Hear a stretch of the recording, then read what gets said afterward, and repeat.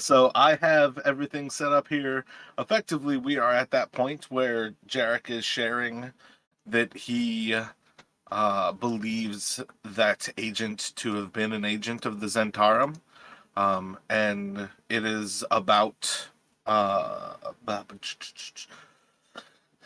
let's go well through the night, as far as the moon going through the sky is.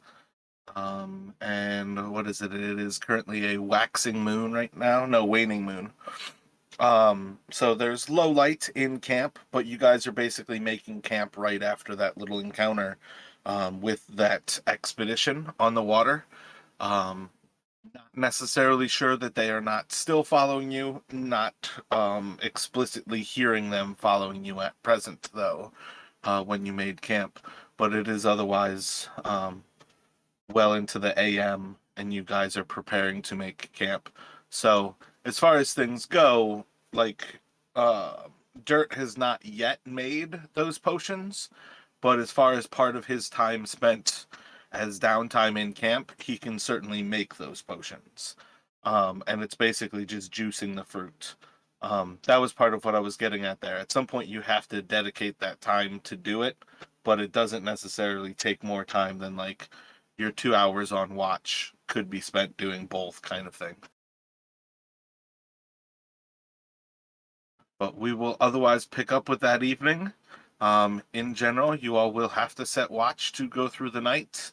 And it's kind of just a question of who would like to do which watches and what orders you'd like to take, anything you'd like to accomplish inside of camp.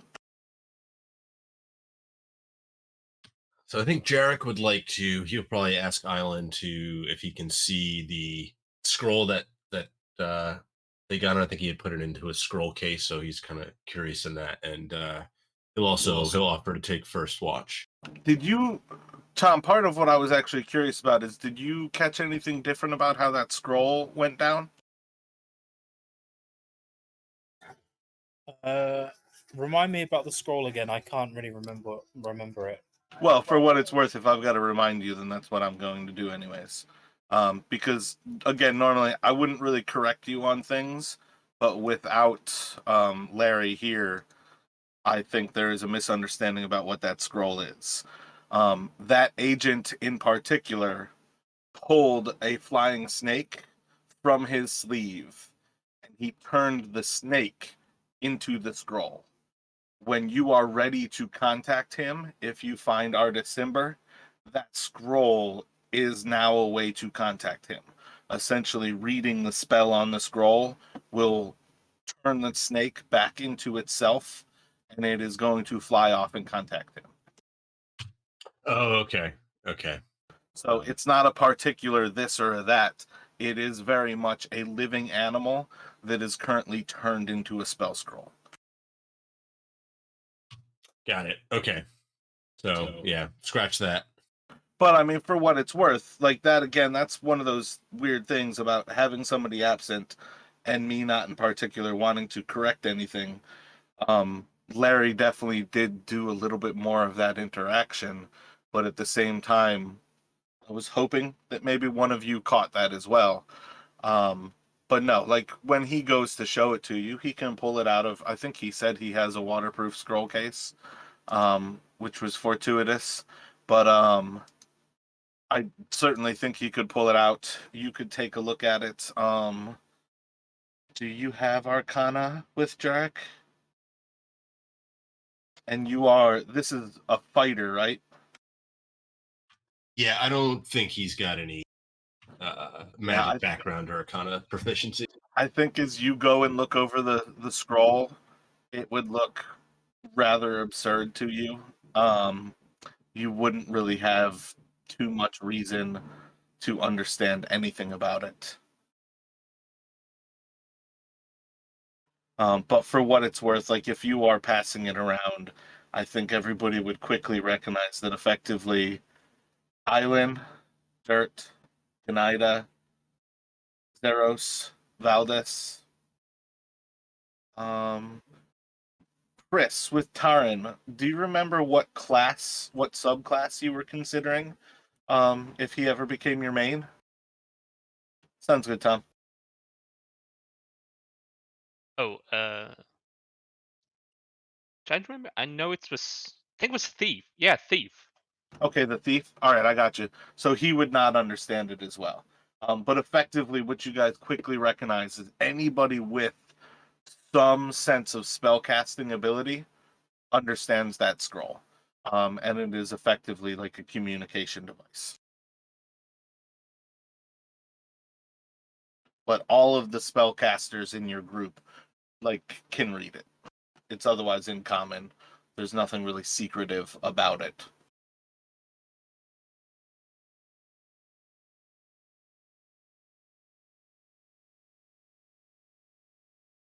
Okay. Yeah, so Jarek would kind of like read it, not really sure what to make of it, just kind of shake his head and pass it along. And Yeah, but they could still clarify that for you. And that gives you all enough information that everybody now understands what that scroll is.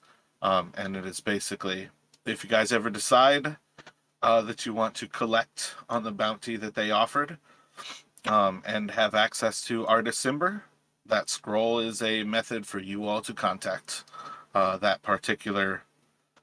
What did Larry call them? And he responded, yes, we are. The sheriffs of River Shoshenstar. But other than that, you can take that first watch. Let me get some perception checks from you.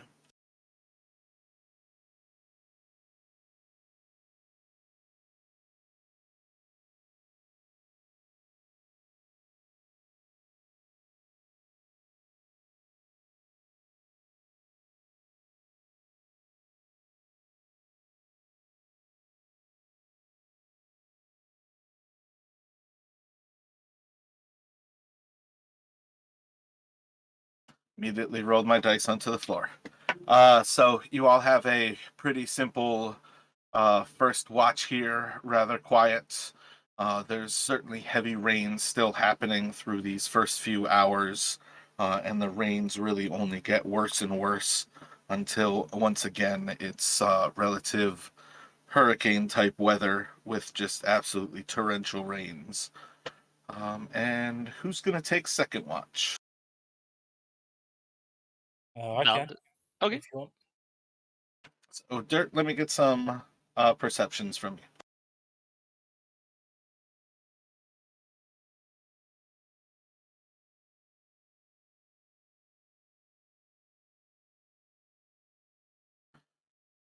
As you take watch, just kind of relaxing around the camp and squeezing your, what was it, the mad monkey fruit? It had a better name than that. Dancing monkey. Dancing monkey fruit. As you, man, there's a lot of monkey related stuff in this module. As you are squeezing your dancing monkey fruit, you are quite pleased that the rain is kind of calming through this entire endeavor, and it makes it easier and easier to be pretty sure that as you make these potions, you are making quite high potency ones, getting all of the juice from these, and everything goes by quite well. And if you'd like, you can wake up Valdis. Yes, I will. Yeah, and then Valis on third watch. Let's see.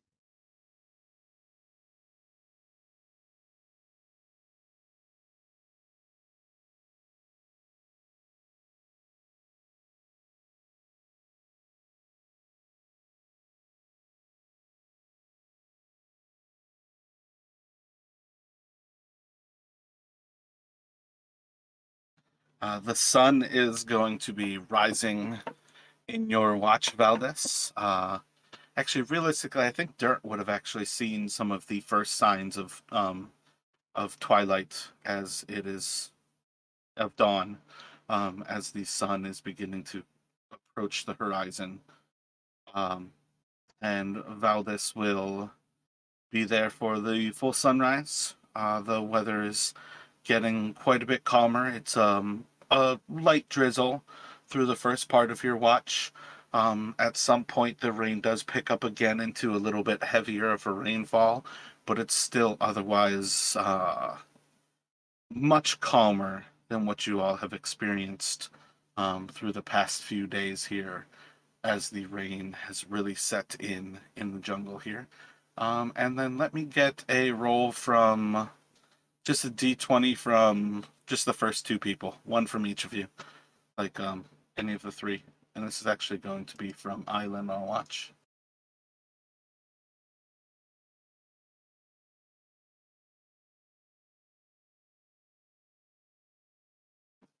Got a +5, a 7, and an 8. As his watch goes on, what is that? It's gonna be good bit harder of a rain, approaching kind of some of the torrential rains for that first hour. And as everybody starts to wake up a little bit later there, you guys are going to have kind of back towards just like a hard rainfall. It's not absolutely like drenched the moment you step out, but basically you all are going to wake up to a hard rain.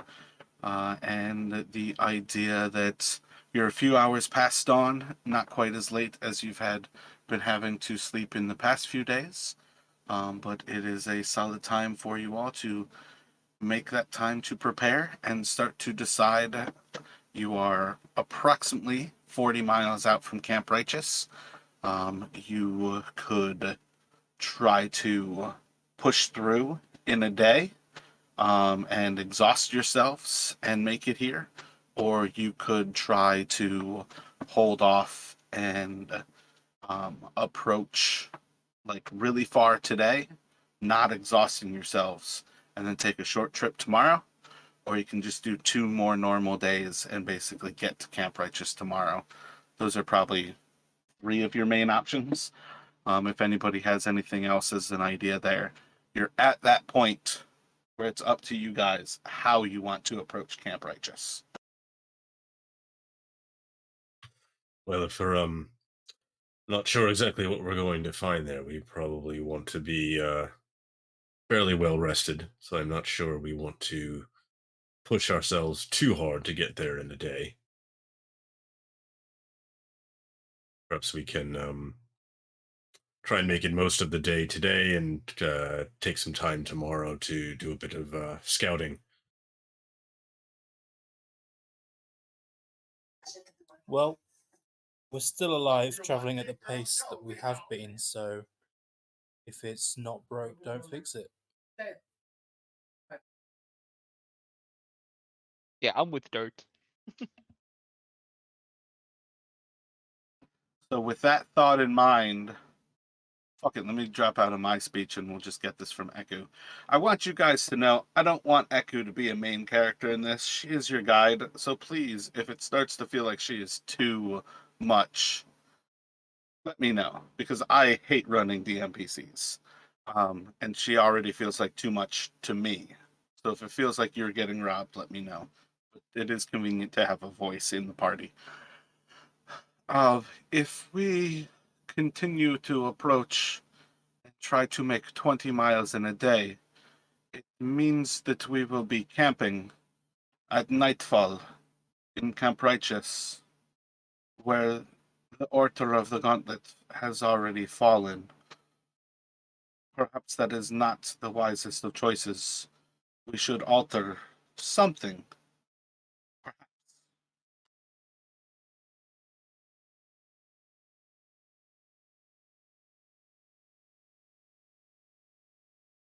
Okay, so as far as we can go without exhausting ourselves and resting us before Camp Righteous then.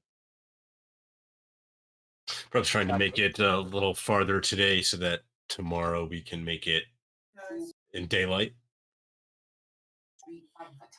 Yeah, maybe that's a better idea. Yeah, that is probably the better idea. If there is something there, we probably don't want to get there at night exhausted or anything like that. You said we're about 40 miles at this point? Yes, we should be about 40 miles away. If we were to paddle all day, about 15 hours of paddling, we could make it just outside of that area and have a short paddle tomorrow. Perhaps if we. And she'll look up to the sky. We are to leave around the sun is early in its high arc.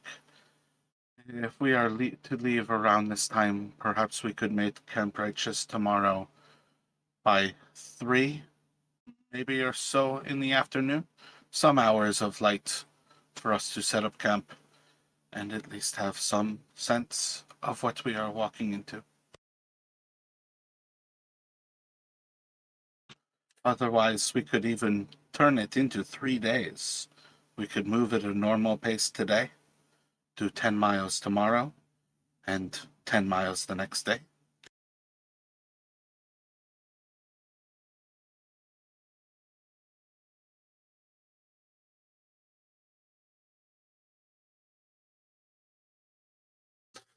What do you Suppose guys think? that might be safer if we're not in any great rush. Take it 3 days. Long as you all appreciate the tasteless nature of the food that I am able to conjure, there is no reason that we must rush, unless you all are worried that your repellent is wearing off.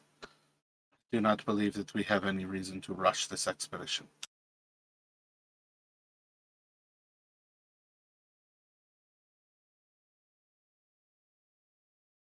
My bad. I feel like I might have cut you off, Dirt. Did you have something to add? No, you didn't cut me off. All I'd say is, or all Dirt would say is,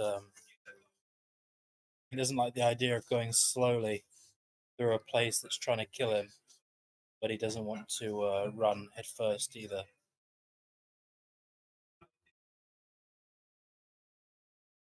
I mean, we could just try and cover some extra ground today, leave less for tomorrow, so that we can, as Eku says, try and make it in by mid-afternoon.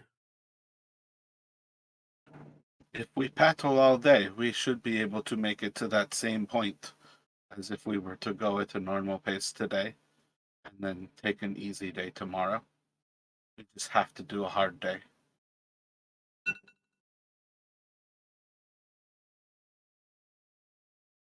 Otherwise, if we are to paddle through the night, we can push ourselves at a normal pace, but we will become exhausted without sleep.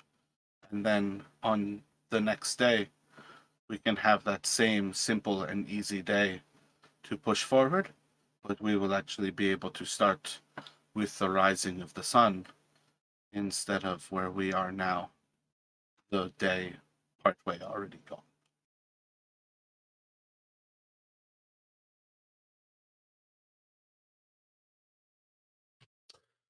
That sounds fine to me.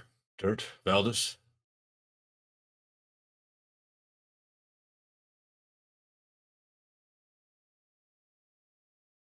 It's making sure which, because I think I might have been gotten confused.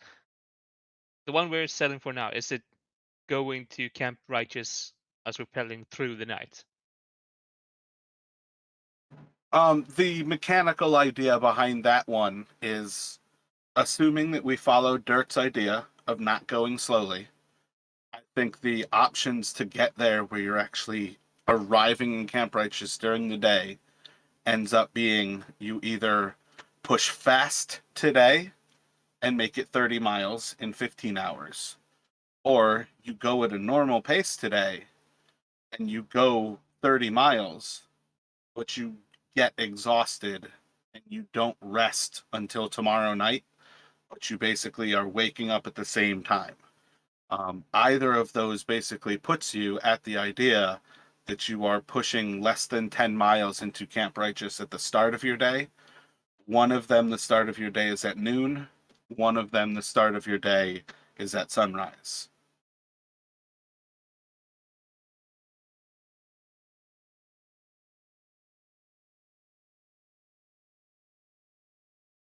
Well, I'm for pushing so we can get our time more well spent instead, so we can start waking up at sunrise instead.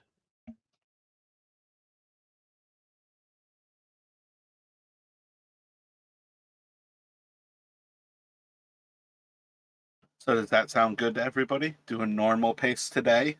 You'll basically push through the night, essentially kind of camping around, like basically making camp around sunrise, but you won't actually be going to bed until sunset.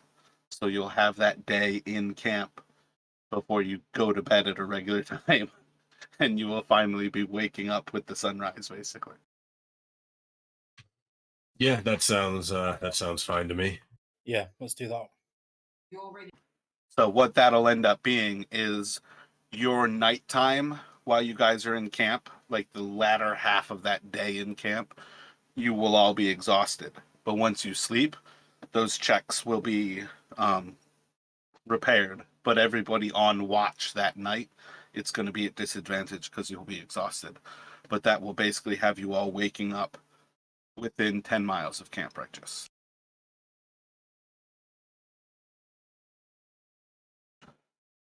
So I think we have decided time for our pace for our day, and we are ready to set off in the boats. Before we cap off the food, does anybody need a little more for the day?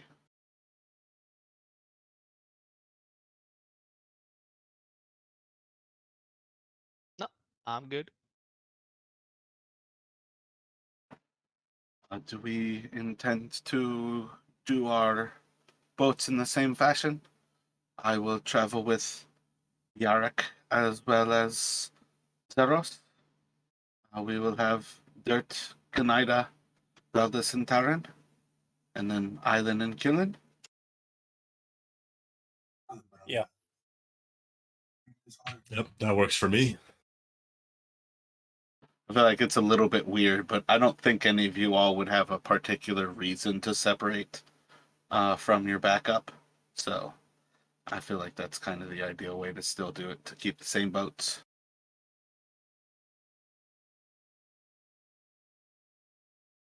Well, if everybody is all prepared, we can set off for the day and see what the jungles have prepared for us this day.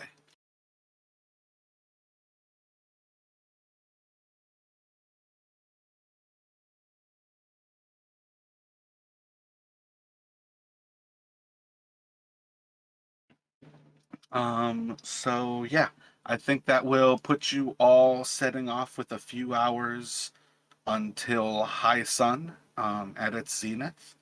And let me just get some perception checks from you all as you're kind of moving along here.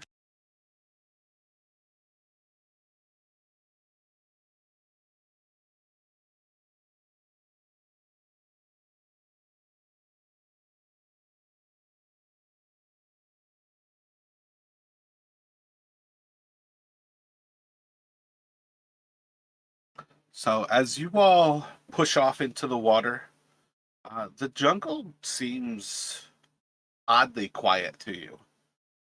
It more has kind of like an eerie sense because you feel like something should be wrong and nothing's been happening that seems to be wrong. And I feel like that will kind of have almost like a bad taste in your mouth kind of feeling where like something seems like it should be happening. And for some reason, there's just not any of those occurrences right now. And it just doesn't quite make sense. But you guys can push off. You end up having a solid bit of time for first few hours where you are moving along. You're not paddling especially hard. It's giving you a good chance to keep watch and to have an idea of what exactly the river has for you, what the jungle around has. And though you don't see any particular signs of civilization yet, you are seeing plenty of signs that, like, the nature, the live things of the jungle have almost pulled back and just have an eerie sense of we might actually get an easy day today.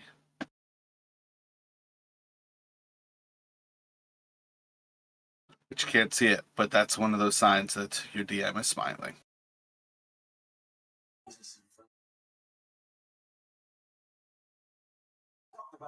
Oh, maybe we're through the worst of it, guys. Yeah, I mean, hopefully. You've been attacked by dinosaurs and giant mosquitoes, bathed in blood. How much worse can it get? Well, I hope I'm wrong, but I've learned to distrust the quiet. Maybe it's like a hurricane, you know, right in the center is where it's quietest. I mean, if you want some noise, I could play some music. I think Dirt hit it right on the dot there. It's definitely that feeling of being inside of the eye of a hurricane and nothing is right.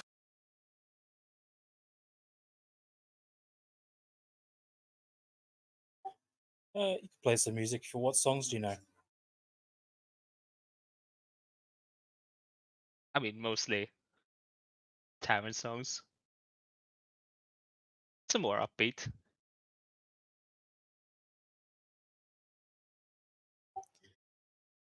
How about a song from wherever it is you're from? Sure, I can play something from Waterdeep.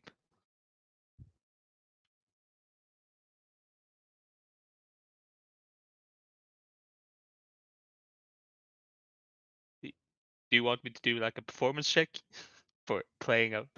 I'll give me a second. I'm about to stop all the music. Okay.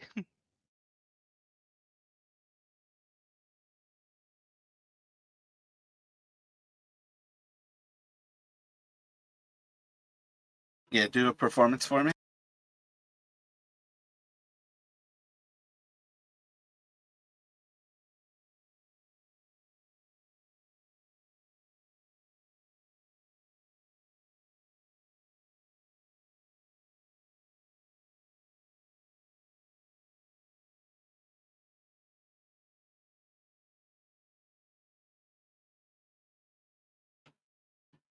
So, you guys have your wonderful bard start to play some excellent music for you as you are going down the river here. If you guys can place yourselves in these boats, that would be great.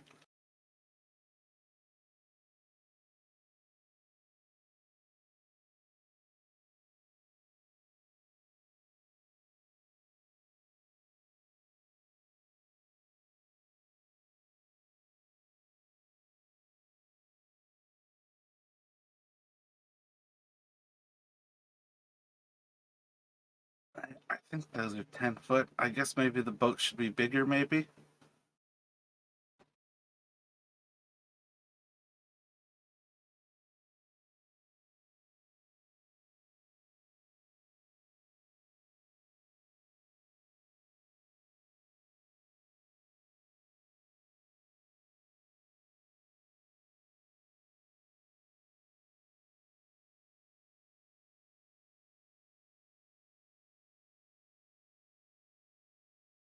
I love that you got a Kamikaze song. Wait, what was it? Isn't this Kamikaze? Okay, I don't necessarily know exactly who it is, but this is just one of my favorite little D&D little skits. Okay, yeah. I mean, I just recognize the voice. I gotcha. I feel like she's like a teacher or something, and she plays D&D. So I wouldn't be surprised if it's somebody that you like actually know of. I'm terrible with music though. Like I pretty much never know anything about music. So yeah. Justin, did you step away? Can you place yourself in the boat?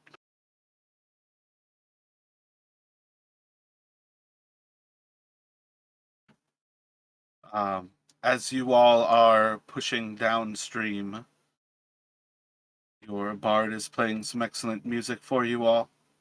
You all are appreciating at least a little bit break in the silence, breaking a little bit of the tension. Sorry about that. And as you all start to come to this point, I guess there's no valid reason why the river actually has a split here, but this is the map I'm using anyways. As you all push to this point and you start to continue down towards the southwest there, everybody is going to see that there is a large wake in the water approaching from behind you. And let me get an intelligence from, I guess, realistically everybody but Tom.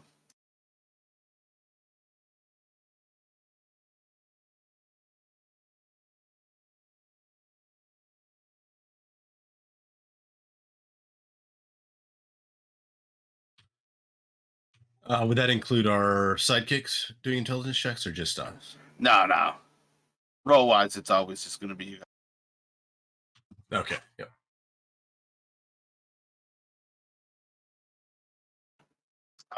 Yeah, the two of you are definitely going to pick up. You're pretty sure this is another one of those giant crocodiles, if not the giant crocodile. What are you guys doing? I vote we get the heck away from it.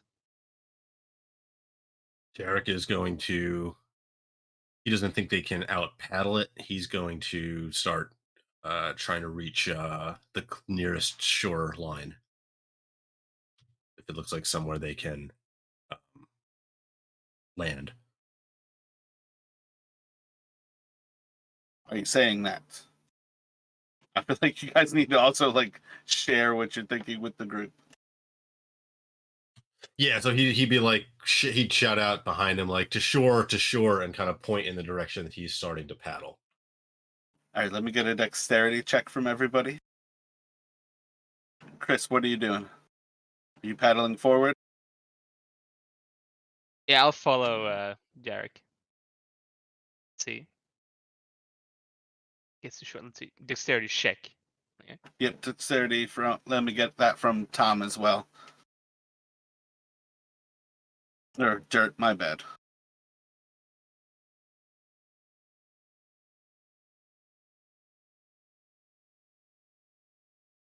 Sorry, 1 second. Do you want me to do a dexterity? Yes, please. Dexterity check.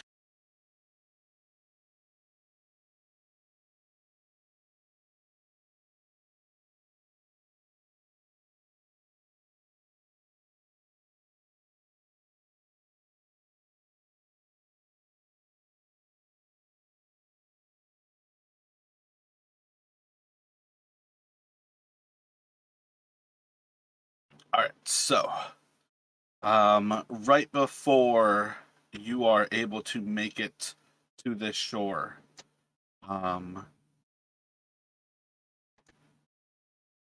your boat is actually going to get hit, Jarek. I need you to make a dexterity save. For yourself, let me get a dexterity save. Let me just get a d20 from Dirt, which will be the dexterity save for Eku. And then let me get a d20 from Valdis, which will be a dexterity save from. Sorry, Justin, but I'm going to give Zeros to Chris right now. Sure, no problem.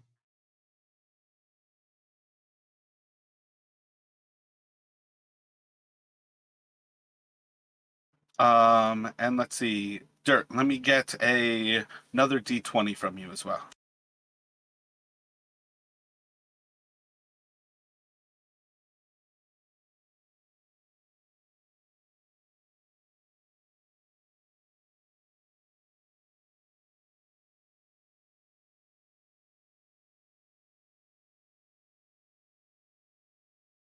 So I want to see how fast Eku is reacting. That nat 20, I feel like, is a viable reason for Eku to be able to change into a Coatl and try to save one of the two people who are about to fall in the water. Who do you all think Eku is going to go for? And you can be greedy and say Yarek.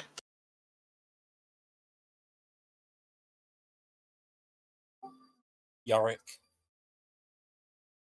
Yeah, I'll be greedy and say Jarek as well. All right, let me get another d20 from you there, Dirt.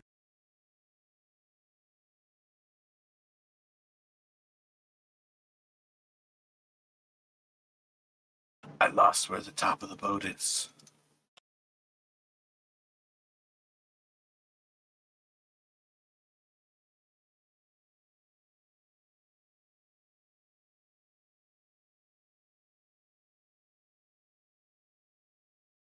So that sounds good. I feel like right now you are going to have Valdis in the water. Let's get rid of her in that form. Let me get initiatives from everybody here. Wait, you mean Saros in the water? Or me? Oh, my bad. Saros, yeah.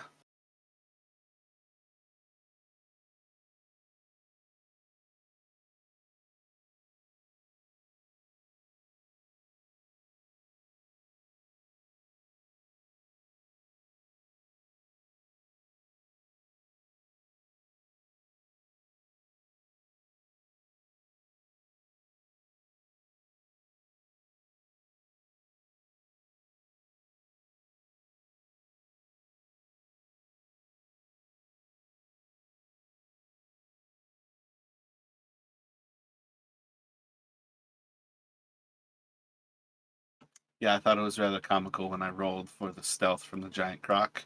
I rolled a 3. I'm like, that thing's not stealthing up on anybody today. I think last time I got like a 20 on it.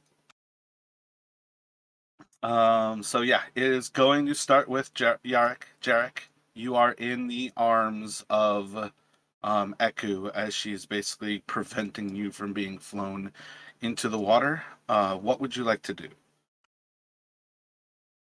So Jarek's going to like from me, sure, get to Theros if you can.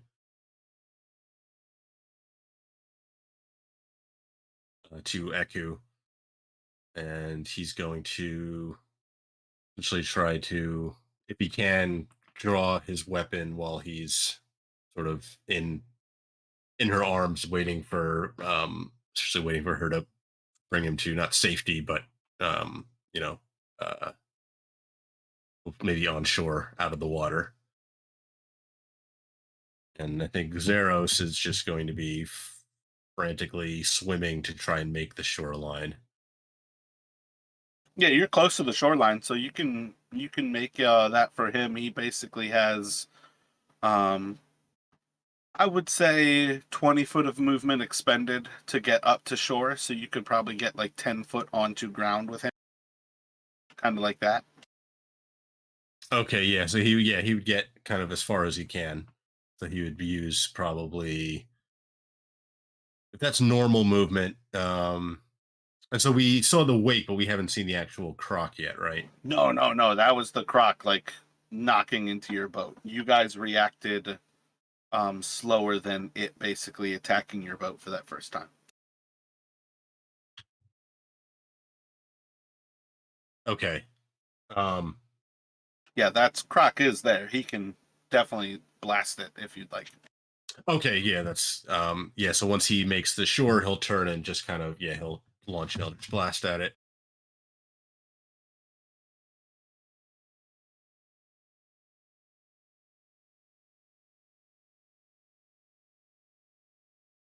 Yeah, that's a solid strike. Not a whole lot of damage, but it's at least damage downrange.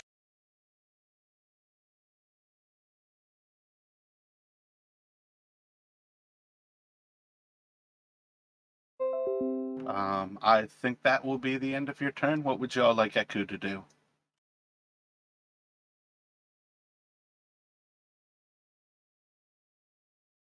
I think seeing that Zeros has managed to make it to shore, I don't think there's any reason for her to continue carrying Jarek, so she could like essentially fly him and put him Oh on the wait, shore. wait, my bad. Psych out. I fucked that up. It would matter what Eku was doing if I didn't have the croc next.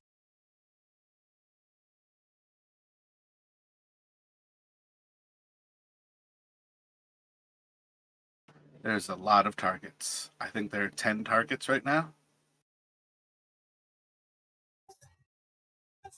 12 targets.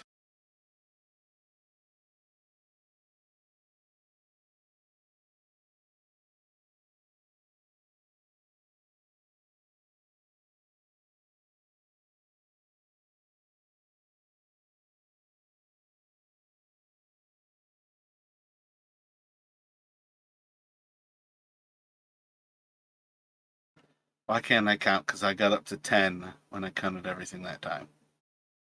4, 5, 6, 7, 8, 9. I think it's 12 if you count the boat. Yeah, I'm counting the boats. I don't know how I'm fucking this up, though. I feel like my brain is failing. Eku is 1, Dirt is 2, Valdis is 4, Jarek is 6. Oh, because I don't have Island in initiative. That's what it is.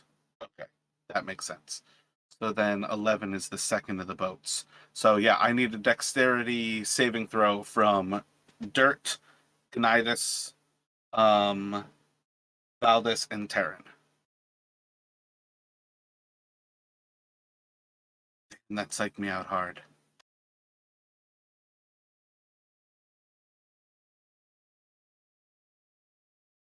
So yeah, D20 from you there, Dirt.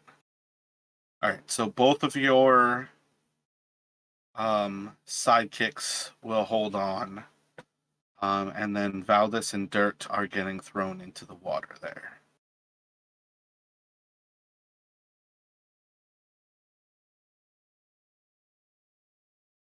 There's so not enough space right here.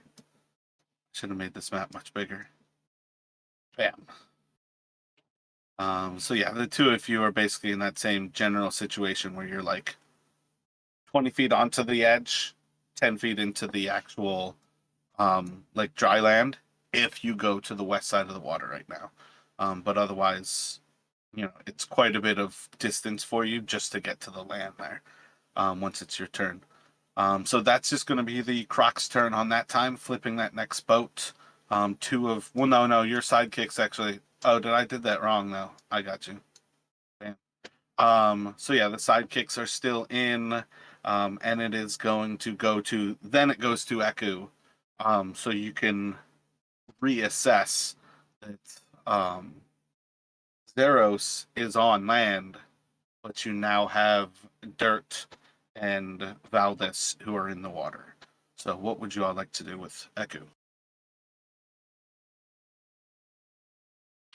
Yeah, I think she would essentially kind of get Jarek on the ground, sort of, right on the shore, not waste too much movement, and then go after to try and pluck either Valdis or Dirt out of the water. I think Dirt would be better.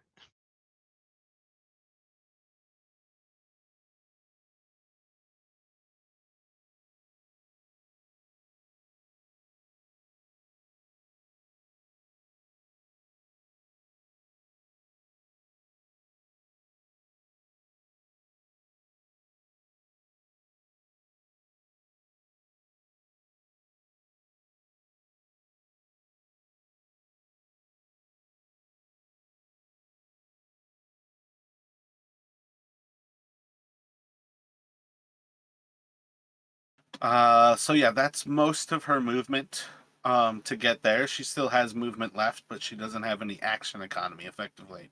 But she can basically be flying above Valdis, giving him a hand. Not necessarily going to offer anything at that point as far as what it will do for you, Valdis, but effectively she is right above you, preparing to help if that's what you decide to do, kind of thing. But that can put Dirt on the dry land there. And Dirt will be next up.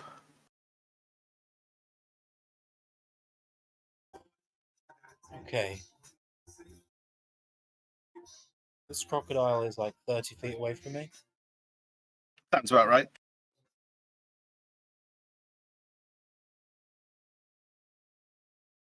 I'm going to reach into my robe and pull out one of these potions that I made, and I'm going to throw it at it.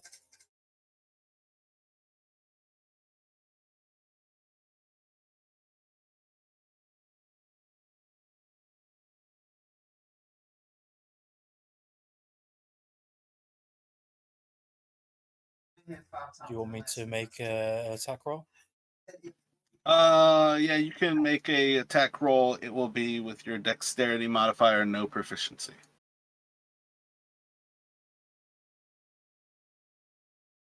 I'm going to choose to use one of my dice to give me a 12, which is plus 2, so 14.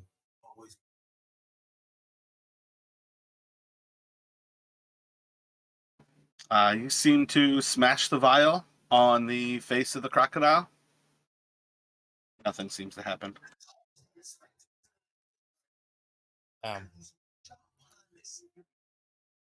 Okay, then I'll step back a little bit.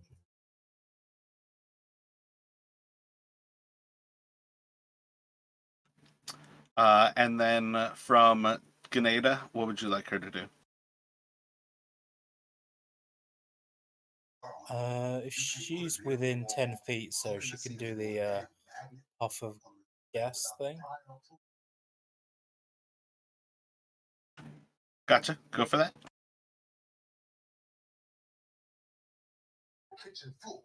I'm not sure how I do that. Poison spray, I think, is what does that Get do? the con Attack roll? save. Con save? Gotcha. Yeah, I mean, if you can just look up poison spray and have that as part of what you know how to do, that would be great. Otherwise, I will not necessarily be prepared for that at any given point. But it does not seem affected.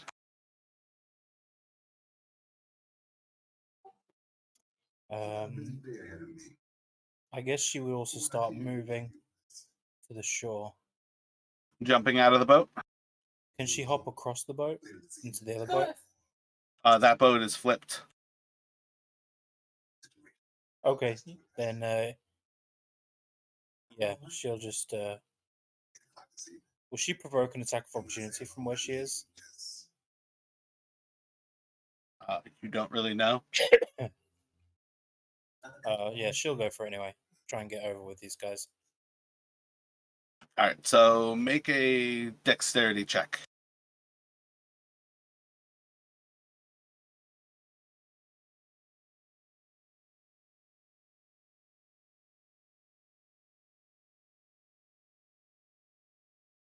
I think they vaguely have a proficiency of +4. She's going to fall into the water as she steps onto the canoe and spins it in the water and just falls inside. Roll another die. Odd on the left side, even on the right side.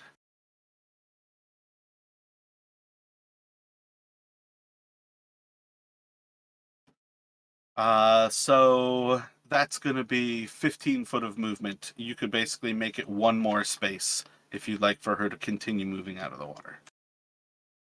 Yeah, she wants to get away from that.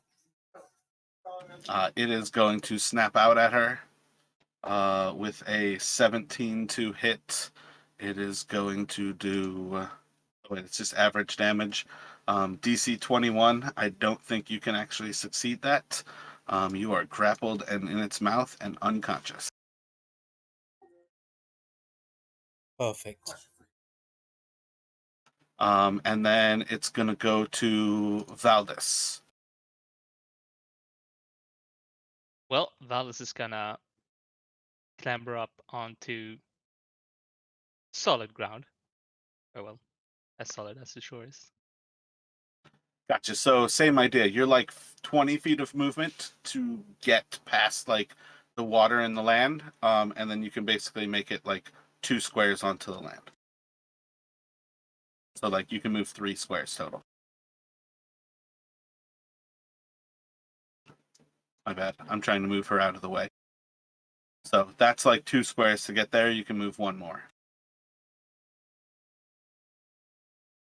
put myself there, and then let's see, yes, because I can. I'm gonna use Dissonant Whisper on the crocodile. Gotcha. Wisdom save. Yeah, DC 13.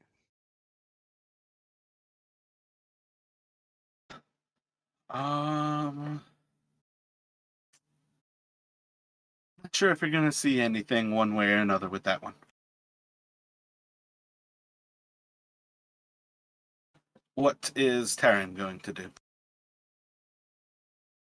If he can, he's gonna try to paddle the canoe onto shore.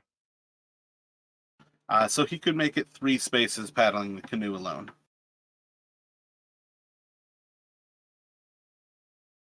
So that gets him basically up to shore if you'd like to do it like that, going in that direction. And then you basically have 10 feet of movement on your first square. You would have 20 feet on dry land.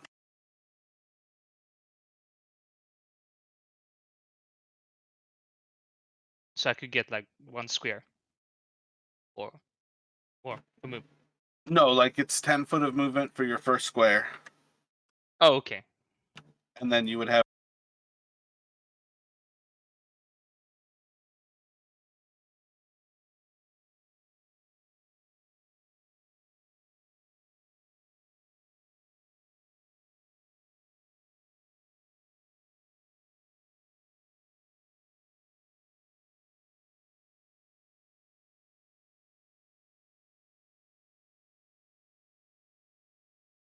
So what are you doing with him?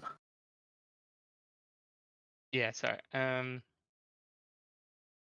gonna try to move him as kind of stupid, but a bit further towards the crocodile. So 2 squares. Let's.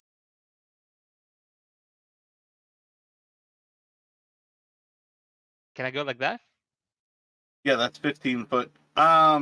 If you stay next to the water, I gotta say it's still difficult terrain, so that would be 20 feet of movement to there. Yeah. Then he's gonna stay. He's probably gonna stay here for now.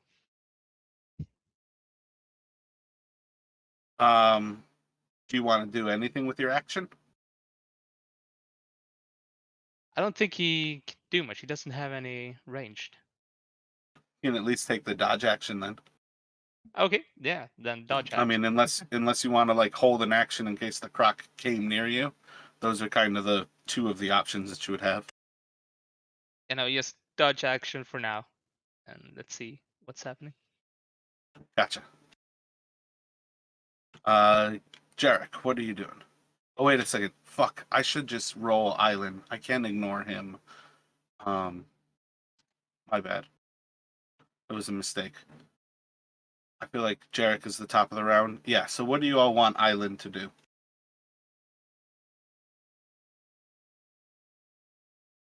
I think he would also try and make it to shore if he can. He's in the boat still, right? They haven't been knocked over.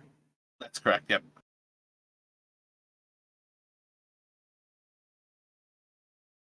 Yeah, I feel like maybe they would try to, if they can, paddle that boat over to where Valdis, Eku, and or maybe I don't know if they can go like through the croc that way, like to where Yeah, I mean, realistically, I kind of fucked it up. They would have the opportunity before the Croc's last turn, realistically, but I would say they could go to either shore. Let's throw them in now. They're almost going to get a double turn, though. So we'll throw them in now at the end of the initiative, and then they'll be after you again. So if you want to go for the people who have been isolated, great. We can definitely do that. If you want to get the 3 boats basically in that same point, let's go for that. It's kind of up to you guys. yeah, and I know that I'm pretty sure Killian is similarly, he can't really do anything from range, so maybe they would go try and keep the boats together. Gotcha. So if we have him do that, we at least will then have the boat that is unmanned and in the water is somewhat captured between the 2 boats that you all will have landed. That at least gives you less likely that that boat's going to wash away if your attention is focused on the crocodile. Does that sound good to you guys? It sounds good to me. So I'm gonna go ahead and say, on this turn at least, Island can't heal Ganida. Um, but on his next turn, I feel like Island will 100% be healing Word and Ganida. Um, but what do you all want the two of them to do? Do you want to get killing into combat? Do you want? I mean, you can basically have Island guiding bolt and then killing attacking with advantage. You guys have a lot of choices here with the two of them as to what they do for this crocodile. Yeah, I mean, I feel like he hasn't been shy about sending Killen into combat, so I think he would do that. And yeah, given if he can't, yeah, since he can't heal Gonitis yet, yeah, maybe a guiding bolt. He'll want to. Healing words of. I guess he'd want to keep at least one spell slot for healing, but he's got what, 3 at second level. Yep, that's correct. So yeah, I think he would maybe try and use a guiding bolt to give Kill an advantage, and then Kill would essentially run up and try to splash at it. Sound good to the other folks? Yep. So he is going to send it as he misses the croc. It's just going to splash down into the water, kind of thing, like where the tail basically just was. Do you want him to? He could probably make it basically like just onto the shore, kind of thing. 20 feet for the first one, 10 feet for the second. Yeah, he could kind of get like right between. What's that? Terran and Zero. Yeah, kind of like that. Sound good movement wise? Yeah, I'm just thinking if he thinks maybe the croc is going to with Gonitis in its mouth, if it's going to move, he might try and stay closer so that he'll be within. I don't know what the range on healing word is. It's stupid. It's 60 feet. Yeah. Oh, okay. Yeah, no. So yeah, that looks fine movement wise, and yeah. And then let's get an attack roll from somebody. Roll a d20 for us as Killen engages the croc. 17 will hit. Valdis, let me get, I think it's 2d8.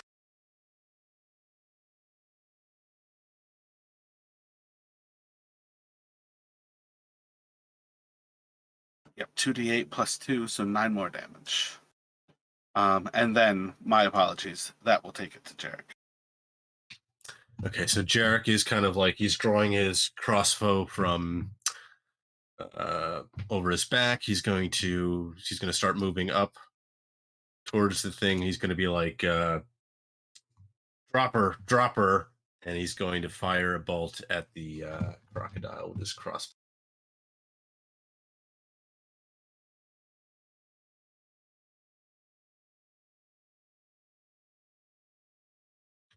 That'll miss. And Zeros is just going to go with another Eldritch Blast.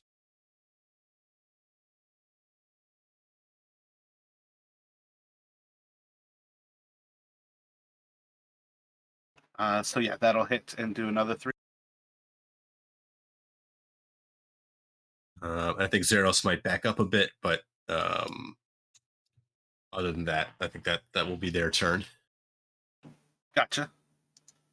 So now with Island in proper order, I still think now is the time for the healing word to get Ganida up.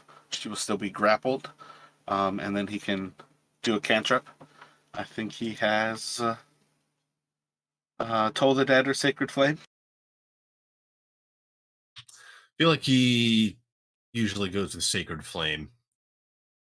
Yeah, but wouldn't he totally dead? Because that's the one that works when something's damaged, right? Oh, yeah, it deals more damage if it's hurt already.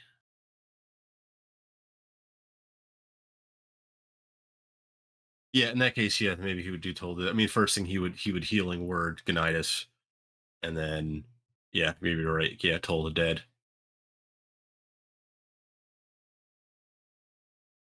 And Killen would just keep slashing away. Oh, it's forget. There's no reason to roll there. And then Matal. Let me get Dirt roll a d20.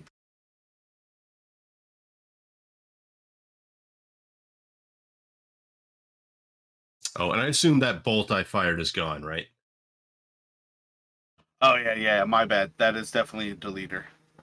That'll fly into the water and just be lost. My bad. I had shit on Whisper. It rolled a 13 to dodge. The I guess it's not a dodge, but it does not seem like the Toll the Dead affected it. And then the attack from Killen will hit. Let me just get 2d8 from somebody.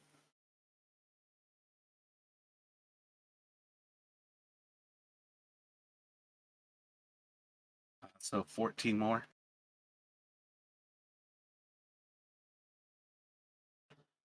And that's Killen, so it should be the Croc. I feel like the boats are going to be a low priority as you guys are actually damaging it. So let's drop this back down to it's a D10.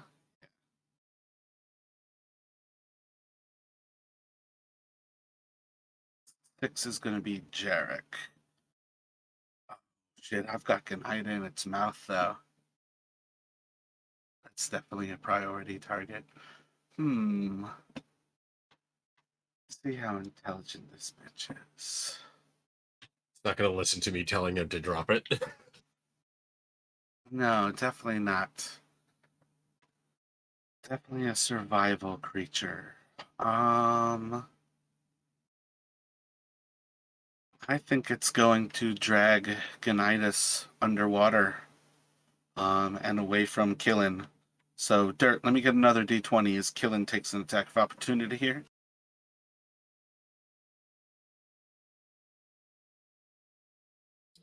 Sorry, I missed that. Can you say it again? Oh, let me get a d20. The Croc is dragging Gonitis underwater, and Killen has an attack of opportunity.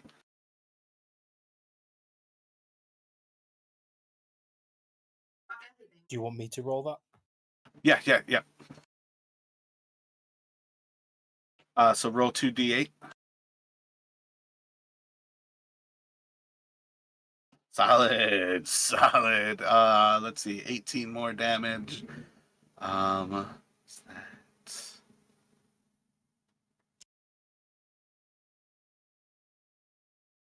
that? So yeah, as it starts to drag Gonitis underwater, Killen is able to get his great sword like through its jaw and basically like splits the top of its jaw as it drags her under between like the front top of its jaw and its front like 2 teeth that you can kind of see in that picture. He just like splits that open as its force of dragging her under is being held back from his sword. That crocodile is bloodied, but it is also effectively behind like attacks at it will be at disadvantage, and it probably has like some cover simply from the water, but you guys have an opportunity here as it is dragging her underwater, and Gonitis is being dragged under with it. So it's going to go to Eku. What do you guys want her to attempt to do?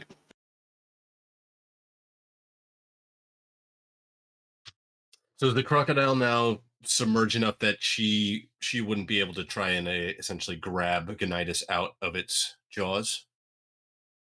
It at this point, yeah, it's swimming speed to try to get that crocodile is deep in the water. Okay. You can roll a d20, do a perception with Eku. Right now, the crocodile is probably about 45 feet deep. It is just beyond her sight, or just within like her sight. and it is just as much that she is perceiving it mentally as she is perceiving it with like vision. Okay. Is she able to cast Sanctuary on a target she can't see? She can certainly try. I mean, I don't know. It's under reach. I don't think she can reach it with an attack, but maybe if she can try and cast Sanctuary on Gonitis. Not really sure what else she can do. If anyone has any ideas. What other spells does she know? As far Let- as this case, she doesn't really have much. She's got Bless, um, Sanctuary. She is not meant for this type of thing. She is Bless, Create Food and Water, Cure Wounds, Lesser Restoration, Protection from Poison, Sanctuary, Shield, Dream, Greater Restoration, and Scrying. I mean, the Sanctuary wouldn't protect her from drowning, but it might protect the alligator from a crocodile from biting down on her. The bless might help hit while we have a disadvantage.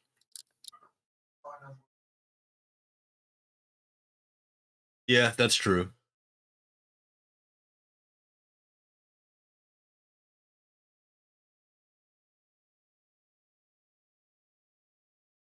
Who do y'all want her to bless? Mhm. How far does her bless rate, or is it just like she can choose? Same as everybody else's spell, so I think 30 feet. Yep, 30 feet. She effectively has a 60-foot radius, so if you measure from the two farthest people, she can bless the whole party right now.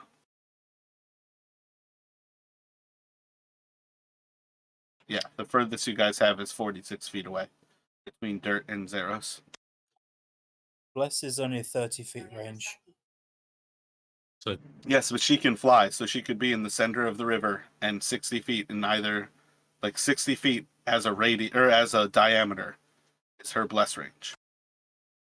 Okay. I think she'd bless Jarek. I mean, realistically, I guess we can say she would bless the three that are here, right? Jarek, Valdis, and Dirt. It's perfectly functional by me. I don't mind if she doesn't bless me because I'm probably going to use magic missile next turn. She doesn't know that. Yeah, that's true. And I should probably bless us three, I would say. I think that's the most. So the three of you can all be blessed, and it's going to go to Dirt. Yeah, I'm going to hit him with a magic missile.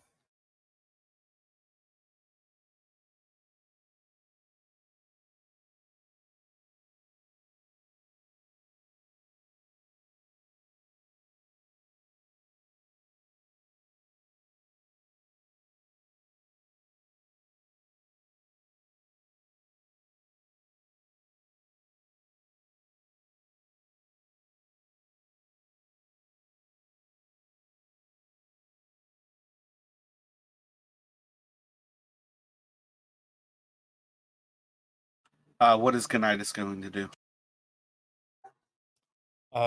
Poison spray.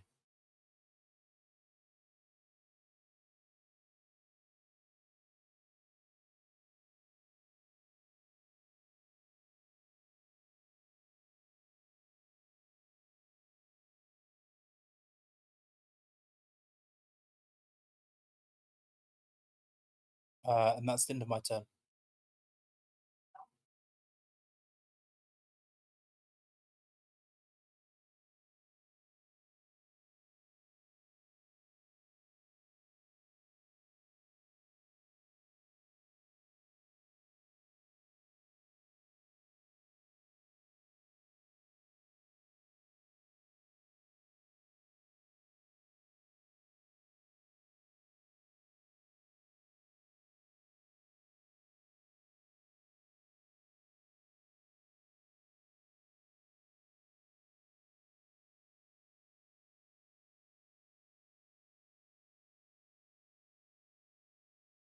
What are you doing, Valdis?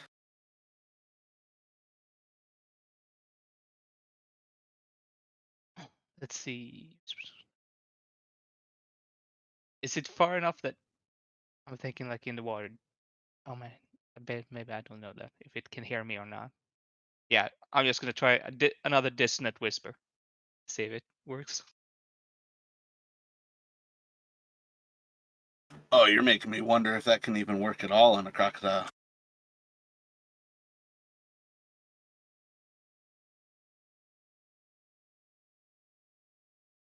I mean, so long as it can hear, that should be it.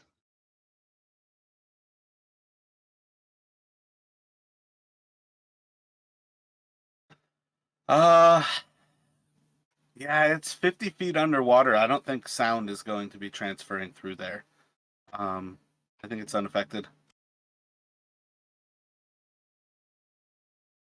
Yeah, then sadly I don't have anything else to do. I could maybe. Yeah, no.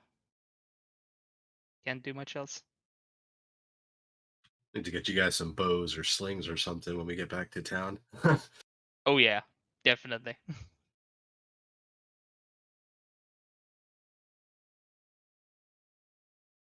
Yeah, if that's it, you don't have anything ranged on your sidekick. I think it's going to Jarek. So Jarek's going to kind of keep moving to the edge of the shore, and he's just going to essentially fire into the water where he thinks the croc is, even though he probably can't see it. Yep, so this is disadvantage. You have blessed to add the extra d4.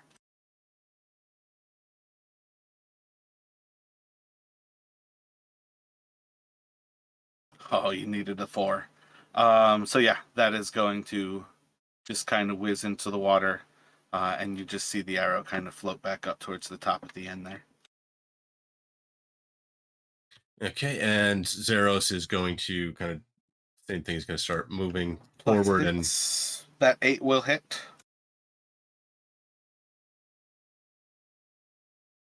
Solid. All right. It's definitely fucked up right here. It's going to Island, and this is pretty much your last chance for this to actually succeed with a kill.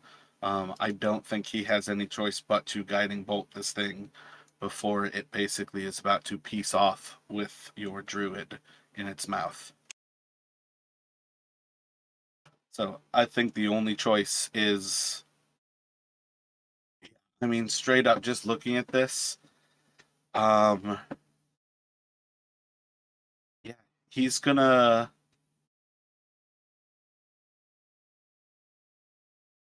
I think at this point he has to guiding bolt it. And you guys will have like basically Dirt and Zeros with like last opportunity attacks with their long range stuff. I guess the crossbow is long enough range, but it'll be disadvantage as well still. So, last chance with spells, he's gonna drop a guiding bolt into it. I think that has to be what it goes for. yep, sounds right to me. Because basically next turn it's double dashing and it's gonna be 100 feet away and 50 feet down. I realistically don't even know if there's anything that can hit it once it moves. With disadvantage, he will hit, so that will give somebody who attacks next a straight attack. 15 damage is going to leave it severely bloodied. So that is to the giant croc. Basically, it is fleeing.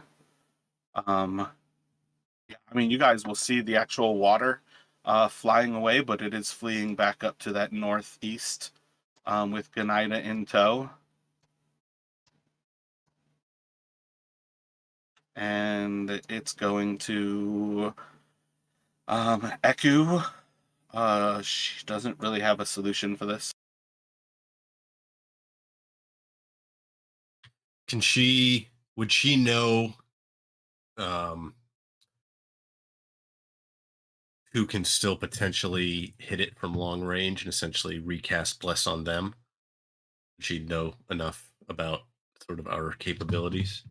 I mean, she could see that difference enough to, at this point, basically, it's blessing. What is that? Zeros, Jarek,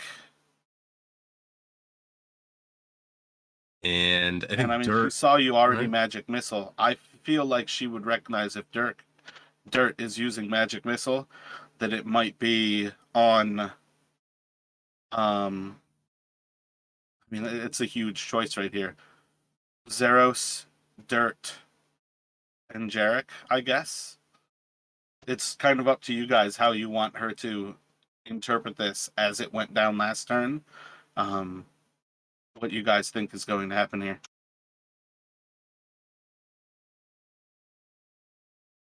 Yeah, because she know. I mean, she knows Killen can't do anything from range. Taryn can't do anything from range. Jarek's got the crossbow. Zeros says Eldritch Blast. Um, is there anyone else besides Dirt that would make sense for her to bless as the third person? It doesn't do anything for concentration or for saving throw spells. I don't think so.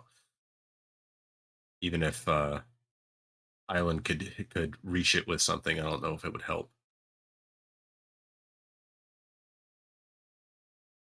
Well, that's part of why I don't even know if she would bless Dirt. Because she's basically seen him cast things that don't need to hit.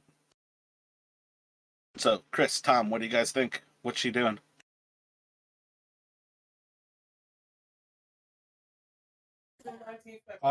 Maybe she could just hold tight and have a healing spell ready in case we manage to save Ganida.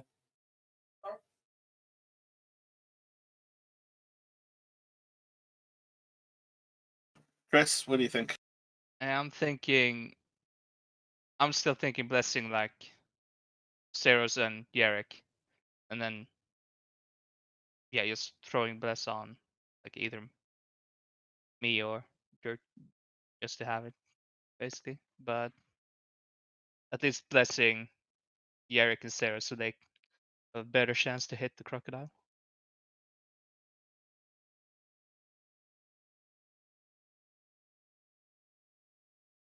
Yeah, her healing capability is touch. I don't think she needs to hold that. So she can switch the bless over. Basically, she'll drop it from Valdez, apply it to Zeros. And then it's on you, Dirt.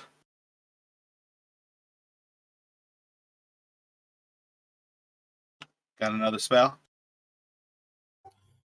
Me? Yep. Yeah, I'm gonna hit him with another magic missile.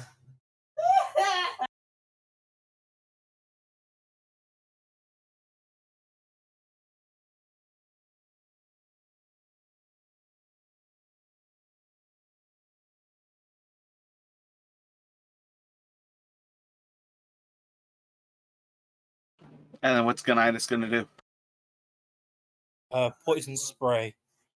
Before he rolls his con save, I'm gonna make it a natural one.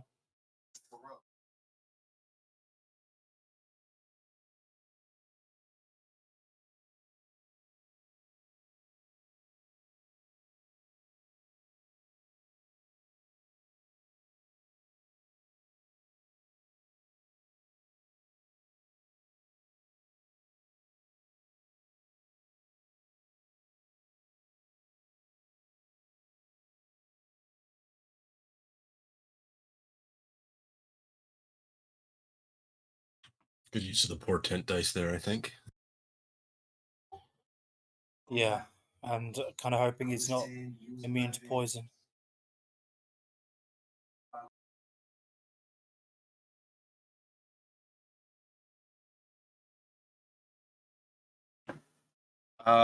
So yeah, it's gonna leave him definitely in that severely wounded. Let's see what Jarek and Zeros have to say here. Yeah, so they're going to essentially kind of both run up as far as they can. don't know, like realistically to try to get, essentially shooting at the wake of the crocodile. So Jericho launch another crossbow bolt. And is this one a straight, or no, does a guiding bolt come off after Dirt's attack? I actually have to take a look at that real quick. Because I'm not sure if either of those use it because they don't make attack roll.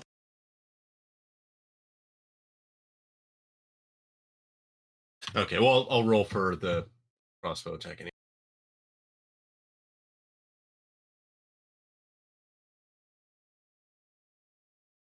Yeah, it's the next attack roll. So Jarek will be a straight attack.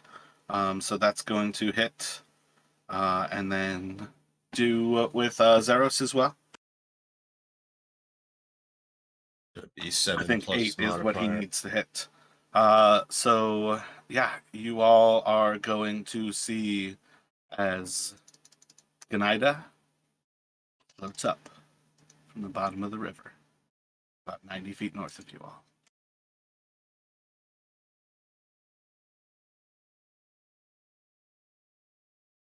I think Jarek will Probably look. takes her like a minute or so to kind of swim down from up top there before she can rejoin the group.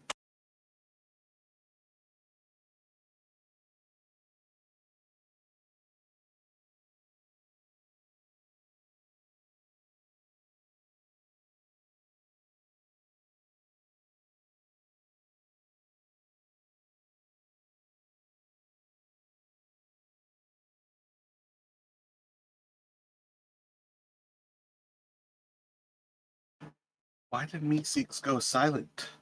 What's going on?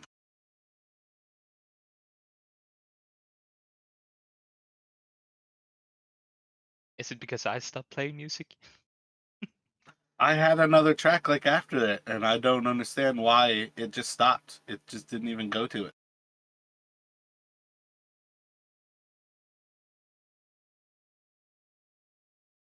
It was meant to transition so you were playing everybody through the combat.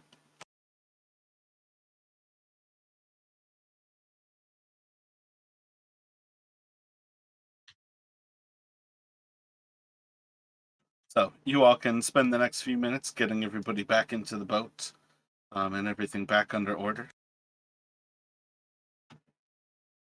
But you've got another near miss with the giant crocodile or giant crocodiles. You won't really understand anytime soon here. But Kaneda can bring you all up to speed that it was essentially realistically, yeah. In those last few moments there, you all were able to take out the crocodile.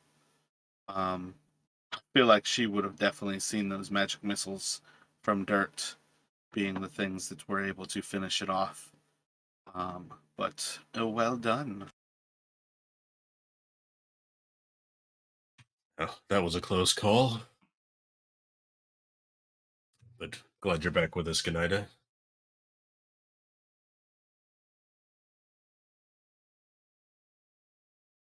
Yeah, I feel like we should probably spend some money on crocodile repellent too, if they had it. I don't know if it's crocodile repellent or what. I'm sorry, I guess hear we Tom know why really it's bad. quiet. Yeah, you're like echoed for me. I can't really make out your voice, Tom.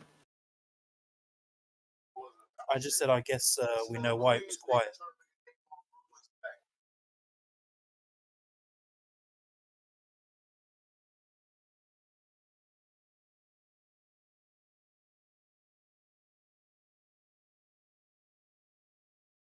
Well, we should probably get a move on.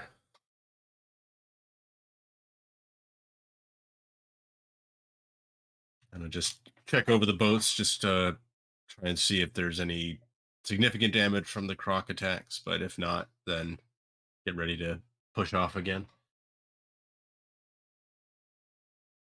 I think more or less what you guys end up having to do each night on some level after, especially after the croc attacks, is doing little bits of upkeep where you are replacing and kind of patching stuff on the boats.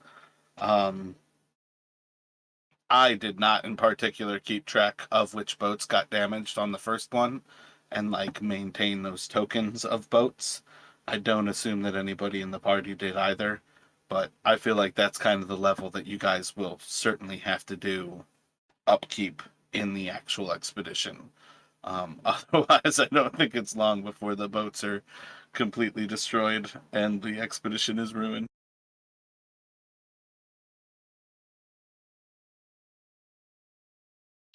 Yep, sounds good.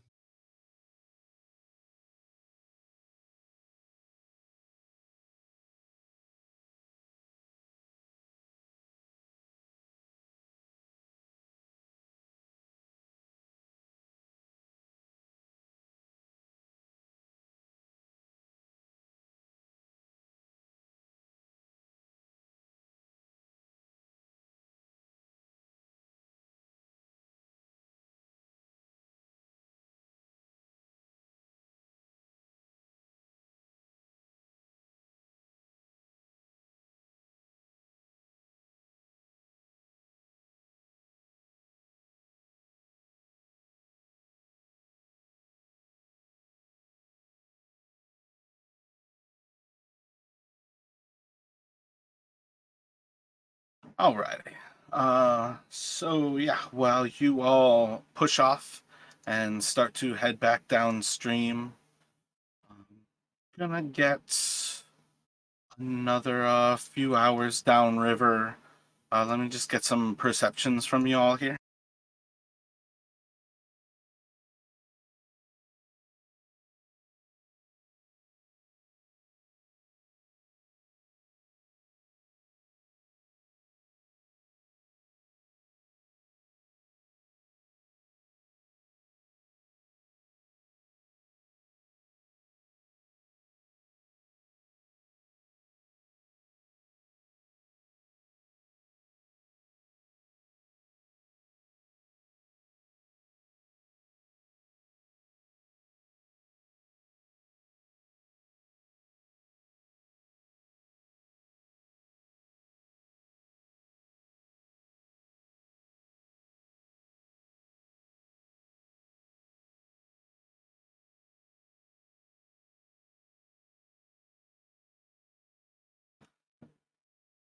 Yeah, so pushing on through the next few hours, everything seems to be going well. There's certainly heavy rains. In general, the rains keep to a pretty solid downpour through all of this, and it's well into the day.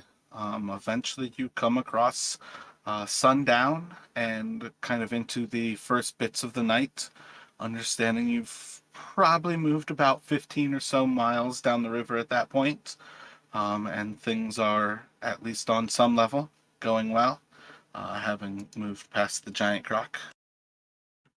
And yeah, I feel like this would be kind of where you stop at some point to like get rid of the old food, conjure some fresh food, and um, eventually take like a quick dinner before you push on for the latter half of what will be your long day here, and kind of pushing forward into the night.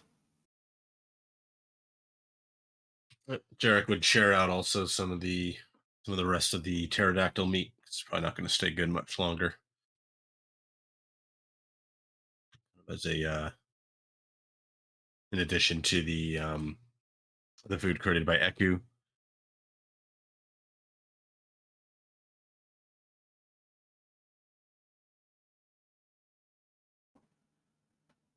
So as your evening kind of moves on after this quick little stop for a meal, you all are going to start to hear like a torrent of wind in the rain.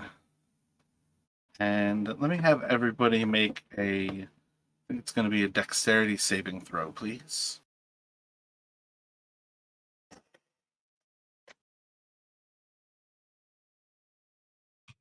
Two net ones on Dex. Not very agile today.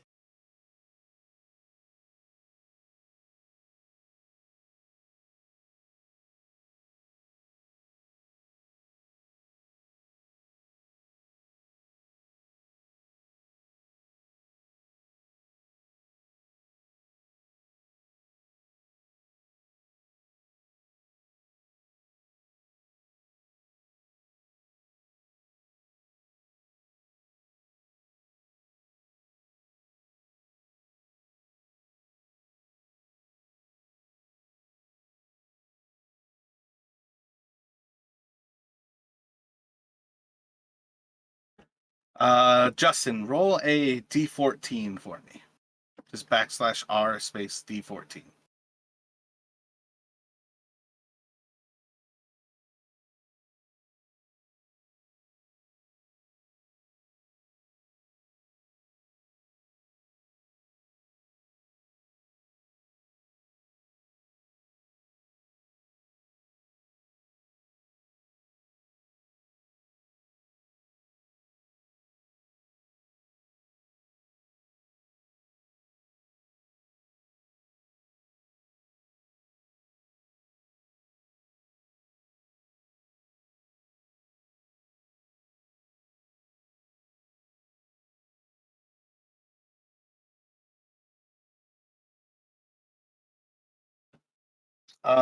And then let me have somebody else roll a d19 /R space d19.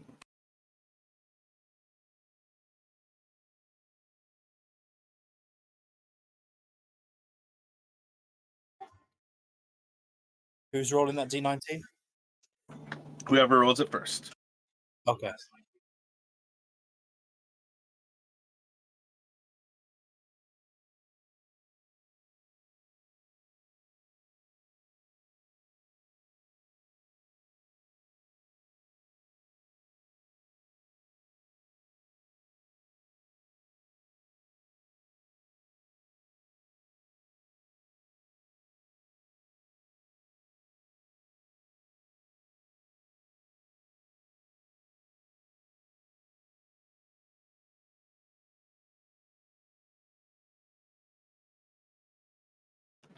Alrighty. So as you guys get back on the water and start to push away from dinner, this like swarm of wind starts to kind of like pick up around you. Dirt would be the first to recognize that there are creatures flying towards you all. And in a torrent of wings, they are going to descend on you all, and you'll see that they are little flying monkeys. And they just don't seem to be like harming you, but they're just like seem very curious, kind of landing on top of you all and just kind of like all over you, touching you, and just all over your person. What's everybody doing?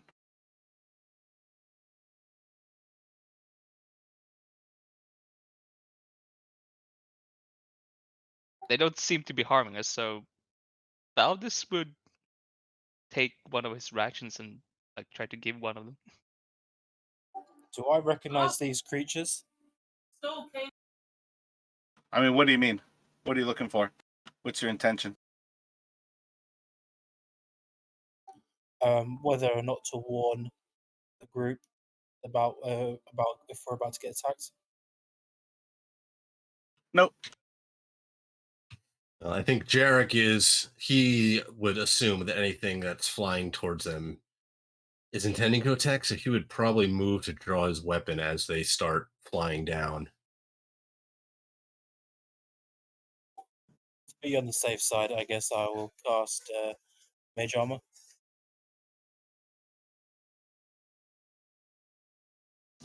So yeah, one of the monkeys is going to take the ration from Valdez. Another monkey is probably landing on top of Jarek's sword. And then one of the other monkeys is probably poking dirt in the eye, trying to figure out what it just saw happen to your flesh. But they all seem curious. They all seem harmless. But they're just kind of like all over and on top of you, kind of inside of your boats, making them a little bit less stable. But otherwise, none of them seem like explicitly hostile.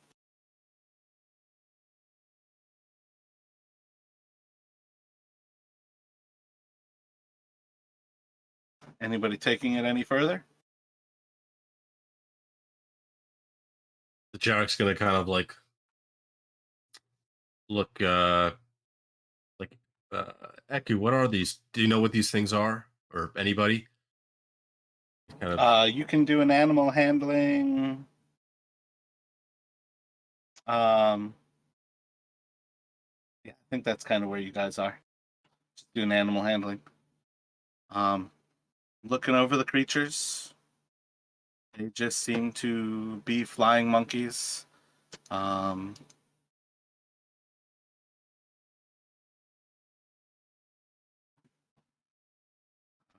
they are harmless curiosities. They seem to be flying away as we speak.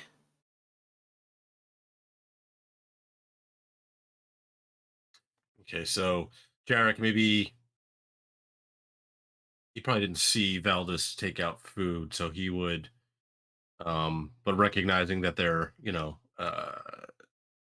not harmless, he would just essentially um hopefully it's not going to try and fly off with his blade, but he's going to, I think, essentially just kind of stand pat for the moment.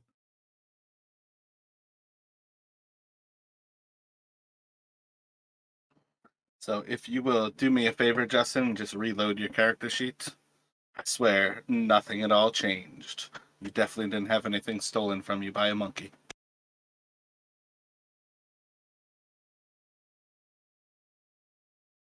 But they swarm off.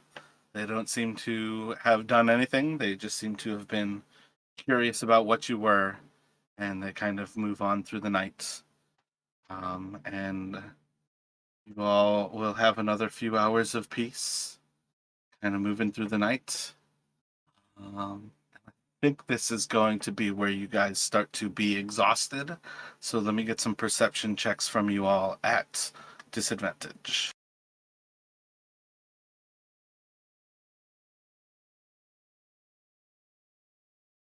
I believe you all have a few different people who have the light cantrip, so I'm assuming you are traveling with light as you move through this night. Yeah, and I think Jarek would also, if he can, depending on how heavily it's raining, he would try and light up a torch, and probably at this is when he would first notice that he's missing a couple. But Yeah, I feel like there's probably some viability where you guys can like fashion almost like a little bit of like a covering for a torch with some of the leaves from around. Um, I don't know how to have a system where you are in a rainforest and not allow you to use torches without saying that there's got to be some way that you can make, some sense of a covered torch like that. So I think that would be perfectly viable for you to have your own light source as well. okay, yes, I think essentially then they could like maybe light up the other two boats, because I think we have two people with light cantrips, and then I could use the torch for the lead boat.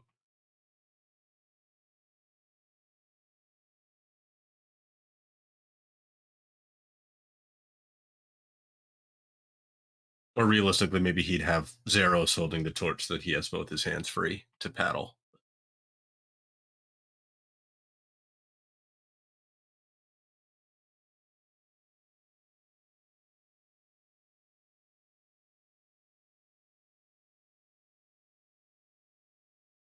My bad. I'm getting distracted. I want to actually switch back to the nighttime stuff that I have. The bard music was hilarious because I thought it was funny. Chris actually played music.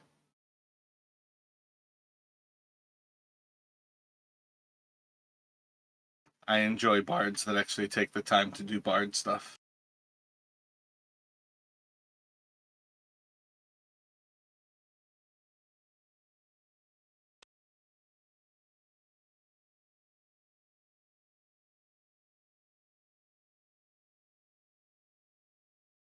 Bam. Alrighty. And I think that round of perception checks was the ones that I just called for. And then I basically paused to look at my encounter, right? Yeah, those are Yep. the first ones with disadvantage after now we're exhausted. Gotcha. So So let's.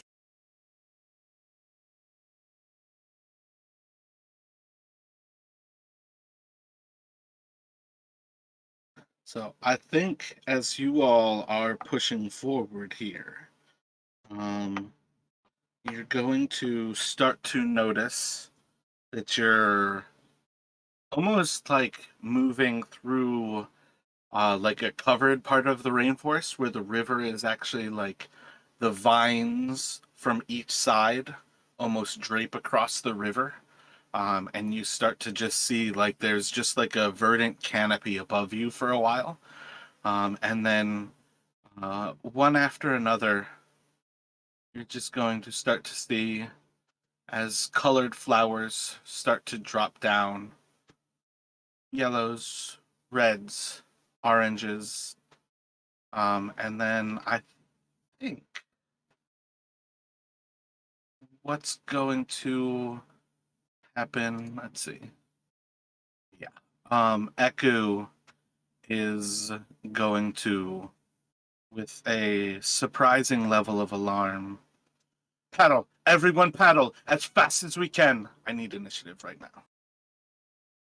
So actually, we don't have to actually put it into account, but I want to take down initiatives because Eku is about to expound on what you are about to encounter, and we'll see how everything plays.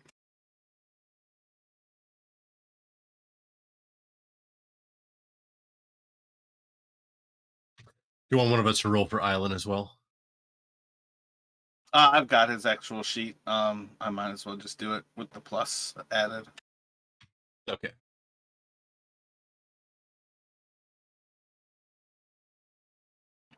As I say that, and I had it closed down. So Valdez is 22.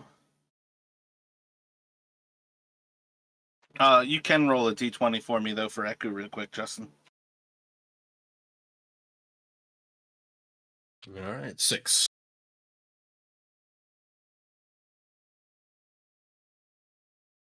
Like yells at me, "You're doing it wrong. There's no turn tracker."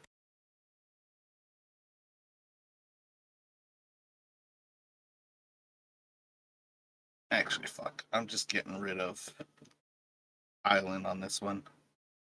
I don't want to play his character, but it's hard with the croc attacking the boats. So Valdez was 22. Alrighty. So, as you hear this warning from Eku, Valdez, your turn's just going to kind of pass by. I'm assuming everybody immediately starts paddling at your kind of highest speed. So this is going to be kind of a weird combat. We'll see how it actually breaks down in a second as you guys see what the threat is. But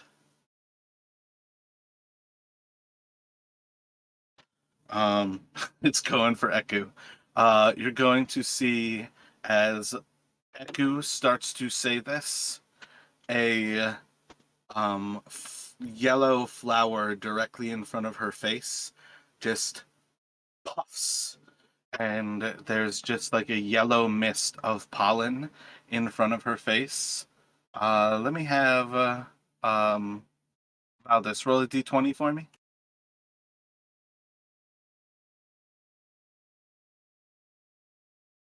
Oh yeah, solid. So as she's puffed by this, she just blows the pollen out of her face. And then let me have Dirt roll a d20.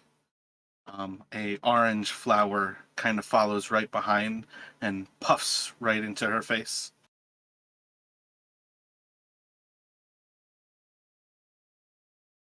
Oh, I said that wrong. It was orange first. Yellow is the second one. Um,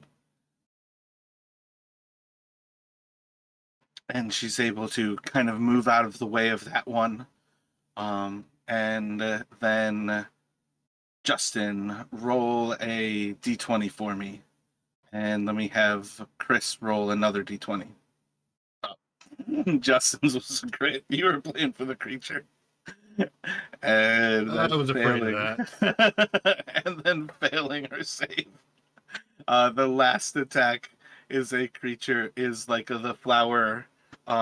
This is like a red flower, and it just like lunges out at her. And Tom, let me have you roll a d4. Actually, 2d4.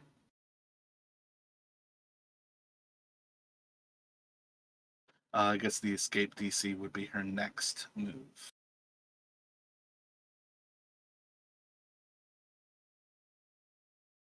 Are you there, Tom? Can you roll 2d4? She's actually a solid crit. So 8 damage to her. I mean, realistically, she's got stupid amounts of hit points. And then her escape DC would have been Valdis's 4 there, which is going to fail as she tries to wrangle away from this creature. And she's kind of like picked up out of the boat by this red flower.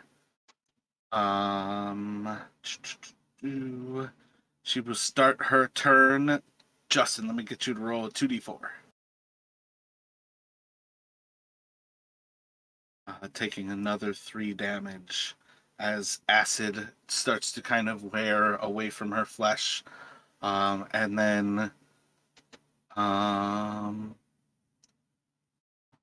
let's see how calm she is to continue this thought.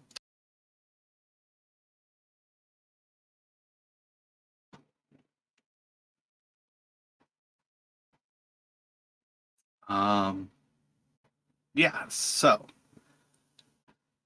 these are predatory creatures.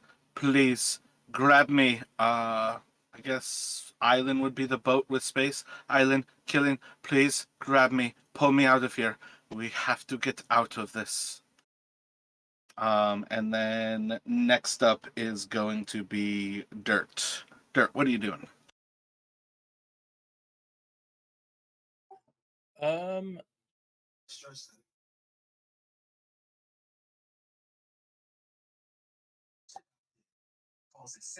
Is there a way that I could use Molder to sort of put up a wall?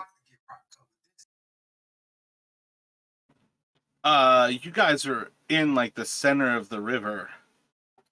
Is the flower in the river? No, it's in the vines that are like over the river.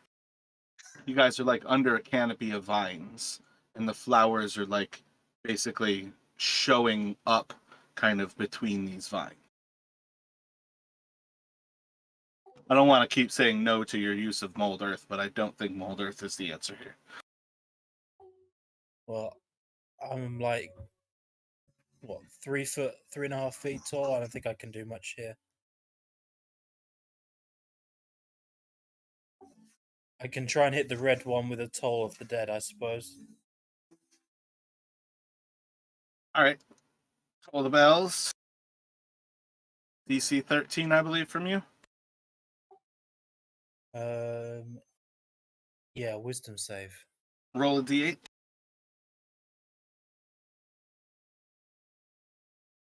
Gotcha. And then it's gonna go to, I guess, what would Genitis like to do?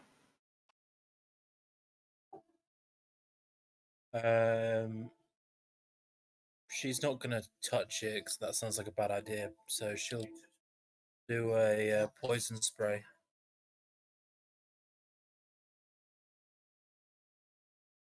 My bad. Still have it on Whisper, but it doesn't seem to have any effect. And then it should go to Jarek.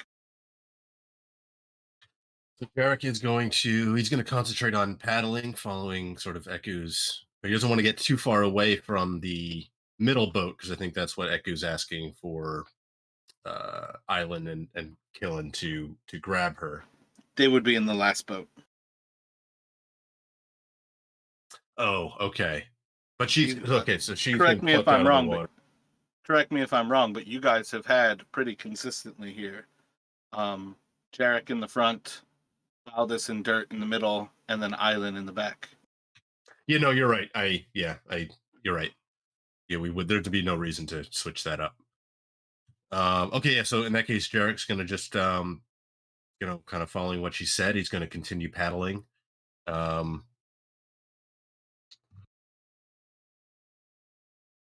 can he use his action surge as, and then an action to essentially get more paddling in, or would that be more something like that's just kind of more movement? I mean, if you want to expend the resource, I don't see why it wouldn't be something we could make happen there. Um, so yeah, you'll definitely jet well ahead of the other boats, but you find yourself on the opposite side and outside of that little like canopy of vines. About 60 feet down the river, they seem to end. Okay, and then so as he's concentrating on paddling, is putting as much distance. Zeros would try to Eldritch Blast I guess maybe the flower or the vine that's holding Eku. Gotcha, go for it.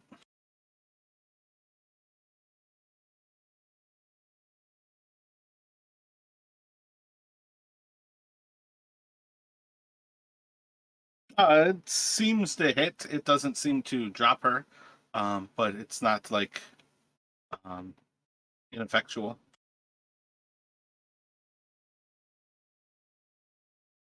Okay, and so Jarek, yeah, that's I think that's their turn then.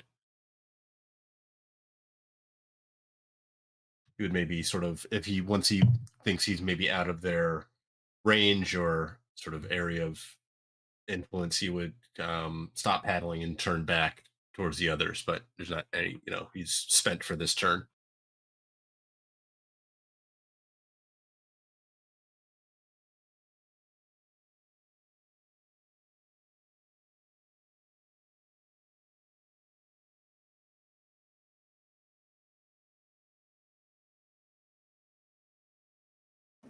Another flower is going to pop down in front of Dirt.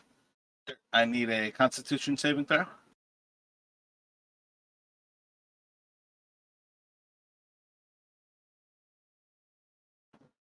There's a puff of orange pollen in front of you.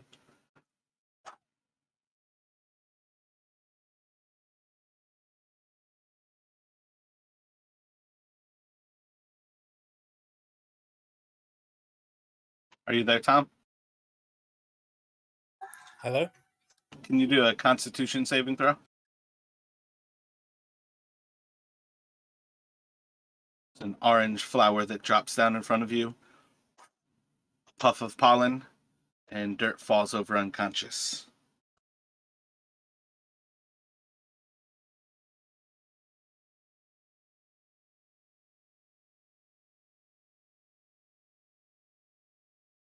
And then immediately followed behind that, there is a puff of yellow pollen on top of Dirt, and take 5 points of acid damage as your flesh starts to melt. And then a red flower is going to drop down and pick up Dirt, and it's going to lift him out of the boat. Chris, roll a d4 for me. Actually, roll a d20, and then Justin, roll a d4. So take 3 more acid damage.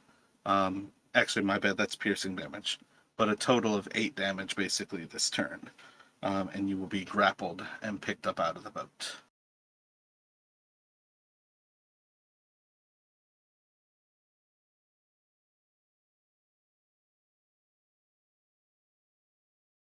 Let's see.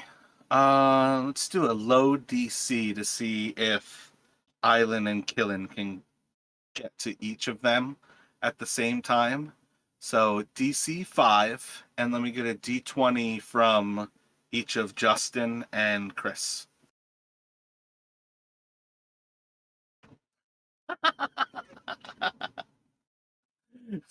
So with analysis paralysis, they can't choose which one to steer their boat towards, and they basically fall right between the two without being able to get at either Eku or at Dirt.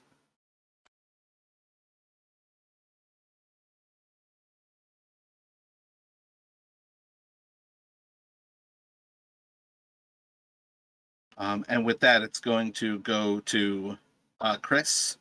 You are effectively. I basically had you as having paddled through that last time. So you are partway through the actual vines. You probably have about 40 to 50 feet to get out of them and away from the flowers. But you do see Dirt and Eku. I guess they'd be behind you. Yeah, so they'd have to be behind you. So you can kind of paddle back upstream to try to get at them, or you can try to do something against the flowers. What is Valdis thinking here? Aldous is thinking going back for Dirt and try to get him back into the boat. Gotcha. So one of you can paddle, and one of you can try to get him however you think you are going to go for him. What do you have in mind? Do you have like a spell in mind to get him? Or are you just going to try to go up there and try to reach out and like pull him away from the flower?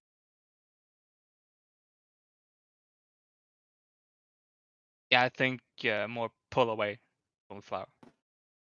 All right. So what are you thinking? Telling Taryn to paddle, and you're going to go try to pull him.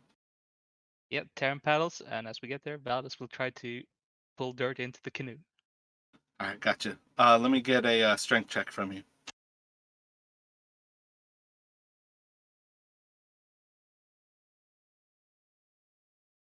It was a sec out. All you have to do is try to get him. So as you go out there to pull him into the boat, the moment you get your hands on him, your flesh starts to burn. The yellow pollen on him is acid, and it does burn you as well. Take 1 point of acid damage, but you are able to pull him away from the red flower that had lifted him up. He is still unconscious. And it is going to go to. Yep, that's. Would I still have a bonus action after this, or was? You do have a bonus action, yep. Then I'm gonna try healing word on Dirt. You can heal him. He's still unconscious though. Oh, okay. Yeah, he's not knocked out. Yeah. Well, he still took damage. I'm gonna healing word him just for safety.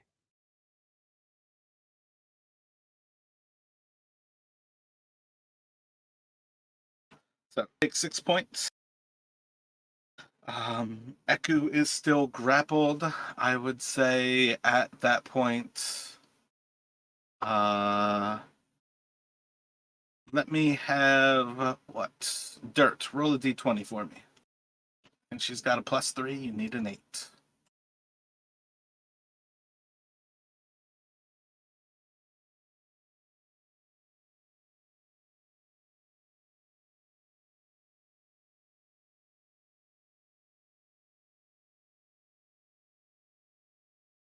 All right, let me just get a d20 from anybody, please.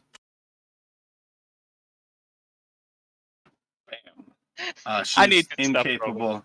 Oh no, it's fucking amazing. She's incapable of wrestling herself away from the red flower, and is just in the midst of this struggle. Yeah, I think that's her action. I don't think she has anything else to do. It's gonna go to Dirt, who is unconscious. So it is right now. Ganaida can do something. What would you like Ganaida to do?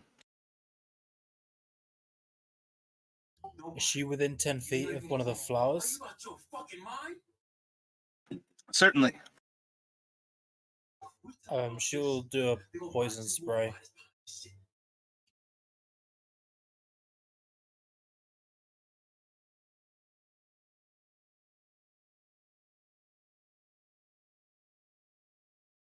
What is that? A D8?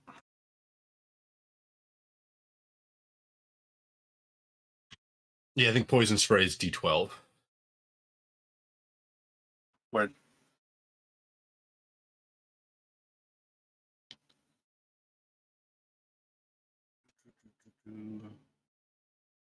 So you watch as the flower withers away, and Eku is dropped. She will fall into the water here. And it should go back to Jarek and Zeros.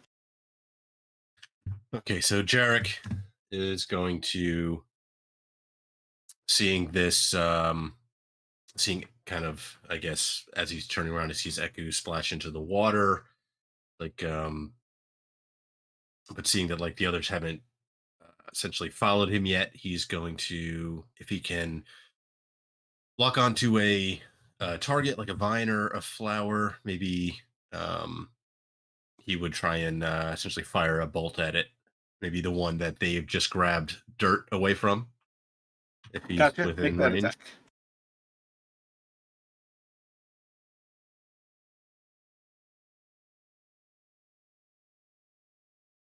That's a miss. So, yep, just shooting out. It's just a little bit too hard to acquire a target in everything that is happening with all of the boats.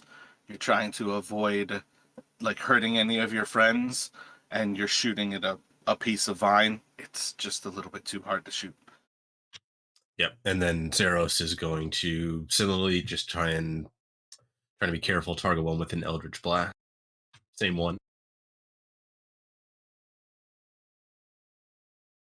Solid hit.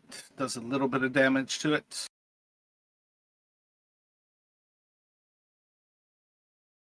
And then after firing the bolt, Jarek might, or I guess it would probably be an action to actually paddle, right? Not just his movement. Yeah, effectively, I gave you a little bit more there because you were basically just paddling. But yeah, more or less how I was thinking of this was you guys had a certain amount of distance, and using an action to paddle is getting you away from these.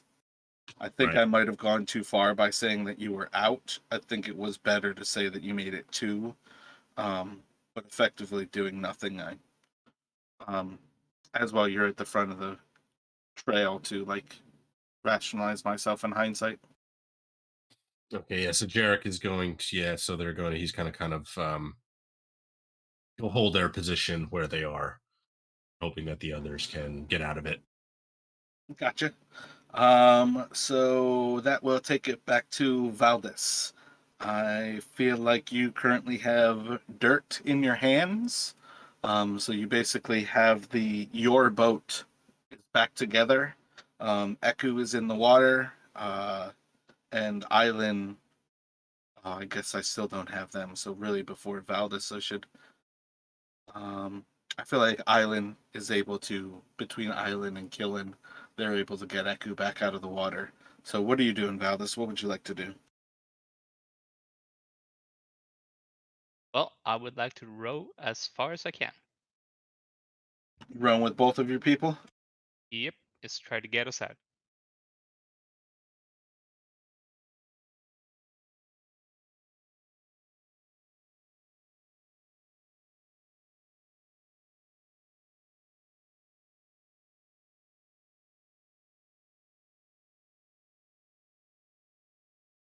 Let me get somebody to roll a d20.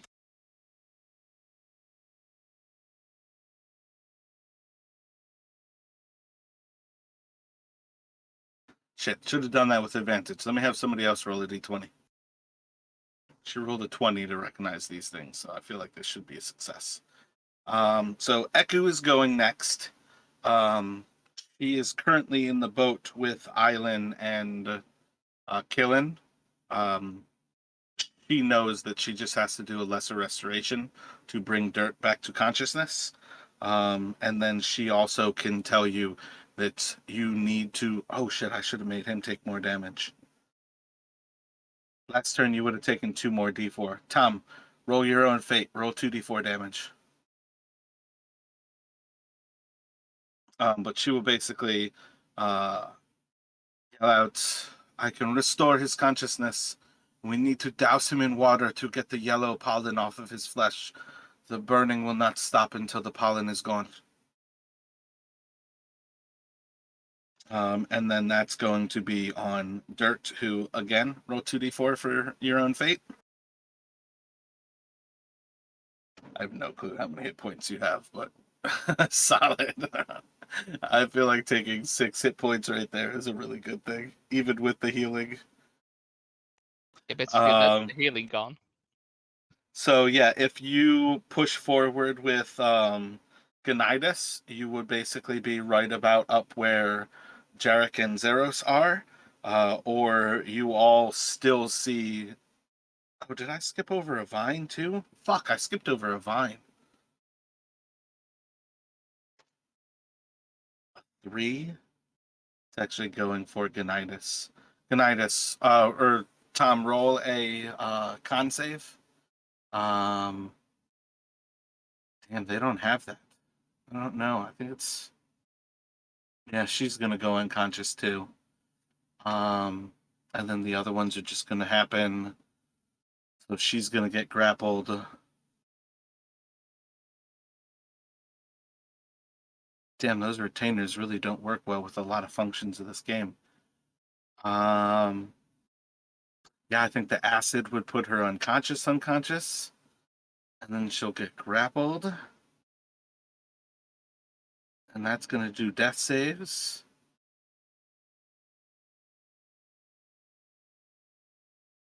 And then start of her turn.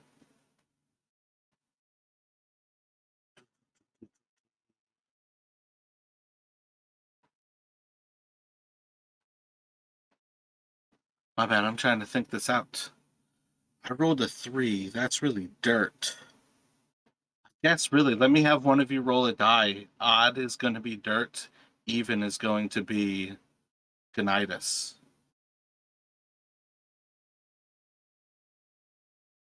So yeah, it's going to be Gonidas. And I think that's going to be a kill. Having her go unconscious with the first one, the acid damage is going to put her out, like actually unconscious with 0 hit points. And then the red flower is going to grapple her and do 2 death saves. And then on the start of her turn, she'll take more acid damage from the yellow, which will do the 3rd death save.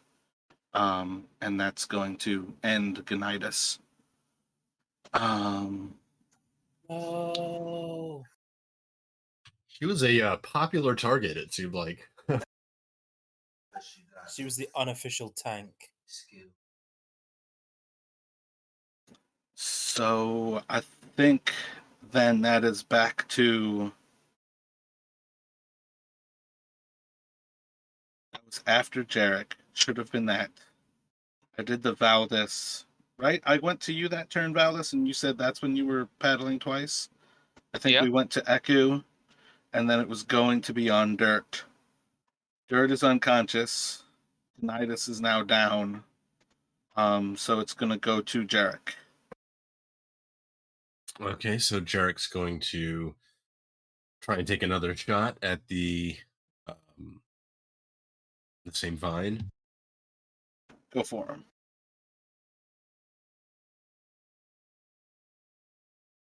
Solid hit. And that's going to kill it. And It's then going to drop her body into the water. okay, so Jarek probably not knowing that she's dead, he's going to like somebody grab her, and I think Zeros is going to, if there's any vines remaining within range, he'll shoot an Eldritch Blast. Yeah, I think for what it's worth, it would still look like the vines are there. So I think that's the right choice. For what it's worth, there were 2 different vines that were doing all of this. But I feel like it would take multiple turns for them to be dying to actually see that at this point it's all dead vines. Okay, yeah. In the sort of the haze of combat, he would just keep essentially shooting at the same place. Yeah, so I think Island and Killen would be able to get to her body. and would be able to get Gonitis out of the water. And I don't think there's really any solution. We'll be able to have Ku basically fly back over to Tom or to Dirt and lesser restoration him. How injured are you with Dirt? Is he under half? Does he look bloodied? I think I've taken the 4 and then the 2, so 6 damage total. So he is not quite bloodied. All right, gotcha. Yeah, so she'll just lesser restoration you, which will bring you back to consciousness. And I think that would probably put you all basically in that turn of initiative where you're able to kind of paddle out from the actual like overhead of the vines, and essentially get back to where you see the sky above. But you kind of see as all of the flowers around this whole area are just all kind of withering and dying. The vines are still there, but it seems like it was a single creature that had all of these different color flowers, and that they all act in unison as they are feeding on their prey, which for that moment was you. But you can kind of tell how they grew up on those vines was in particular anything that they could feed off of that was passing by on the river. Um, so I think the hitch in the road is that you guys are basically a little bit past the zenith of the moon right now, when that happened, and you still have a sense of I think you need to push 20 hours. So you have to start it off at 11. Gotta go till about like 5 in the morning, I feel like.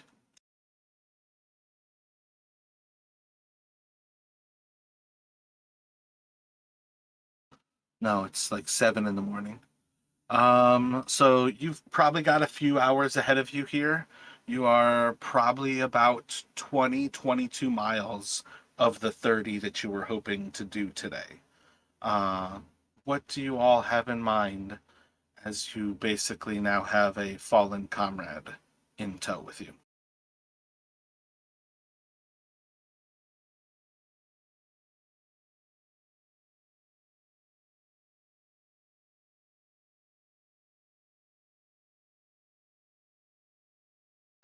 So I think the first thing probably is to do what Eku said and kind of try and wash the pollen off of Dirt. Oh yeah, my bad. You guys also have that big ass barrel of water from her ability to summon it. So you can either summon, like use that water, or you can actually basically use water from the stream. I think it's every pint of water reduces the damage he takes by uh,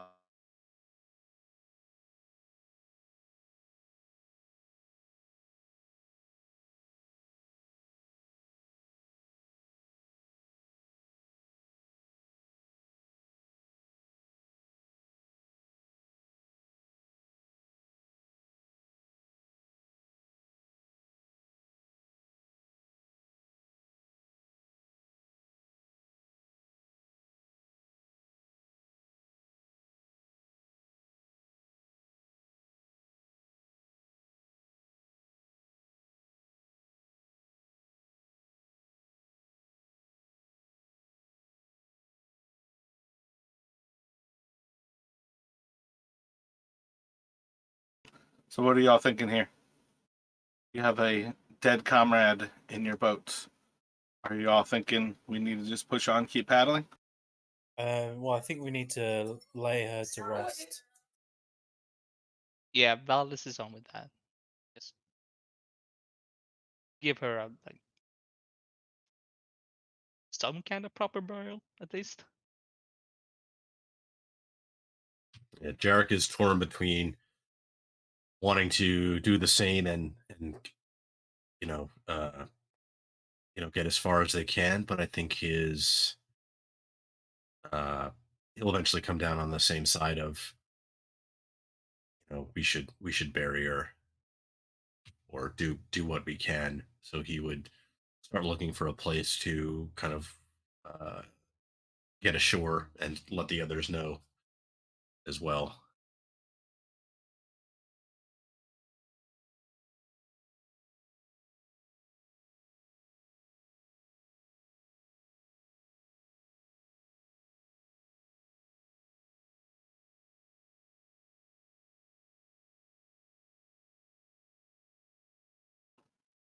So you have a few different options where you might try to go here.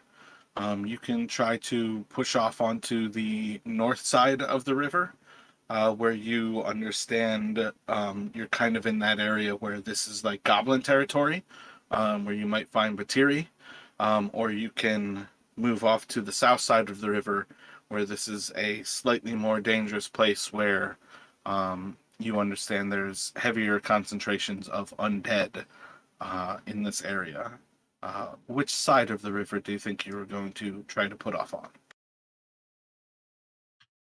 So I think Jarek would probably pick the north side because he's not exactly sure how this like death undead curse works, but he'd rather if they're going to um essentially try and bury her, he would rather uh do it away from the higher concentration of undead.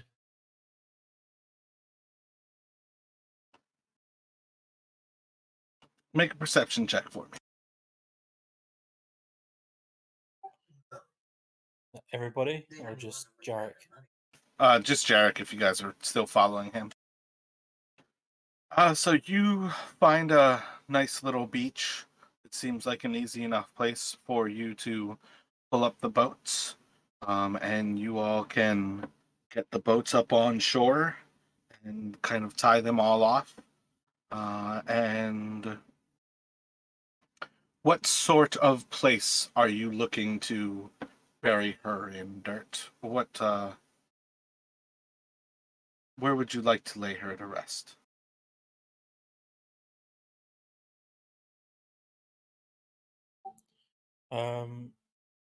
No, somewhere that looks so like kind of peaceful, if possible. What's your peaceful? Just like maybe a 10 foot by 10 foot square of what looks like just flat ground. You said she was a druid? Yeah.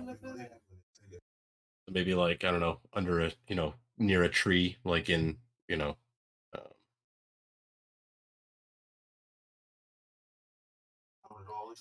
Yeah, like away from any vines. But you're just looking for effectively like a small little open area. Yeah, So do away a potential carnivorous flora.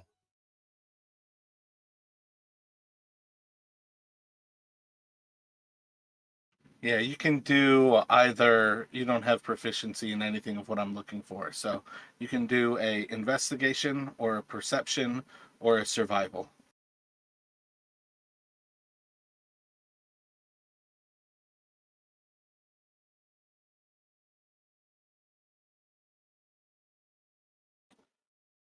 So I think you spend the next few minutes starting to look around, and whatever it is that you're looking for, it just doesn't seem to be here. And I think you'll be feeling that sense of frustration. You're trying to do like a last good deed for your friend, um, and it's just not really working out. You've got a lot more going on in your head right now. It could be right in front of you and you're not able to see it, but you're just not finding the spot where you want to lay your friend to rest. I think that level of frustration would be quite visible to your other friends who are here right now for you. And with that, let me have either Jarek, you can do either I think yours would be survival, and then Valdez, let me get a investigation. Yeah, I think those are what I want right now. Survival and then investigation from Valdez. Just crushing those. Oh, and the checks are disadvantaged. I didn't even think about that either. Um, yeah, so you all are looking through this area, and this part of the jungle is just at its thickest. There's a lot of vines in this area. There's a lot of trees and a lot of dense undergrowth. If you want her spot where she is laid to rest to be a small clearing, you're going to have to take some time to actually clear it yourselves. I don't think you would find Killen opposed to this, but it's going to take that time to prepare the site before you can even start to lay her to rest.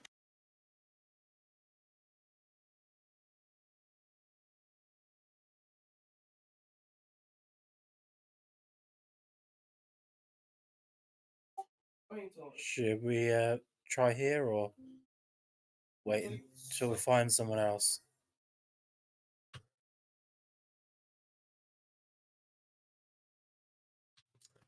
Well, we're here already. I think we owe it to her. We might as well take some time and try to perhaps clear a bit of space here.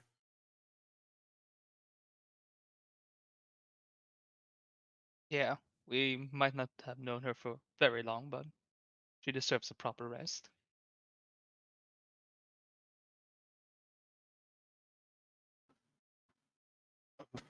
I understand what you are hoping to do. It is very unfortunate.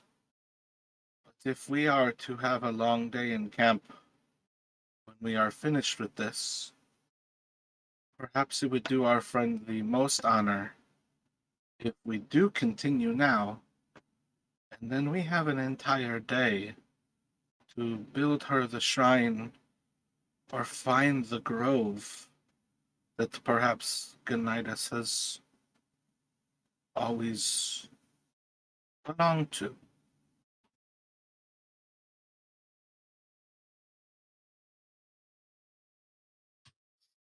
You may be right, Deku. Perhaps we're not thinking clearly, and kind of like Jarek's like visibly exhausted, and um, he's willing to uh, accede to that suggestion.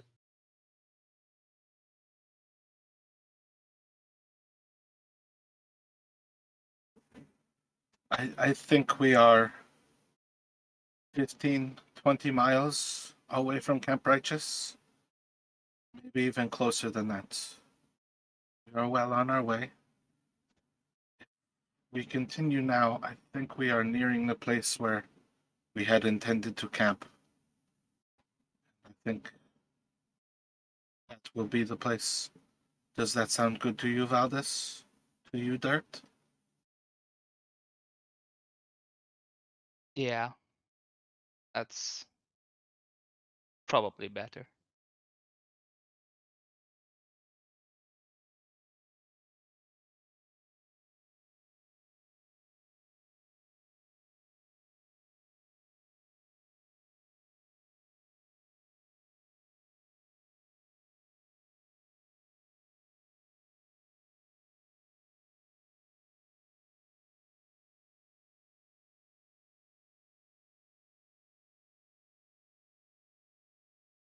So I feel like still the final call needs to be from Tom here. But what do you think right now, Tom? Um, if you guys push on, you have about 5 more hours of paddling. If you push on, you guys have a day that you were basically planning on burning, so you could get an early start and get to Camp Righteous early tomorrow. That basically leaves you like this entire day that you can prepare for her, and it's also a place that you guys will be in rather than just stopping off on the side of the river in a place that seems to be less than ideal at present. Did she ever mention anything about a grove? Like, I like the idea of trying to seeing if we can find that grove that she was looking for.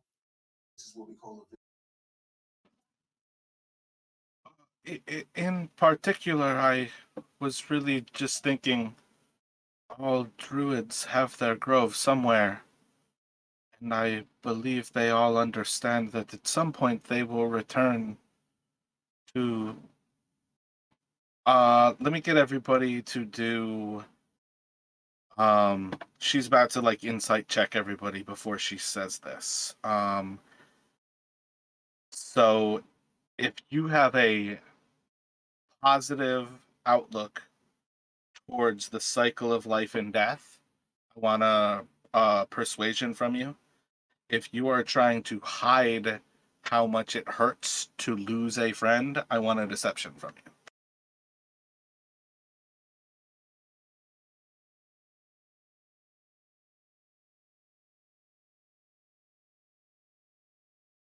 Jarek feels he's kind of like failed. Like his biggest thing is he wants to, protect the people that he's traveling with, and he wasn't able to do it in this case. So Well,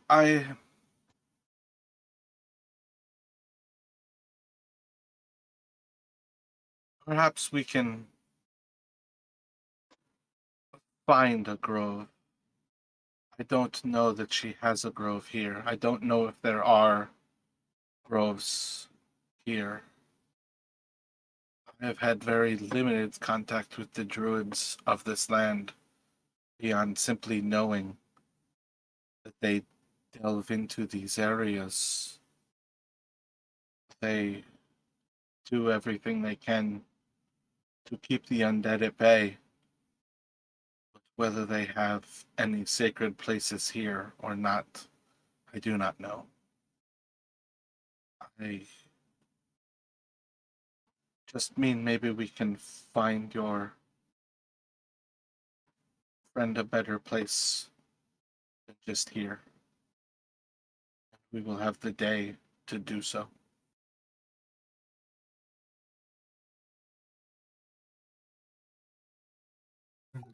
Yeah, let's see if we can find a better place than just the first place that we come across.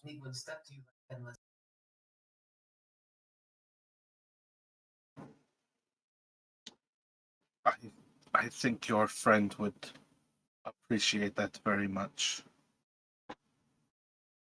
Uh,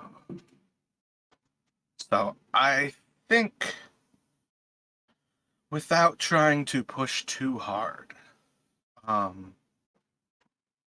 would um, try to get everybody back, like focused on paddling, and sort of kind of try to distract everybody from the happenings. More or less seeing that there's a certain shocked level to where everybody is. And I think it would be rather clear from her own kind of like state of mind and disposition that while she kind of mourns with you all, she's in a different level of you. I think passive, um, in yeah, passive insight. I think everybody but Valdis is really picking this up. Um, this is all too normal for venturing into the jungle, and she feels for you all, the ones who have survived Gonitis, knowing that expeditions into the jungle, this is always the cost. It always is the cost of the people who have good intentions. Um, and that she almost looks forward to this future and sees that every moment you all spend pushing deeper makes it more likely that everyone might find the same fate. And she just kind of spends like those next few hours trying to distract all of us from what she recognizes as the greatest threat of all, is simply that intention to go into the jungle is kind of like beckoning death. Um, and I think though she knows it, and though it's almost telegraphed to you all, her resolve to push forward never wanes. And I think that's one of those signs of like, it's kind of the goodness that she'll kind of try to inspire in everybody. Well, we are all making the greatest and the best of sacrifices.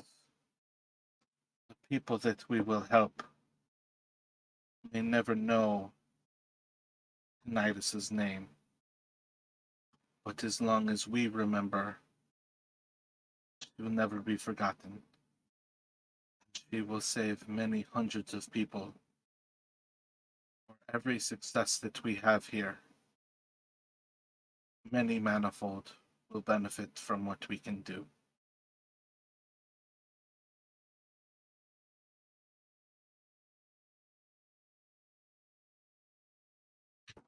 Let us hope that is indeed the case. Thank you, Eku.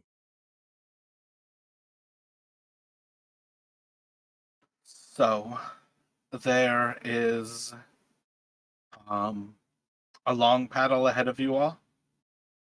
I think it would be greatly more silent than not. You all will experience your first sunrise from the boats. And you will, within 10 miles, let me get perceptions from everybody.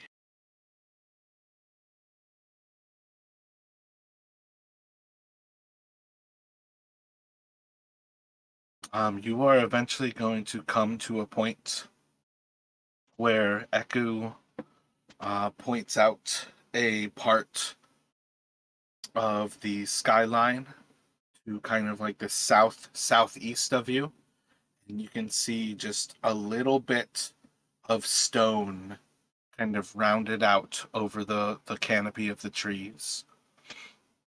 And that is Camp Righteous. That is the shrine of the crocodile man. Crocodile rides man's back, as they have for many centuries. And that is where the Order of the Gauntlet made their camp.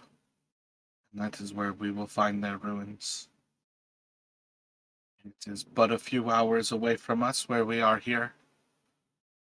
I think now is a good place for us to set to shore. And we can spend some time, however much you think is best, looking for a place to lay Gonidas to rest. And then we ourselves can rest after our duties are gone. Or not gone, my bad. After our duties are done.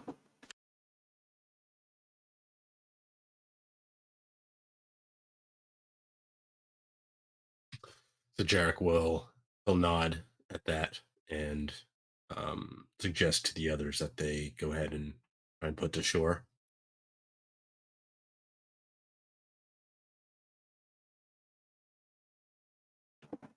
So let me get another perception from you there, Jack.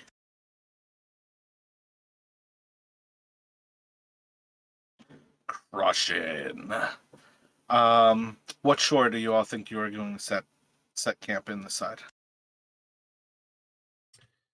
Assuming we're kind of still within, so the area to the east is more undead, maybe the western side.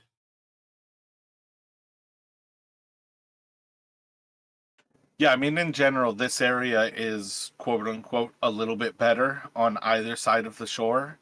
Um, like it's not like the heavy part is the inner parts of the jungle, to the southeast of Soshin Star. So it's a little bit better on each side. Camp Righteousness is specifically on that southeastern shore. But basically, like the northwestern shore is in general less of an undead threat, and part of that is because the Batiri that are in this general area might actually have to fight the undead on a regular basis. So that might be part of why the undead are a lesser threat.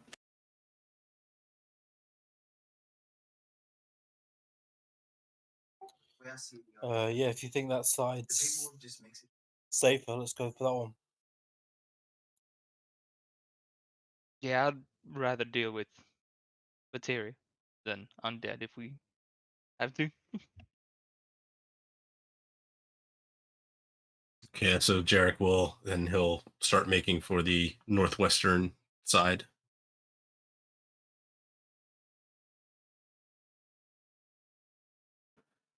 So you all can set off on shore, eventually finding yourselves a good beach to actually get the canoes up on, and you can start to take a look through this area of the jungle.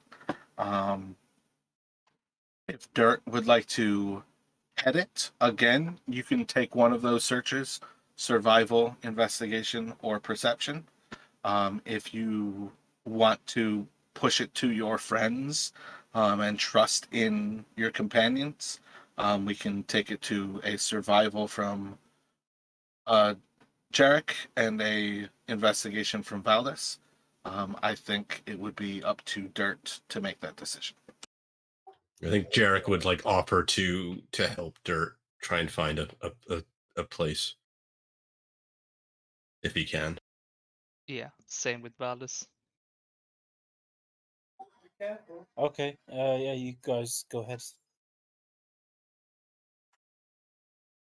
So let's get those rolls from the two of you: survival from Jarek, and then investigation from Valdis. Jeez.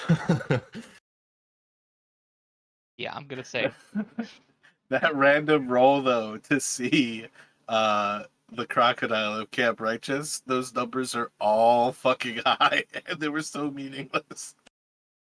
yeah, I'm gonna say keep the inspiration for this roll. Oh, Maybe. you could still see the roll first before you Okay. actually have to inspire you. Yeah. Especially for checks like this, you can look at them. So you would be working with a 6. Do you want to use them? I mean, I have 4. Yep, so you could get a 10.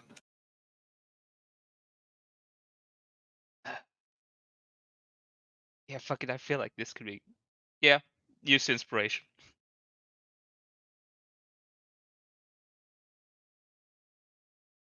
So as you start to look off into the jungle, taking a few moments to look around different areas, you start to notice that at least some of the trees are formed into lines, kind of belying that at some point they were actually planted here. And you're able to find a different kind of train of trees that you can start to follow off onto. And moving yourself down this path, um, get probably about uh, let's see. Oh shit! Just rolled a 100 on a D100. So you probably get about 20 minutes away from where you set away from everybody, just following this line of trees. And as you you're like distracted thinking about Kaneda. And all of a sudden you just notice around yourself that you are in a massive clearing. And you're in some sort of ancient temple of sorts. But it just doesn't even seem to like recognize it first.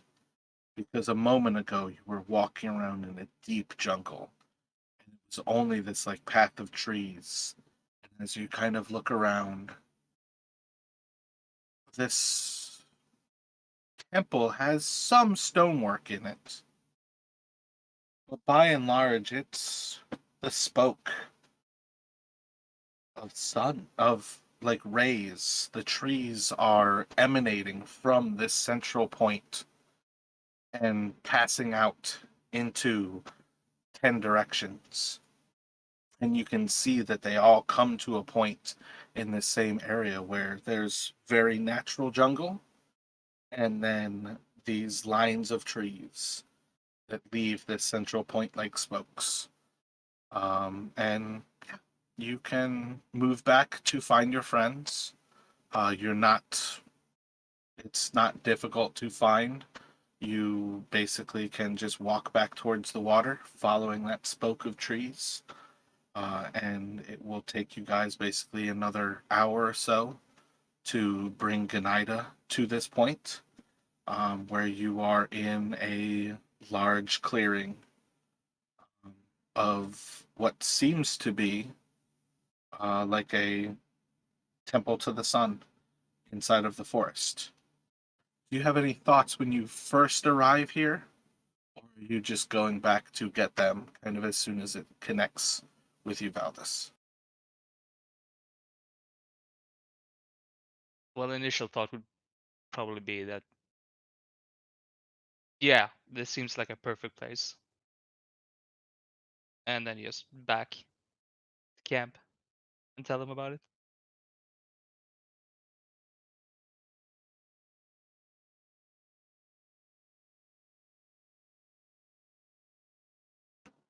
So when he arrives back with you all to tell you about this little clearing that he has found, what sort of thoughts does everybody have? Are you interested in just basically taking the expedition in that direction? Um, is that what everybody's thinking? Yeah, that's what Dirt would like to do. Yeah, Jarek would sort of tell Valdis, uh, lead on, bring us to it. Sort of, he'll defer to Dirt essentially. But once Dirt says, yeah, he'd like to move to it, Jarek will agree.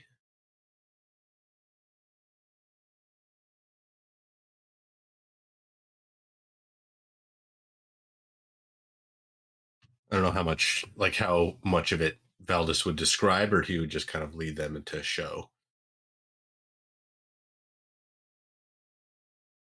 I don't want this to seem cruel, but the next encounter I have is Vines again, and it's right about to happen. It feels so wrong.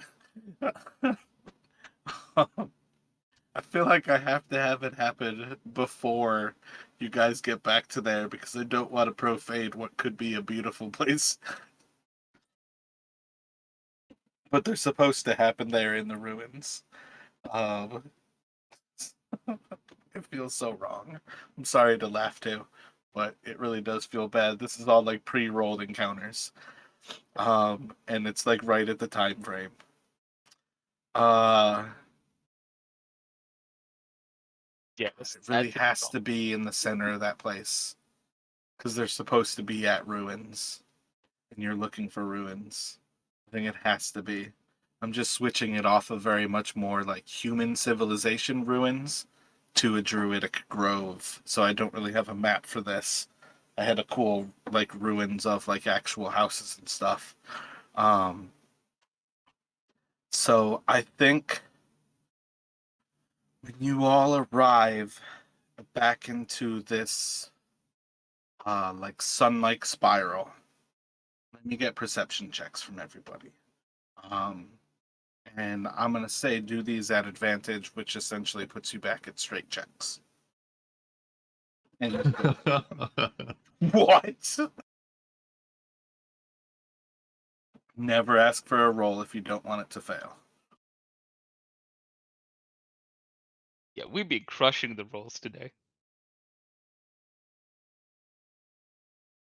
I rolled a 9 and they have a -1, so an 8 is enough that you will actually see this. Wow. I should have just had that be a straight roll instead of hiding it, but I had the GM thing still hit. That is just incredible. So as you walk back into this grove, oh man, this still is so potential to ruin it. It feels so weird. As you walk back into this grove, with the 8 of you, I think you almost probably are likely to kind of have, uh, actually, for you all to decide, uh, would you like me to carry her? Should we place her on a cot and carry her between us? Do you want to put her in a canoe? We can carry the canoe between us. How would you like to bring her to this place that Veldis has found?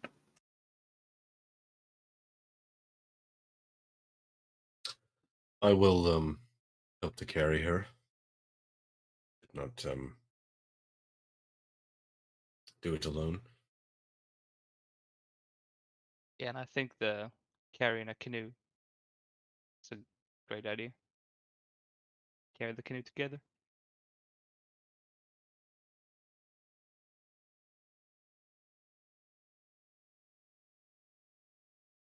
I'm almost thinking like pallbearer style, right? Yeah, exactly. Yeah.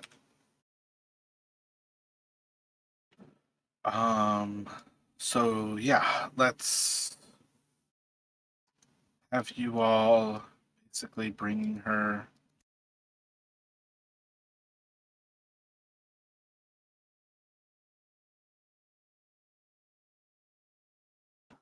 Bring her into this like ancient druid grove. And as you approach Dirt, you're going to see there appears to be humanoids who are coming out of the actual stone ruins. And they all seem to be covered in these yellow flowers. Not the same flowers as from the night before, but let me actually have a wisdom check from you. Let me get a wisdom. Do you have proficiency in wisdom saves? Yeah, you've got wisdom saves. Do a wisdom save for me.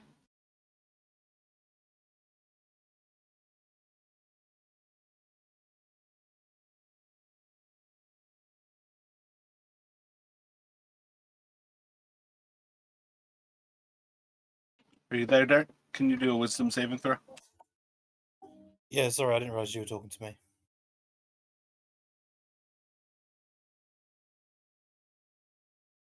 Yeah, so for a moment, as you see these humanoids who seem to be ambling towards you, you see the yellow flowers that seem to be attached to them. And there's a moment of shock where it's just that, no, not again. It can't be.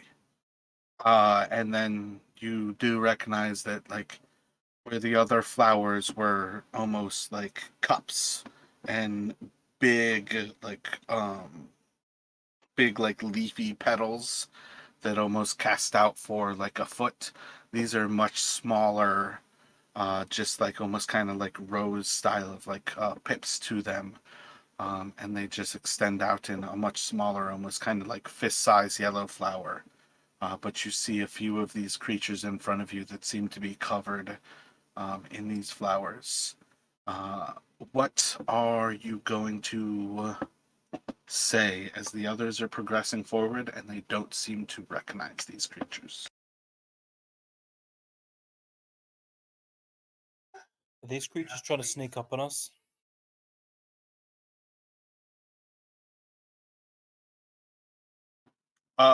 You can roll an insight check if you'd like, but you need to react more than ask me questions right now. Is kind of what I'm at. Okay, I'll just try and get their attention subtly and sort of gesture in the direction of the creatures. So, what are you doing to get their attention subtly? I just do a little whistle. Do a performance check.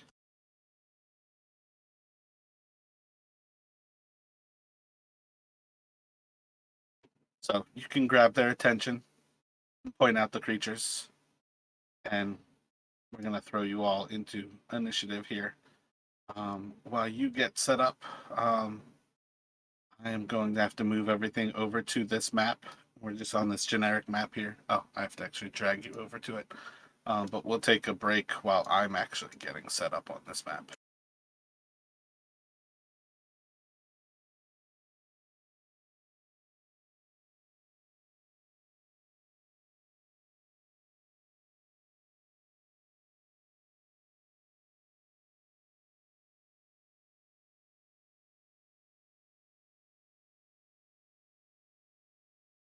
All right, I'll be back in a few. Sounds good. Yeah, essentially we'll do a traditional break because I might go on a break once I actually get everything set. So.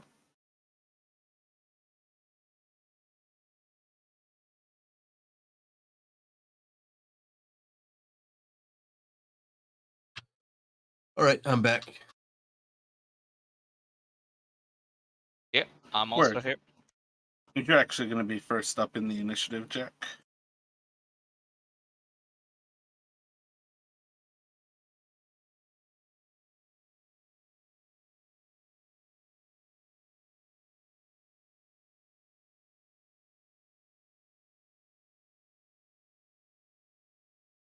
So I have revealed the ones that Dirt essentially has spotted and kind of been able to point out to you all. But again, this is kind of that little bit of you guys are walking into this clearing, and I think especially once it actually gets to Valdis, you are going to be surprised because kind of going to recognize pretty quickly that these creatures might have always been here. You just didn't notice them before. But if you are, oh wait, do we have Tom back right now? Yeah, so I think without Tom, I am actually going to take a break myself, and I'll be right back. Sure, Okay. sounds good.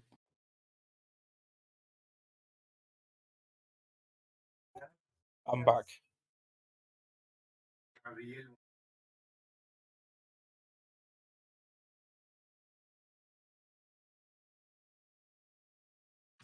Feel like this is apropos, right? We're trying to do a good thing, and Jungle's just not cooperating.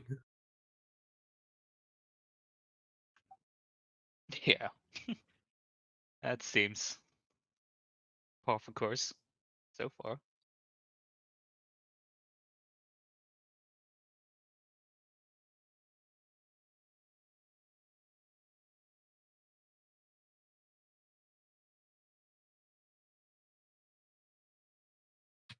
Gotta start watching my ammunition.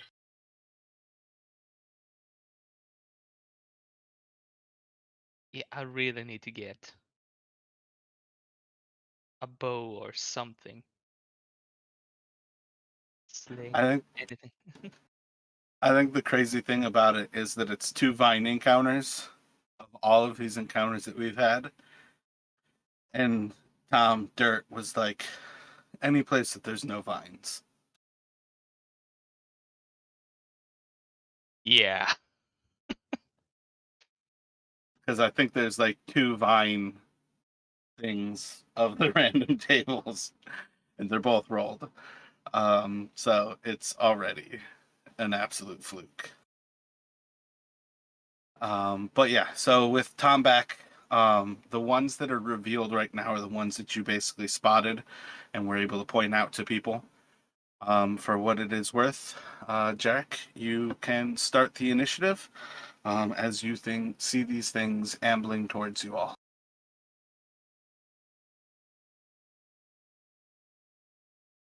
So yeah, Jarek is going to kind of let out a curse under his breath. He's going to move to put down the canoe. I think that would probably take his action. And um, if he can, with his free action, he'll draw his scimitar. But he'll kind of he's going to stand his ground for now. And I think Zeros will go ahead and um, seeing these things start to shambling towards him, he'll back up a little bit, about 10 feet, and he will launch an Eldritch Blast at the closest one to them. Gotcha. Make that attack. Solid hit for 4 damage.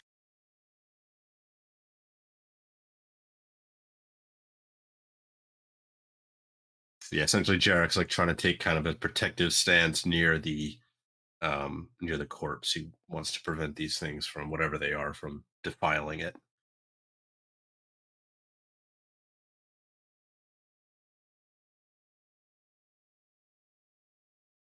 Everything about using their combat tracker frustrates me. I hate that it puts their names up there.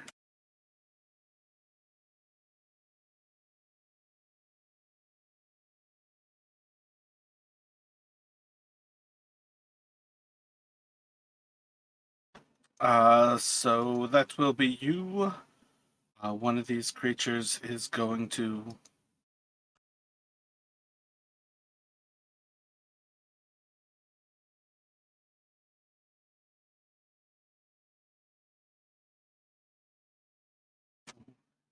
move forward towards you all.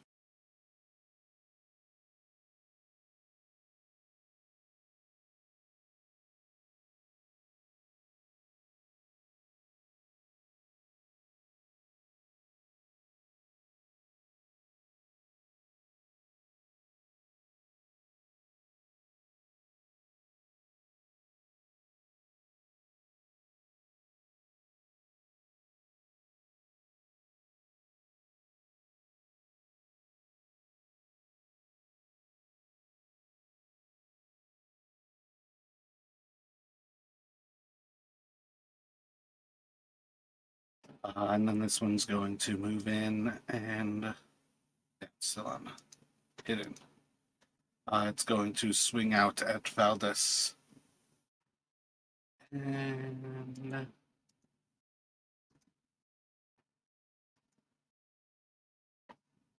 I think 16 beats your AC with Valdez.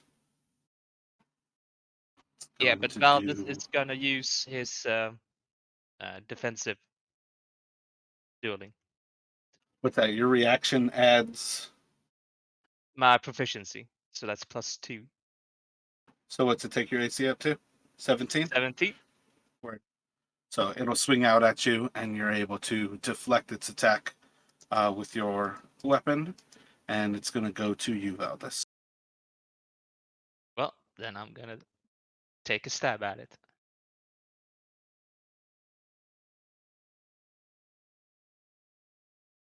At the one that just attacked me, that is. Solid hit for 9 damage.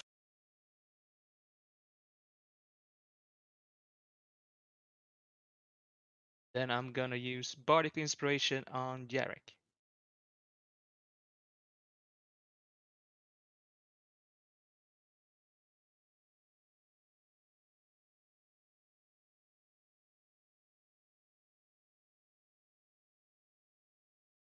That's 1 extra d6 for Jarek. And what's Terran going to do? He's gonna move up like that and try to stab the one that I just stabbed.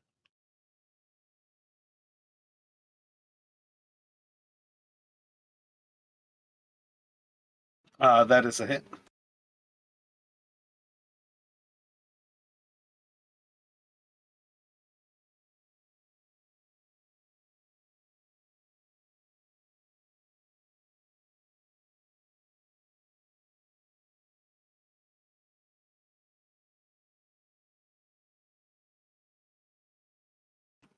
So yeah, that like takes off like a clean, like just drops an arm off of it. What is it? He's got a slashing weapon. Does it actually say with that whether he's slashing or piercing?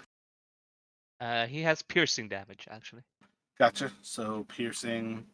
Yeah, I feel like you like stab into him, and as you like pull back, there's just like a puff of pollen as like a heart pops out of this creature as he pulls his weapon back out.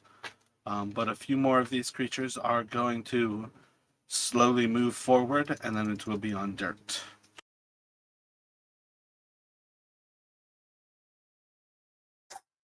Okay, I'm gonna move back and make. Can this one do a wisdom save, please? It seems unaffected. And that's my turn.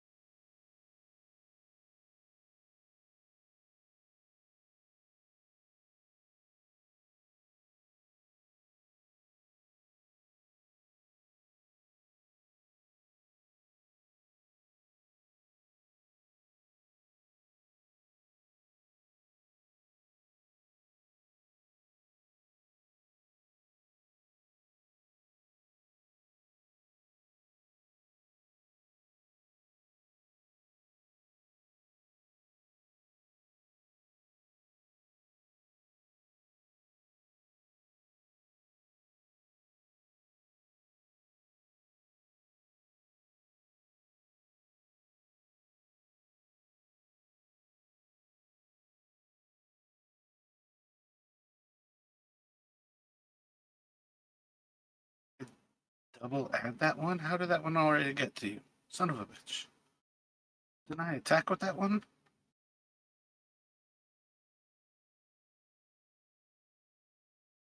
One of them's attacked. Yeah. Yeah, the one. Yeah, the one that attacked, I have it initiative order 3. What the fuck did I do? So many zombies. I don't know how that happened. I feel like it's the wrong zombie, though. Doesn't matter, because there's a shitload.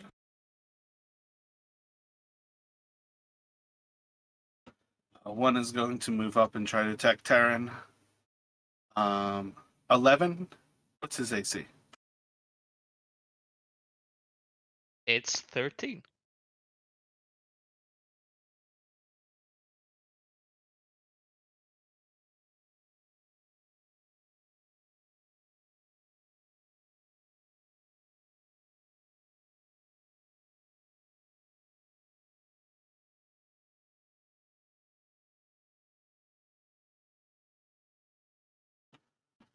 All right, and that's going to get back around to Jarek. All right. So Jarek is going to draw his short sword now as well. He's going to kind of utter it's like Lathander, protect us, and he's going to slash and stab out at the zombie to his north.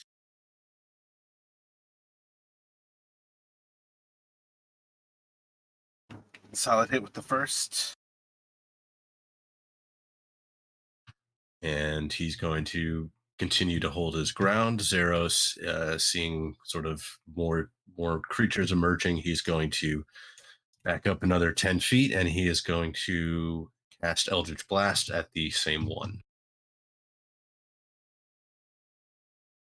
I think that'll miss. Just barely. And that will Yep, go back that's to your the turn. zombies.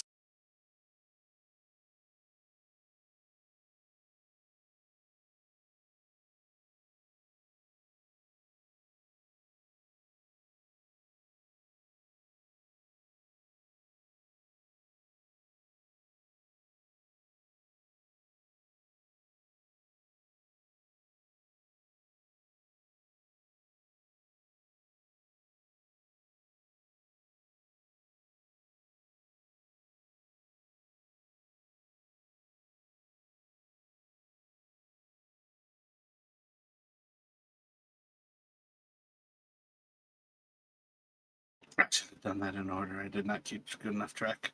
I think one's making it into combat. I feel like two were going to. Terran and Yarrick.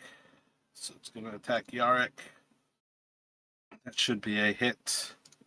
Yep. And it's going to do 9 bludgeoning damage as that zombie strikes out at you. And then it is on Valdez. Yeah, so just is Echo not doing anything? Or is she passive?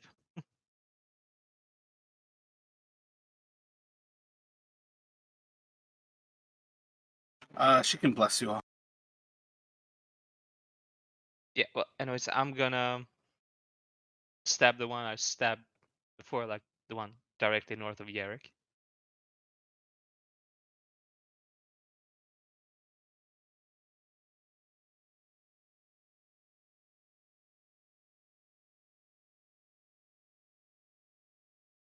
With a bless, that's 1d4? Or is it not? Yep, 1d4.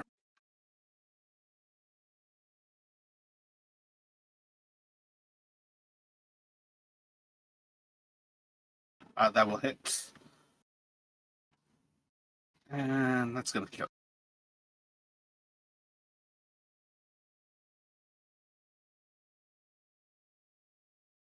Then Terran will stab the one directly Oh, wait a north. second.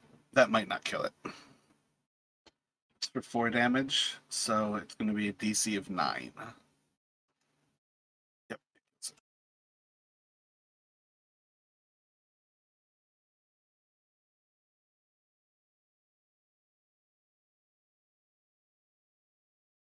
Yeah, like Terran is gonna stab the one directly north of himself.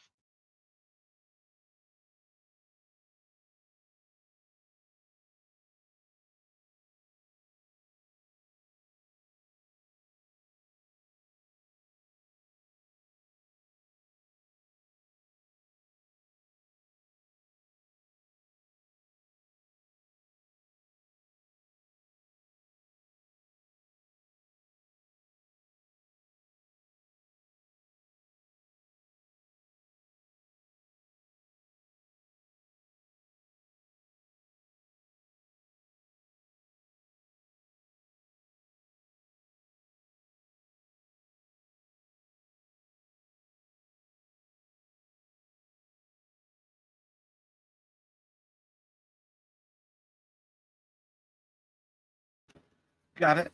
Hit him for 7 damage. And then it's going to go back to that. With a shitload of zombies.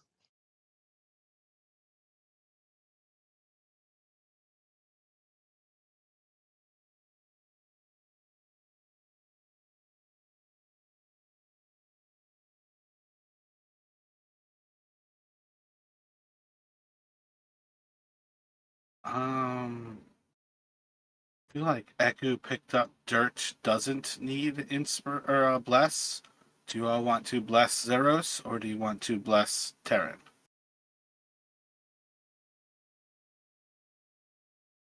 I feel like maybe Terran. He's more in melee range. So let's see.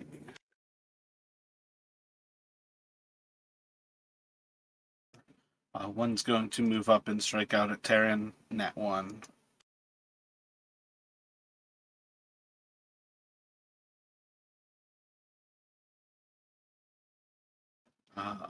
One is going to strike out at Jarek.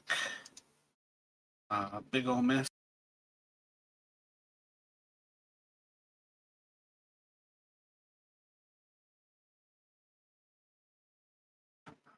Same thing. It's going to attack at Valdez. That should be a hit.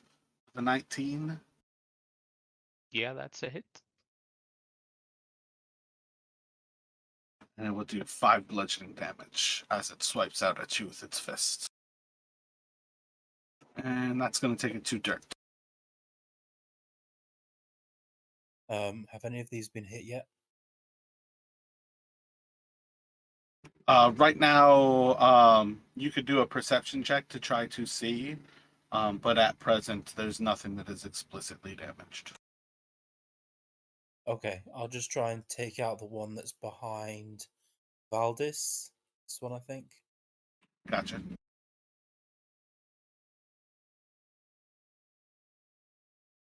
Yeah, when you gotta go, you're good to go. Normally, like, we're realistically like, I rarely will end things in 3 hours. We're pretty normal for 7 hours, or till 7 o'clock. So like 15 more minutes here, is kind of the normal. But depending on how this goes, this combat may be pretty quick. It's gonna fail, so 8 damage.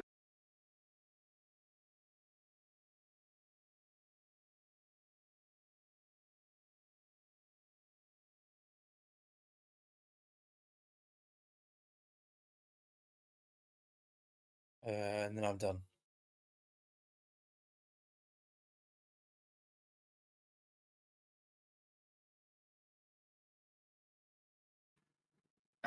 So one is on Terran. It's gonna strike out at him. 10 plus 3, 13. I think you said that was his AC. Yeah, that's right on the money. So average damage is 5. I think that puts his DC at, I think it's 5. I think that's how they work. So just make plus you have bless on that. That's kind of weird. Yeah, you're just making a con save with him. You got a D20 plus a D4 to make 5 DC. It's a good way to not get killed with a retinue guy. The next one.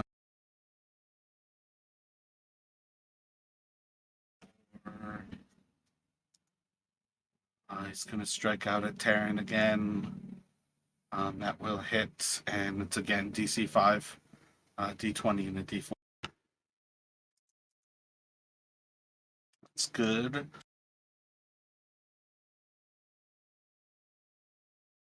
And it's back to Jarek. All right, so Jarek's going to kind of like as he praying out to Lathander before he gets his second wind.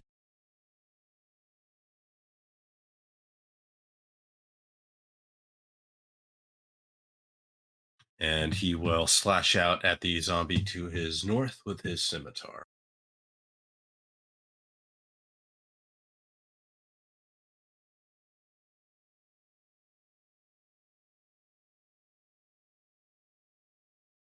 My bad, I'm not on that screen. What'd you roll to hit? 17 for 6 slashing damage. Yeah, definitely hits. And then And how about? Yeah, Zeros is going to launch a Eldritch Blast at the same one to Jarek's north. So a 9 plus 6, I think, is his. 9 is their AC, so that one will hit. And 15 total, so 20. My bad, that was me thinking out loud. I think that one's still over half of its hit points. But I think that should be good from you there. Yep, that's my turn. So I think I skipped one turn with Eku. So let's say that she blessed everybody, and she turned into her normal form. She has attacks like this, but she's basically move around and bite stuff, or she can grapple stuff. What do you all think she would do? What would you like her to do? I think she needs to bite. Yeah. What do you want to have her bite? I guess realistically, there's one that like is actually visible, so that's probably the one she would go. So, Tom, roll a d20 for me. And she can't actually fail. You literally need to not roll a 1. She has a +8, so their AC is basically you auto fail on a 1. But that's their AC.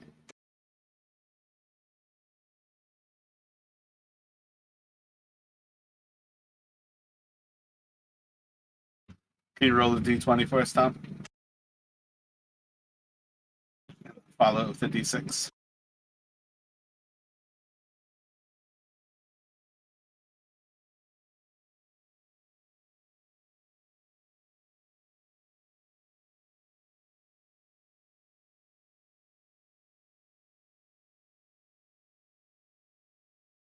Can you roll a d6 as well, please?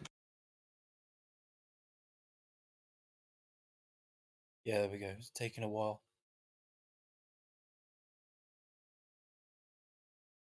That zombie's gonna fall unconscious. It's not. I don't know how an undead creature can be dead. It's not at 0 hit points dead, but there's a zombie that's dead and snoring. I don't know if any of that makes sense, but it's happening.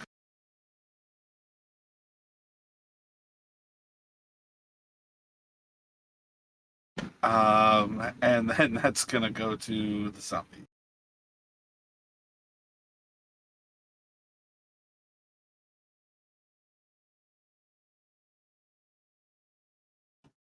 It's gonna attack Valdis.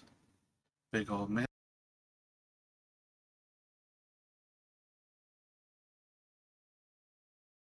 It's gonna attack Jarek. I think that'll hit. Yep, AC 15. Yeah, 18 to hit, and it's gonna roll 2 damage on you.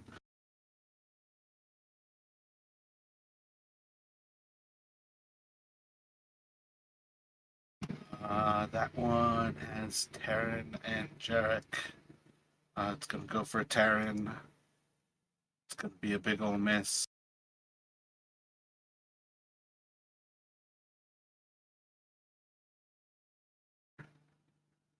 Jarek and Valdis gonna attack Valdis. I don't think you said you've got good AC, like 15. Yeah, that's a 10. And then one more.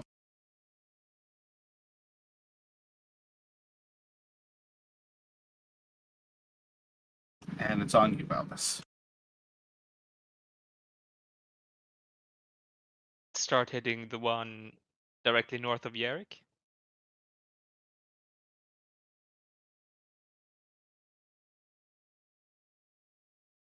I totally imagine some Shaun of the Dead shit right now. Whether they're damn, what song is that? Inside of the bar when they're like beating a zombie with the pool sticks to the music. It's a Queen 13. song, I think, right? Yes, it's definitely Queen. Fuck. I've got the tune in my head right now. I just can't think of the words because that would tell me the song. You said north of Jarek, that is a hit for 3 damage. What would Is it- Taryn like to do?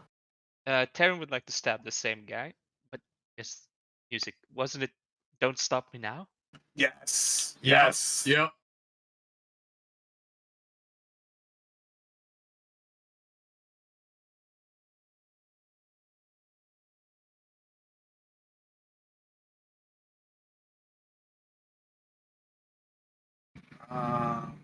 That's definitely it.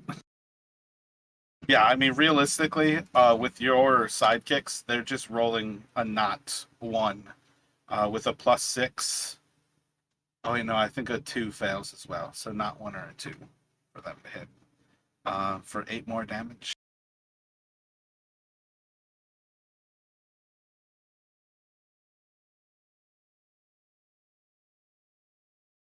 And then I think it's back to zombies. That one is on Terran.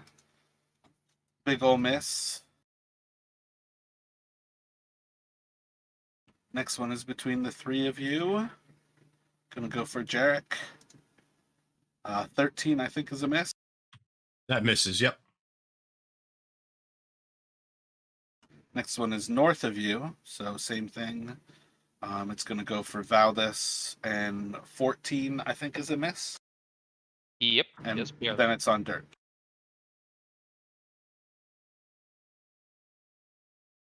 Okay. Right now, you can see the one that is north of Jarek is visually damaged. Right, well, that one can make me a wisdom save, please. That's gonna pass. Yeah. Okay.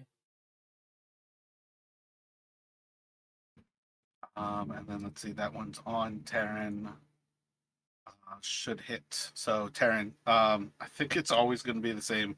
I think as long as you've got Bless, it's a DC 5 with a D20 and a D4. The next one is South. So that's a pass. It's going to go for Terran again. That will hit. So one more save. Same thing. And this one's going to try to close in.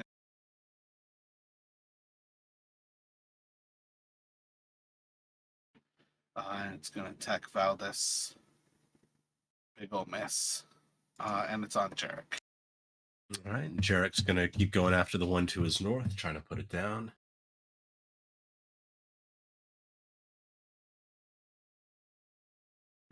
Solid hits with both for 15.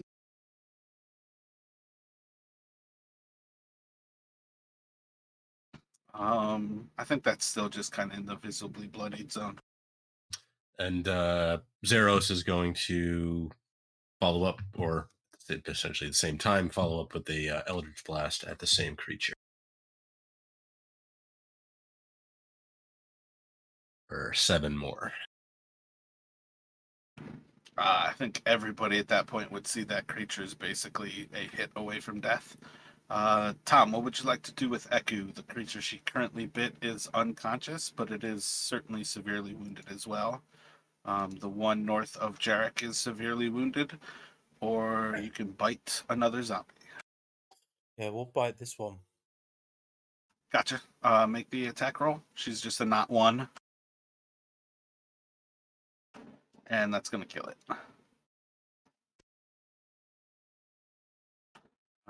And then on to zombies.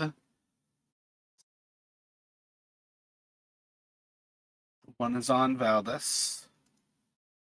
Big miss with the 10. This one's on Jarek and Valdez, so it's going to attack Valdez.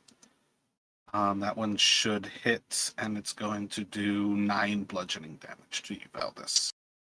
Yeah, I'm down.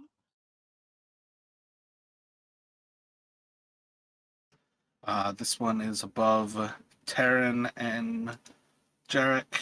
It's going to go for Terran. I did that target acquisition. No, I did that right. Okay. It's going to go for Terran. Big ol' miss. This one is over Valdez and Jarek. That's going to go for Jarek. Big ol' miss with 11. This one's going to close in on Terran. Let's see. Terran or Zeros. I'm going to go ahead and say that you guys continue to move backwards with your casters, because I know the board kind of ends there, and I feel like that's why you stopped doing it. But that zombie is like close enough to still get to Zeros where he is. So it's just going to close in on Terran and make an attack on him. Yeah, I feel like Zeros he'll stay in range, which I think 120 feet with Eldritch Blast, and he Yeah, wants to you put guys as have much distance as he can, yeah. Exactly. You guys have stupid range with those guys compared to these zombies moving 20 feet. So that's going to go to Valdez, and then Terran. Terran, you've got the sleeping one that you could attack and kill, or you can go for one of the fresh ones around you. The sleeping one doesn't seem like a particular threat right now, so let's go for the one directly south of Terran. Gotcha.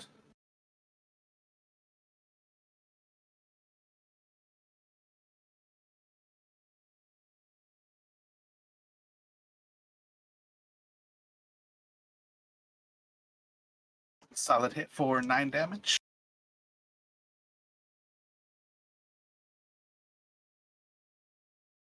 Yeah, that's the end of his turn.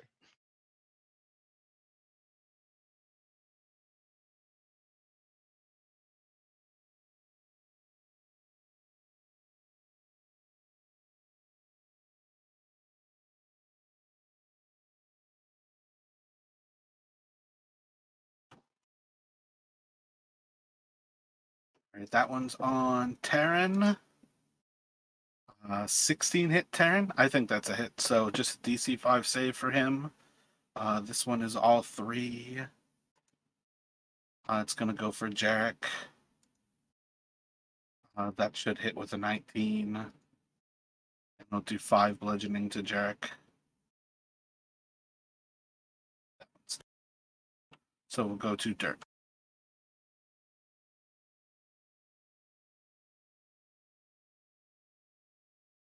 Okay.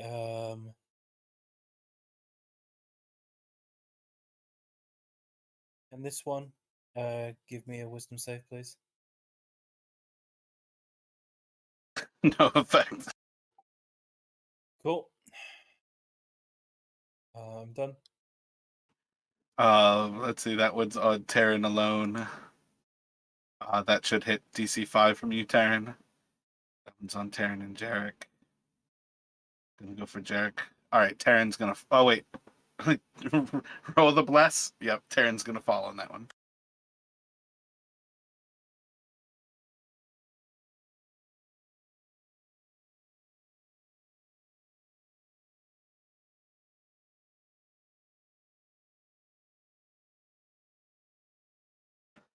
So that one was Terran and Jarek. That one is attacking Jarek. It's gonna be a big ol' miss. That one's just on Valdis. So let's see. I feel like this is a 20 percentile. And I think it's less than that. 10 percentile, it's going to do something else other than just ravage you on the ground. Yep. So with advantage, that should hit with a 19 and 2 death saving throws from Valdis. And then it's on you, Jarek. So Jarek, seeing this zombie starting to tear into Valdis, is going to I guess essentially he has to drop his weapons to be able to get out the healer's kit, right?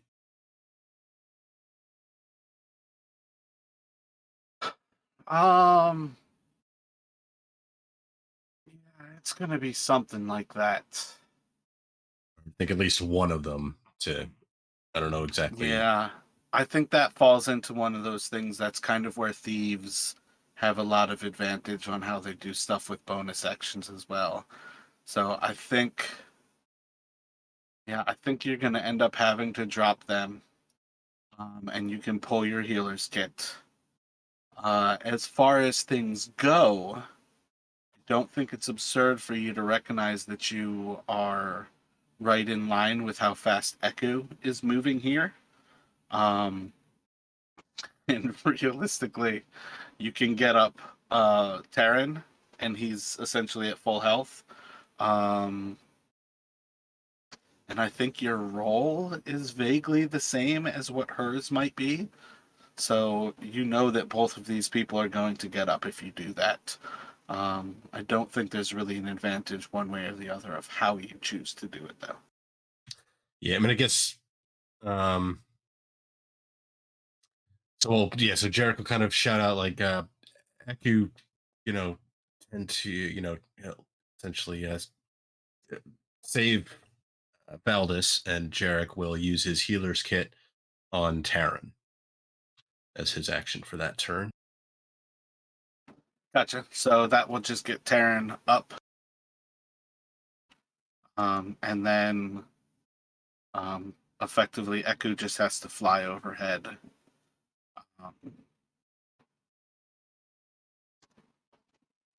Yeah, so she can.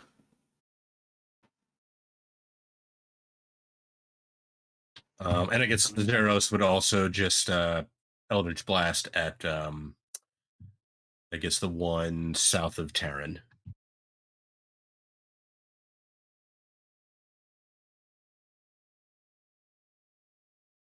So I think her cure wounds is a D8 plus 5. Dirt, can you roll a D8? And you said south of Terran? Yes.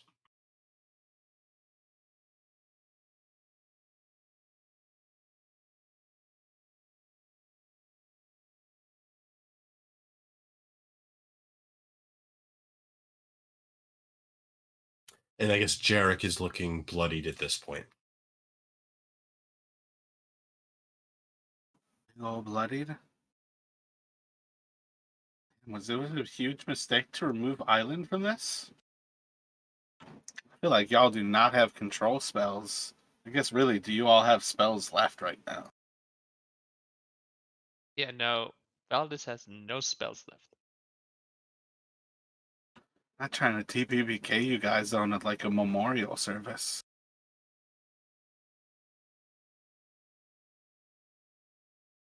Let's throw these fools back in the game.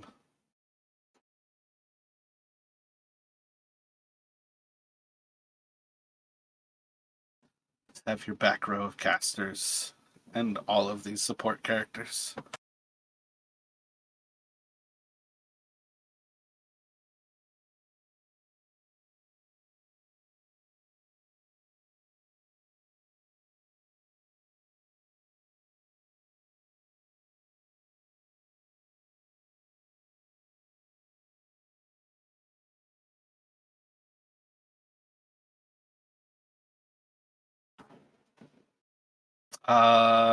So let's see. He's a cantrip user. He's gonna force a DC. So a wisdom on the weak one. Somebody roll a d20 for killing to just attacking one of the ones over Valdez. North of him. North of killing. So a 13 will hit. Tom, roll 2d8.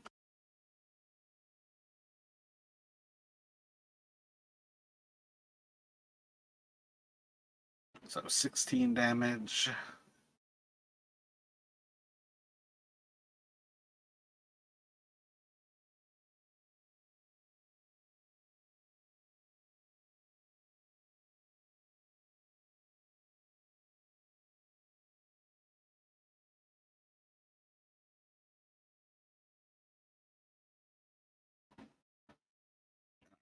And then Valdez.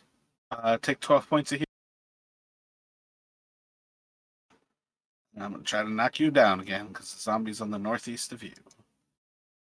10 will. This one's between Jarek and Valdez. Gonna go for Jarek. 10 will miss.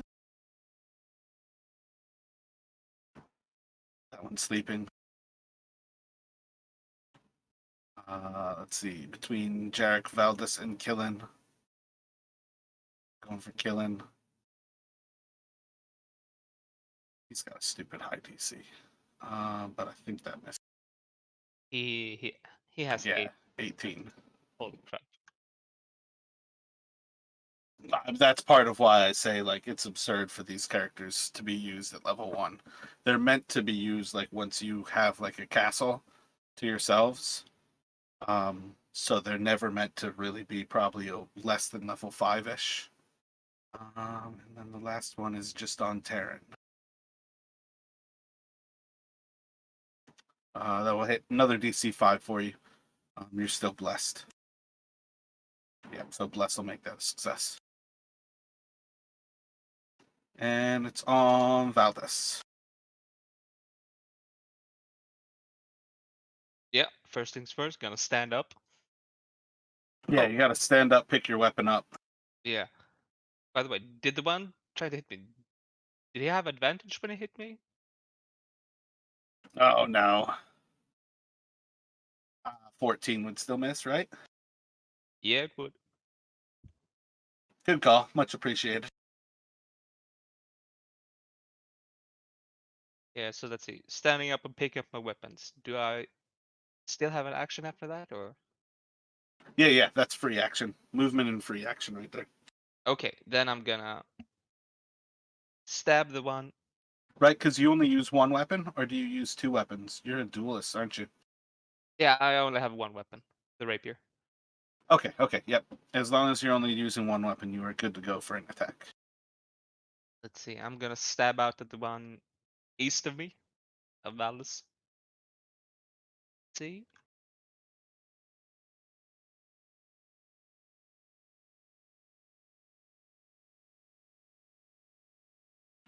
Solid hit, 7 more damage.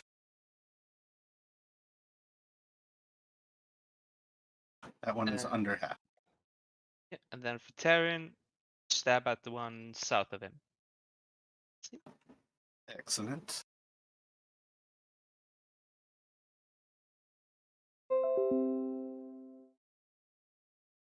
Solid hit. I think he does +2 damage, 6 damage.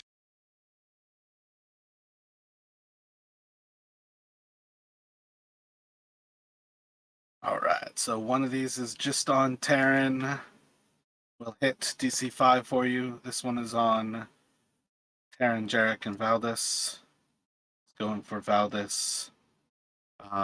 14 misses Valdis. And it is on Dirt. Wisdom saving throw on. There's like a blatantly bloody one south of Terran. That's going to fail.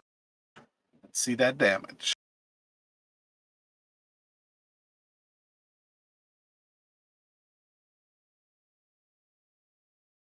Starting to think Tom fell asleep. I'm going to roll the damage.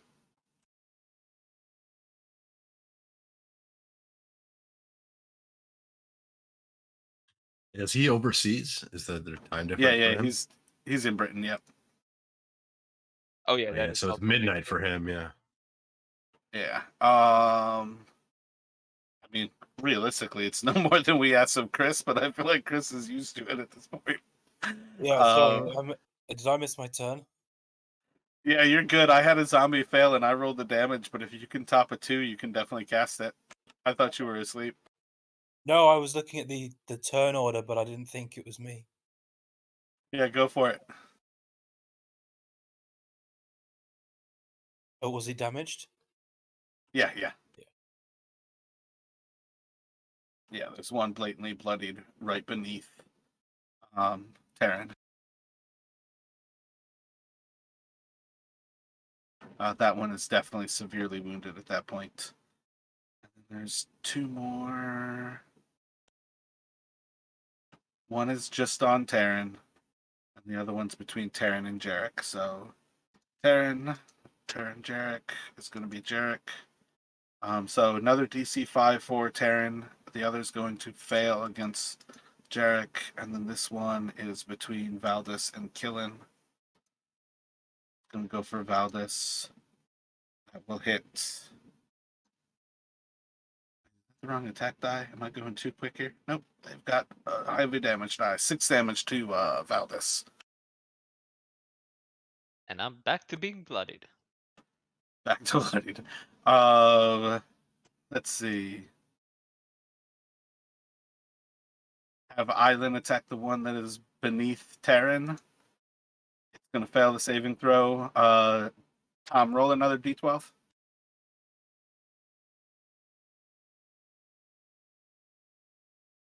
That will kill that one. And then Tom, roll a d20 for me, attacking the one that is north of Killen. 11 will hit. 2d8. Yeah, that guy's stupid powerful.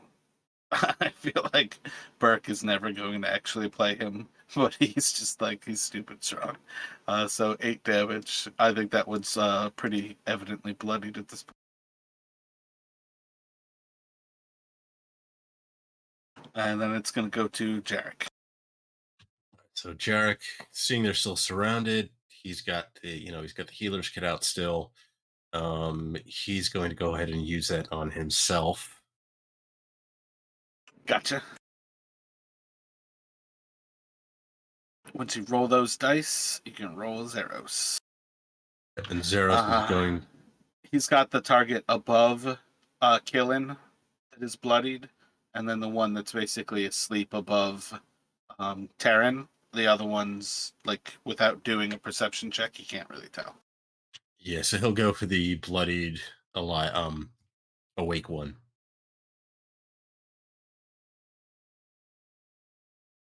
Oh, Dang.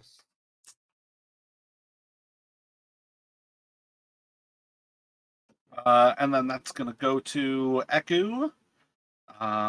What would you all like Eku to do at this point?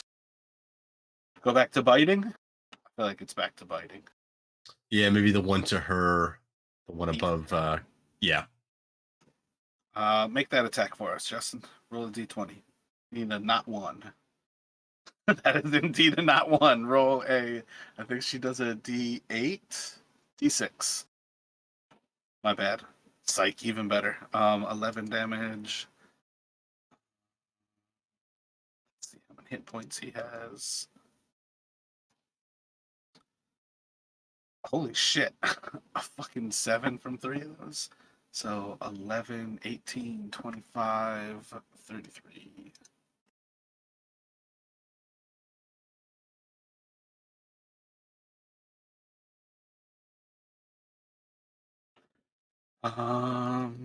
Halfway through Bless. Gonna go back around to Zombie is on Valdez.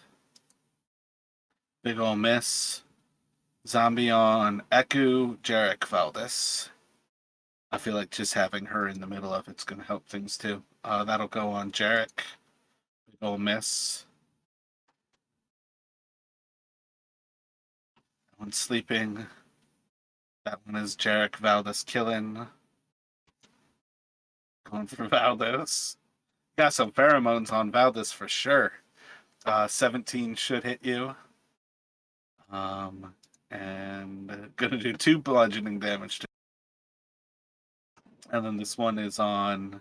It can close in. I think it's gonna do 80%. It's gonna close in to have a chance at Jarek. And then see which one. It's gonna still go for Darren. And it's gonna miss Darren. That it's on you, Valdez. Yeah. Stab out to the east of Malice, the one that's bloodied.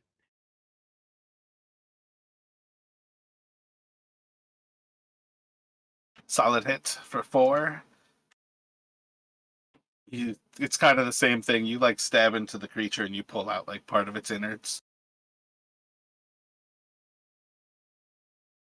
Nice. And Terran is gonna stab at the new one, directly south of him.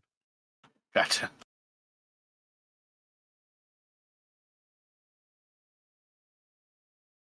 With a big old crit.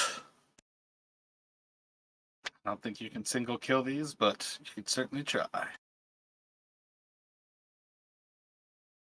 Wait, roll 2 more d6 though. You got 4 d6, I think, when you crit.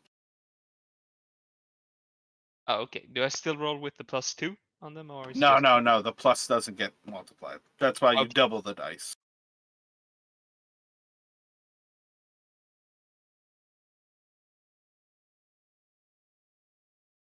So 17. Straight up half its life. That's an insta-bloodied condition.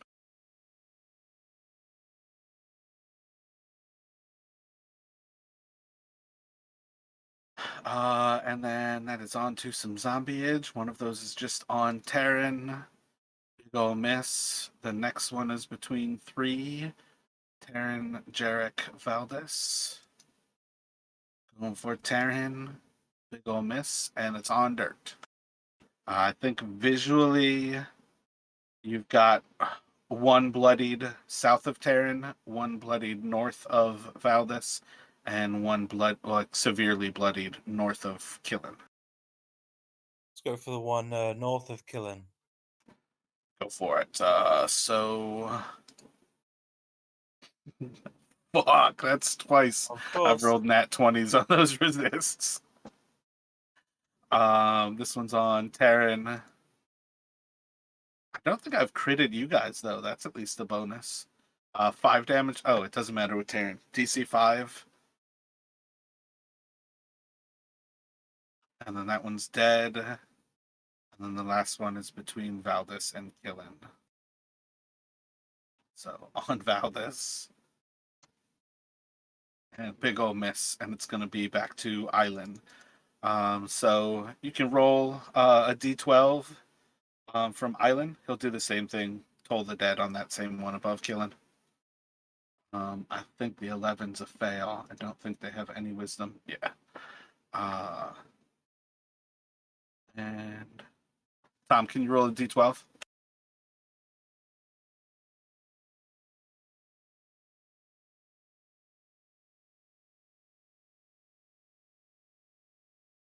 I feel like I still lost him. Chris, how about you roll a d12 for us? See if you can kill that one. 6 is how many hit points it had. So as he tolls the dead, that one's gonna fall. And then you've just freed up Killin. Who do you want Killin to attack? Got the wounded one above you. Close in there. Roll a d20 for us, Justin.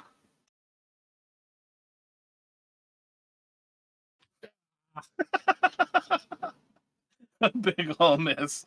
7, like quite literally 7, and their AC is 9, so it's basically you got to roll a 3 or higher with these guys.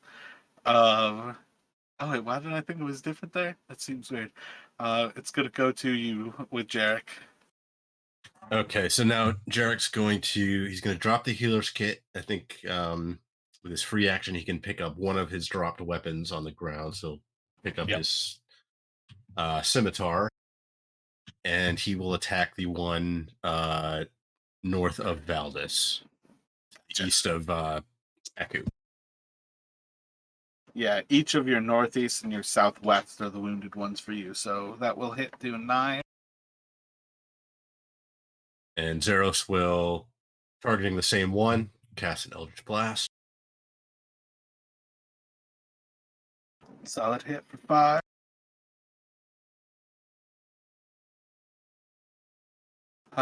And then Eku. Do we have a Tom currently? Yep.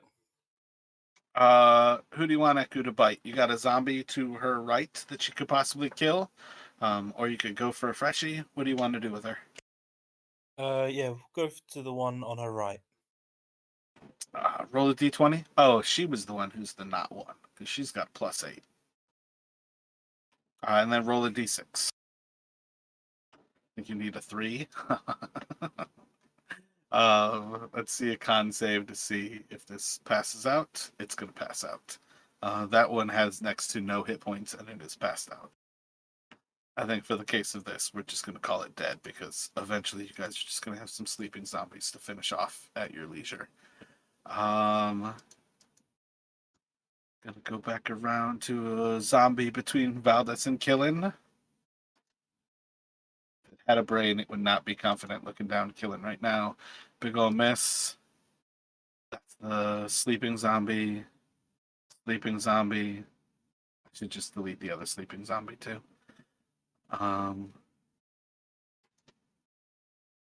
This one is between Jarek, Valdis, and Killin.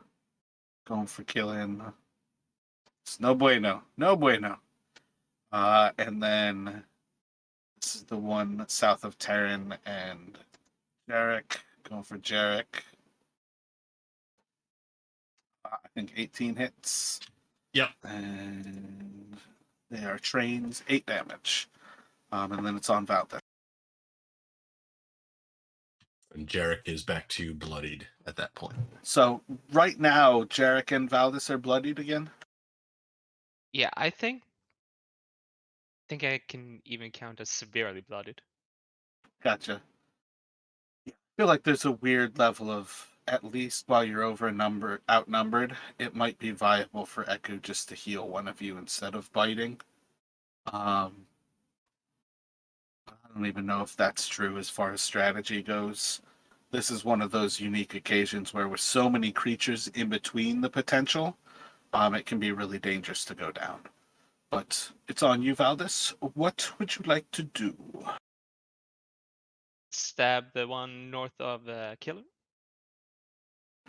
Stabby, stabby, make it die. Big ol' hit for 4 damage. Yeah, and then Terran is gonna stab at the one south of him. Good hit.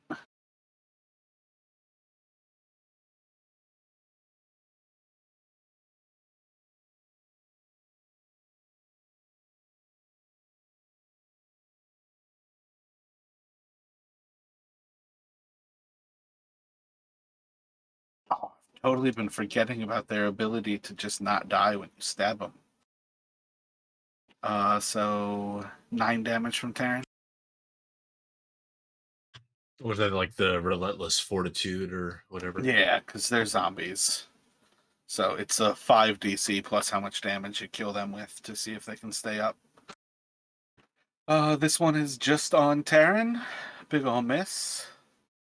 And then this one's between 3, Terran to Valdez. It's going to go for Terran. I think that was the hit, so DC 5 from you. And then it will be on Dirt. Successful.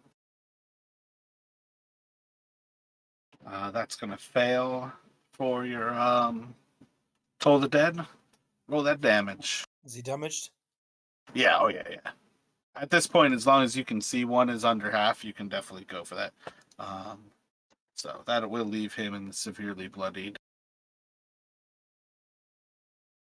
Let's see. This one is just on Terran.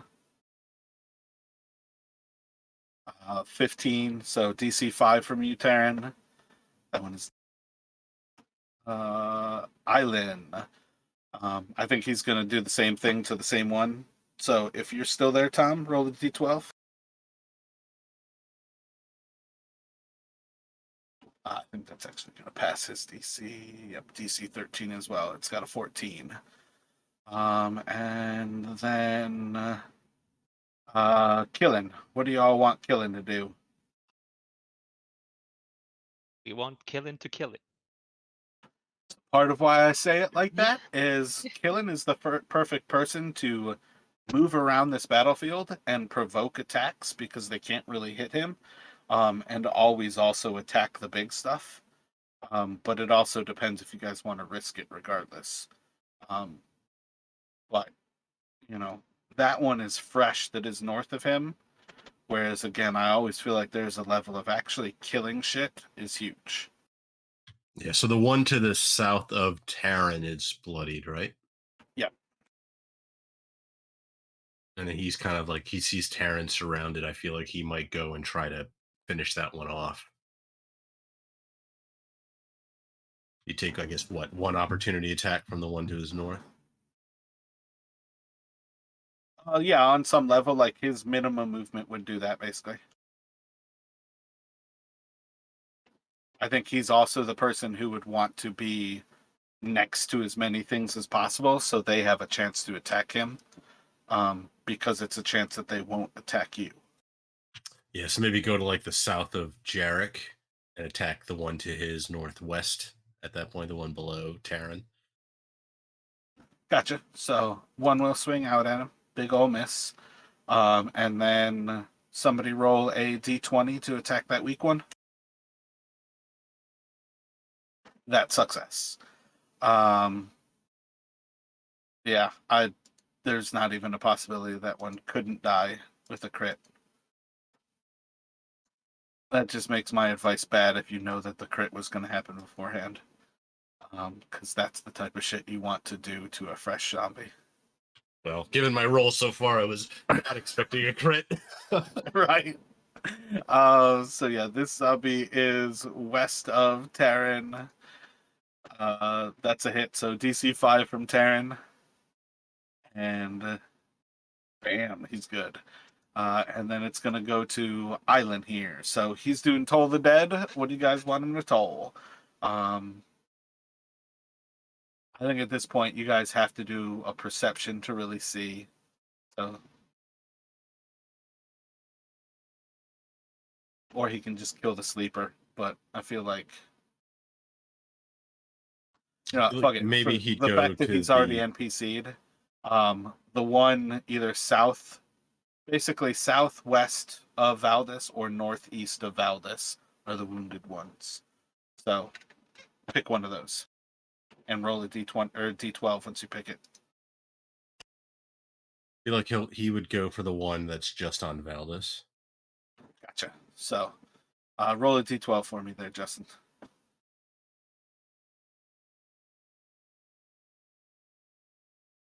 And then killing. Oh wait, did I just step back? Why did Killen Yeah, I go? think you did. 'Cause didn't Tom roll for uh, yeah, I don't know what the fuck that I just did there. I feel like it's on Jarek. Yeah, so Jarek he's going to pick up his short sword now, kind of bring it off the ground, and he's going to attack the one between him and Killen.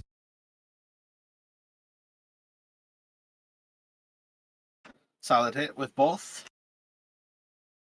12 damage total. And Zeros will attack the same one. Solid hit for 5. That one would definitely be in that bloodied zone then. So Eku has what's it? There's still 2 that are essentially just on Terran. I feel like as far as things go, Eku moving over here makes the most sense. Yeah, is Valdis severely bloodied? yeah. So think she would she heal could go him? here, and she can either heal you to try to prevent you falling, or she can move over here and just be something that's shielding you. And you guys can make that decision. But you guys are obviously turning the battle right now. Just the fact that you guys now have more actions than the zombies have should tell you guys that you've turned this battle and it is now in your favor. Yeah, it's kind of what I was thinking. We've managed to get their numbers down. So Yeah. maybe she would move, and instead of healing him right now, she would maybe attack the one that's on him to his north east. Yeah, I feel the same. All right, so let me have Chris roll the d20, and then Justin roll. Nope, I don't have to roll anything. And then it's going to zombies. There's been so many stupid 1s and stupid 20s rolled in this. So this is between Valdis and Eku. It's going to attack Eku, and it's going to miss. This one is now, it's between 4. So Killing to Eku. It's going to go for Valdis. That will hit, and it's going to do 5 damage. And that one. So it's on Valdis. Did that 5 damage drop you? Yeah, it did. Roll a death saving throw.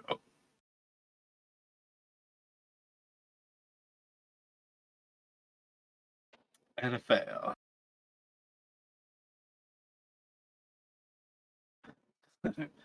Good advice, bad timing. Terrible dice rolling. So that one is just on Terran. Oh wait, 15. isn't it my turn? Terran's turn? Oh yeah. My bad. Okay, so yeah, he's gonna attack the one between Killen and Jarek. Try to get rid of that one. Feel like that's just inside of his damage house. Gotta roll damn near max damage for the kill. 9 damage is not going to do it, but it's definitely leaving it severely wounded. And then make a DC 5 to save against the one that hit. And then that one that you just hit is between 4 people. So what? Killing is 1, and then it's going to Terran is 2. It's gonna go for. It's going for Valdis. You are unconscious on the ground with advantage and 1 failed save. It has advantage here. If it hits you, that is a killed character. That's a death. Shit. Well, it's a nice burial site. It is a nice burial site. And then it is going to go to Dirt. Directly north of you. That one is severely wounded. Northeast or north of Echo is one that is wounded. Is this one wounded? I don't think any, like, besides the sleeping one that's north of Terran, none of the other ones are visibly wounded. Okay, I'll go for one of the wounded ones. And then, Which one do you want? Like, directly north of you, severely wounded, or the one north of Eku is just, like, wounded? Got it. So, you can roll that d12. It's going to fail. Get that kill. Big old death. and can someone carry on for me because I need to go. Sounds good. Have a great night. Sorry for going a little bit later there, but you be well, Tom. Have a good one. And then obviously during this week, you can decide whether you want to create another druid and stick with that or go for something else. Yeah, I'll have a think about it. I've got like work in a little over 5 hours, so try and get some sleep. Oh, definitely get that sleep. Be well, man. All right. Yeah, take it easy, Tom. And you. So after Dirt, one is on Terran. Big ol' hit, DC 5 for you, Terran. Gotta roll a 4. He's gonna fall.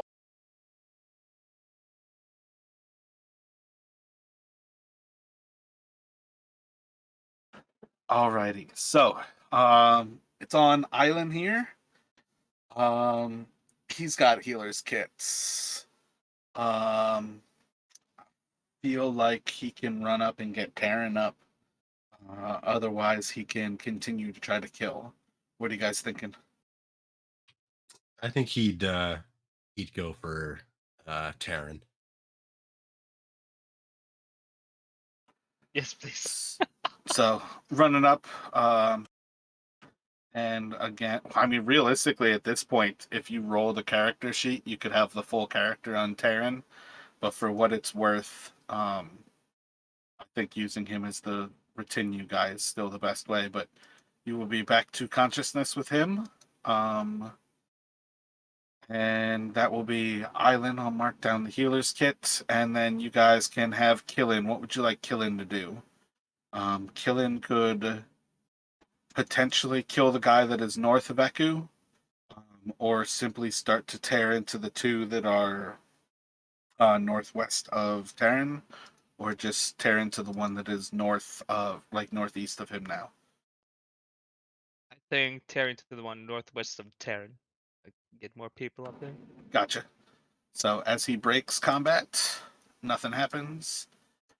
And he can move into those two. They're both fresh right now. Which one do you want to attack, Chris? Let's say straight west of Terran.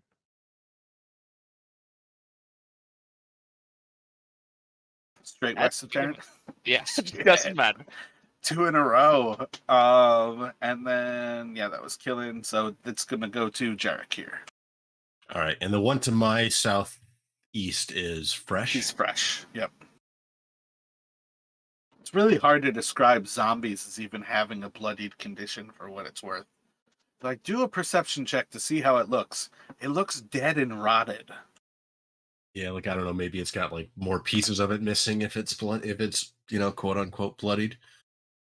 Yeah, I But- just like the idea that I feel like in like a really grim dark setting, to just say zombies, you can never tell the difference between whether they have like 1 hit point or 95. Like, just because they're already dead, like their natural state is to have shit removed from their body. Yeah, they look fucked up even when they're fresh. So I think Jarek is going to, so the one to Valdis's northeast, that's the one that downed him, right? Yeah, I think that's how it played out. Yep.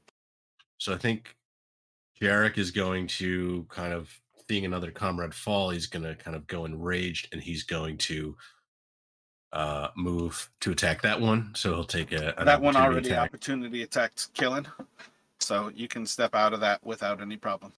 Oh, okay. And then he will. That's slash actually him down. one of the things that sucks about when people play very stationary combat, is those high AC characters, by provoking attacks, it lets other people moving around.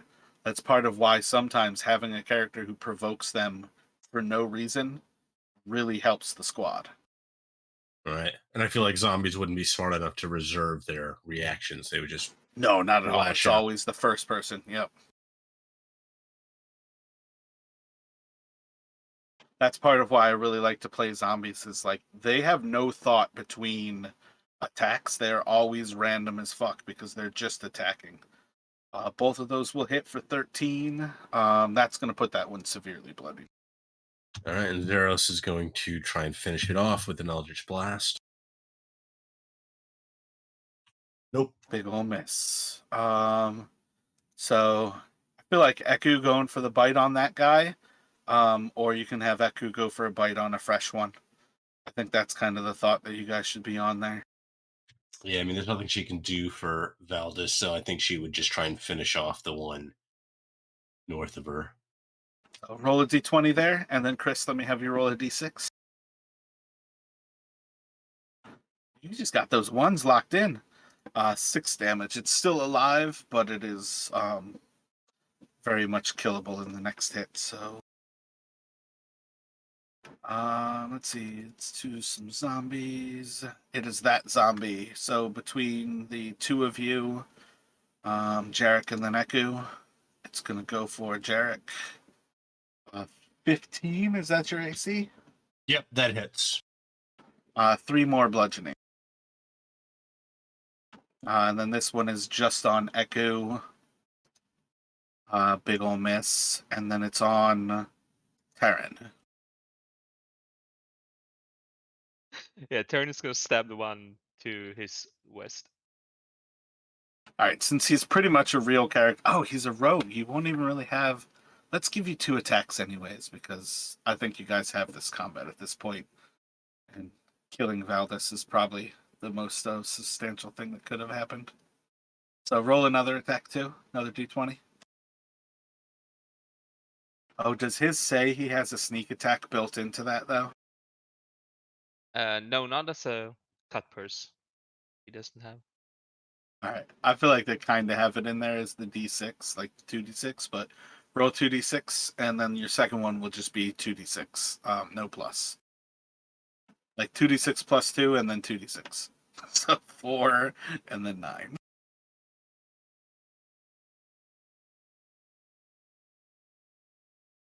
I mean, what's with me in ones today? What the?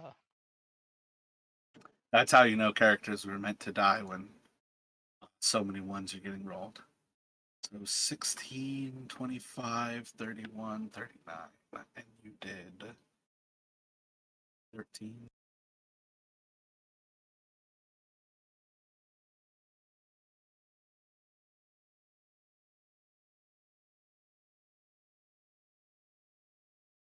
And then that's going to go to. Yeah, y'all got it down to where you're attacking the zombie like right before they go. So that zombie is right between Killen and Valdez. It's going to go for Valdez. It's going to hit DC 5 for you there. And then it's going to go to Dirt. So he's ringing the bell. I think as he looks out right now, his targets are west or east of Jarek or east of Killen, are the ones that he's going to ring. Which one do y'all want to ring?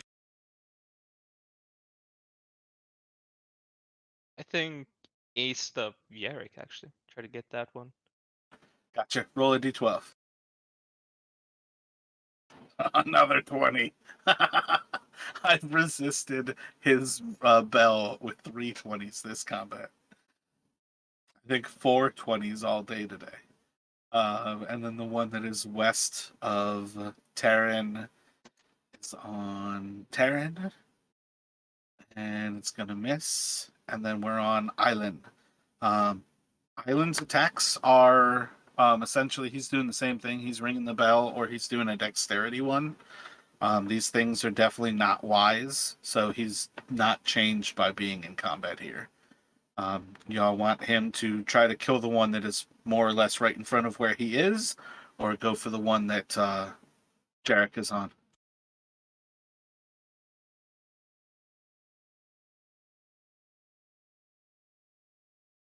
I still feel like freeing up Yarrick would be good because with killing Terran, the Roll that d12. Oh, resisted again. And then Killin. Make a swipe. Somebody roll a d20 and see who's and kill that guy. So Chris, roll 2d8.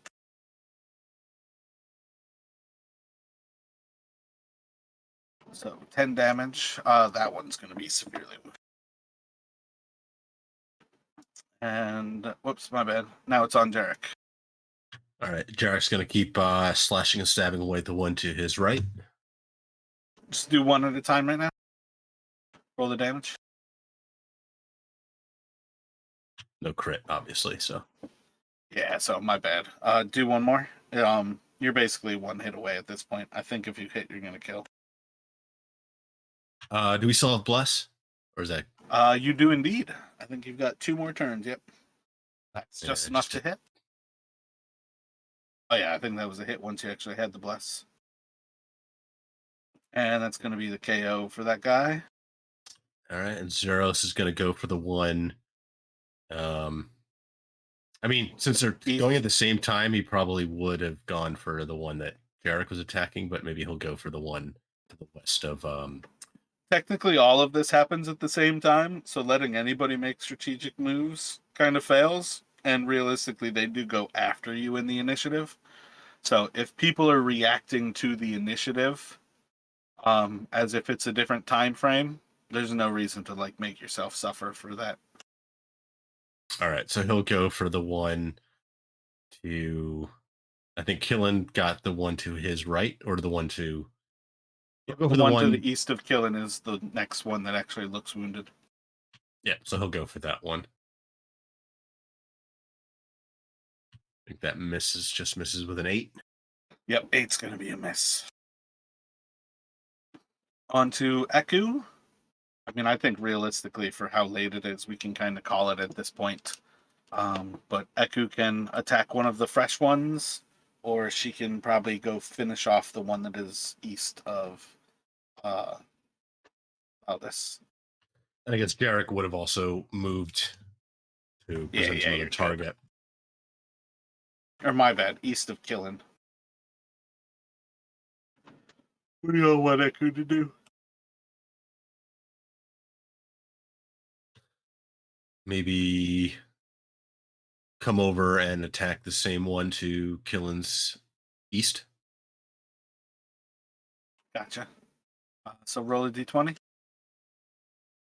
then Chris, roll a d6 for me. I guess. I think that's the minimum for the kill right there. Oh no, she was +5. That's gonna be at 1 hit point. And I guess you would also take an opportunity attack from that one. Yeah, that one will pass out there. The opportunity attack is gonna miss. So that one is essentially another one of the sleepers. For what it's worth, I'm gonna delete the sleepers here though.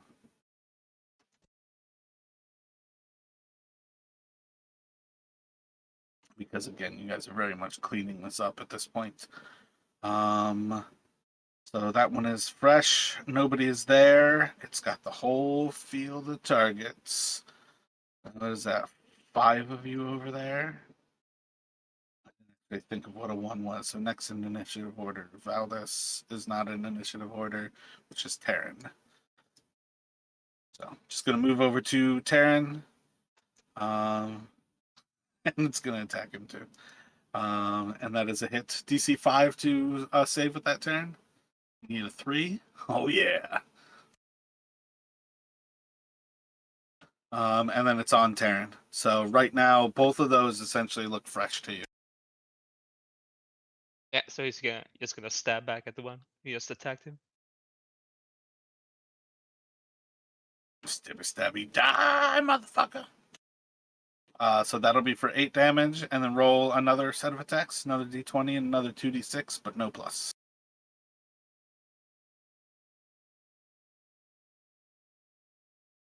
So for a total of 14. Damn, that one's really low hit points. So 16, 21, 27. I think that's about as low as you can actually roll for their hit points.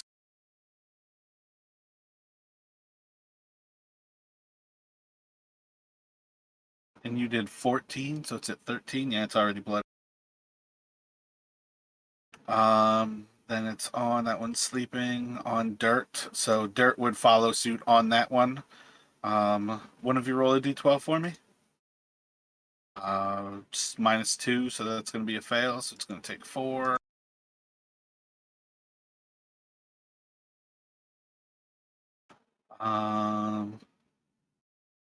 What did I do? How did I get ahead of? I'm so confused.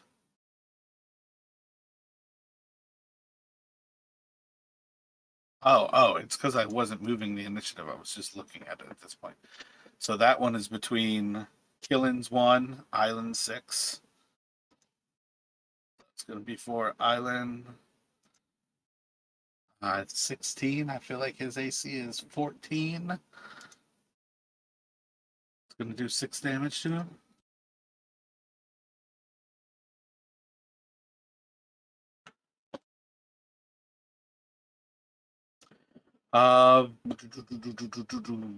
And see, I should have actually finally had this thing start to move here when it was turning.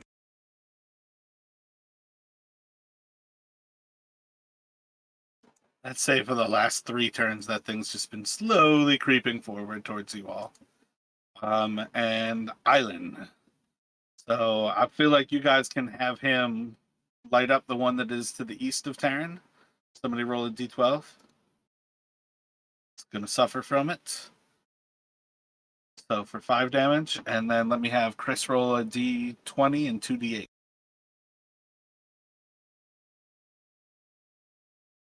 That's it. 6 damage. And then it's on you, Jarek. Yeah, I was wondering what that thing was. So I'm gonna move in and attack the one south of me.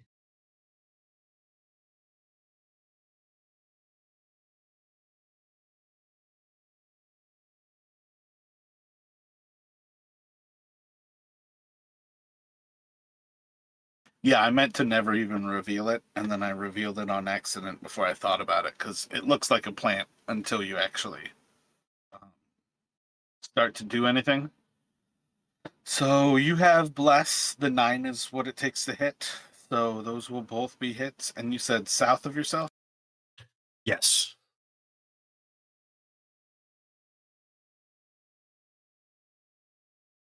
Oh, is that adding your bonus? Your second attack needs to be set up so it's just doing the d6. I don't think it can add your strength or your dexterity when it's an offhand attack.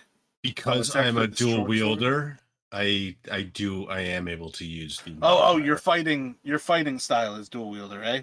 Is that right? Right. Yep. So I Gotcha. think you get the Okay. modifier on the second attack. Yeah. No, that's just not. I don't keep track of fighting style on my little sheet. That's part of that confusion. And then Zeros has a prime target in the one that is east of Terran, but I understand if you want to continue with the fact that he kind of follows Jarek's lead. Yeah, I think he'll attack the same one. So to the left of Terran. Roll that attack. Miss. Single miss. And it's on Echo.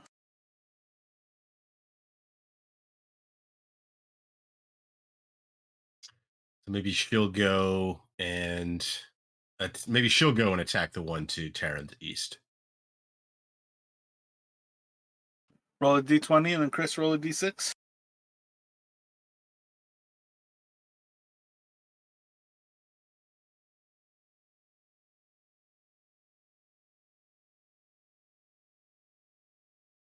Yeah, my bad. I'm yelling at my brother and I just hit my push to talk. 9 damage. I think that's enough to kill that one. Yep.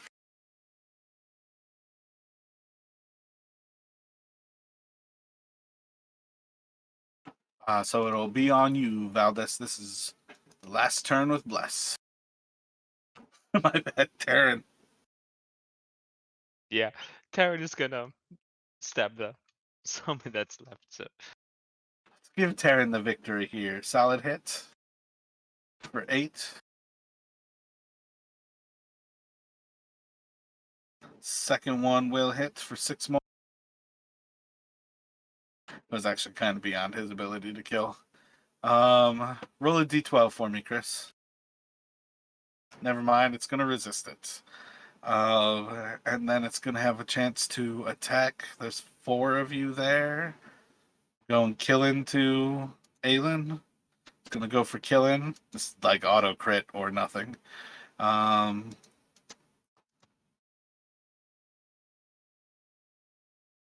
Vine's going to creep towards you all.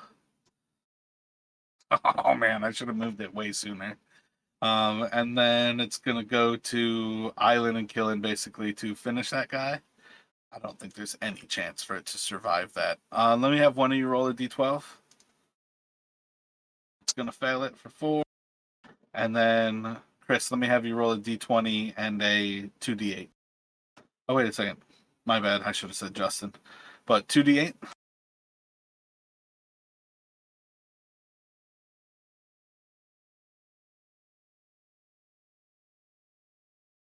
Crushed. So yeah, that's as you just like cut that last zombie in 2. And just as everybody kind of like takes a moment to really figure out what's going on here, you just see this big old like thing of vines slowly moving towards you all. And it's just like a puff of pollen, yellow pollen, and these yellow flowers that are the same yellow flowers that all of these zombies had. Oh wait, you still have 2 zombies to technically kill from the group here. So I feel like you guys gotta have to. They're sleeping. Fuck it. Jarek, what are you doing as you recognize that there is this creature moving towards you all that is clearly what animates these zombies? So he's going to, noticing it, he's going to kind of point it out just in case anybody hasn't noticed it yet. And he's going to be like, need to kill that thing. He's going to move up a little bit, but kind of can't reach it for now. So he's going to take the dodge, essentially adapting a defensive posture. Zeros, seeing this thing, is going to launch an Eldritch Blast towards it.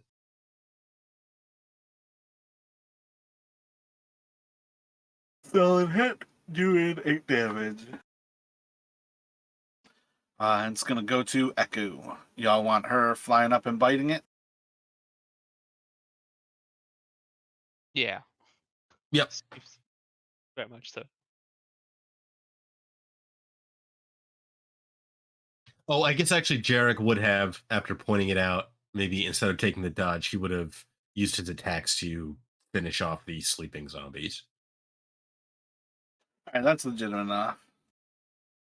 So he's not dodging. He's dispatching the 2 sort of incapacitated ones. I can roll for attack if you want me to. I mean, realistically, they sleep for so long.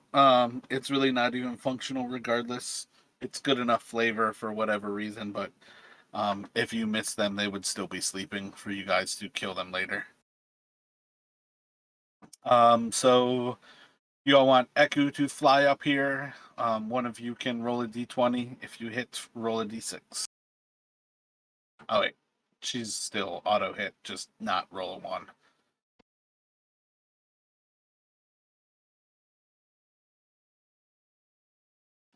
It's just a big all flower with yellow flowers that sprout out from vines.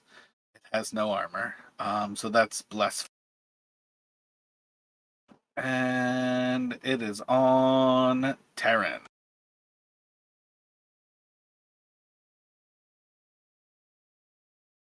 Yeah, Terran's gonna move up. Let's see.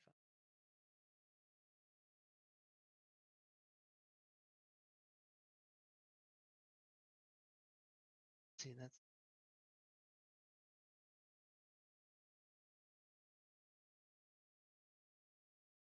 yeah, that's it. Can't do much more.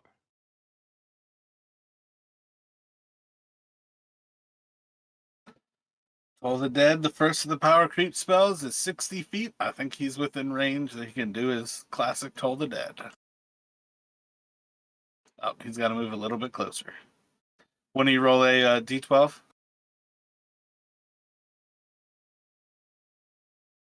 I rolled a 7. I thought I rolled the 1. I'm still in the whisper, though.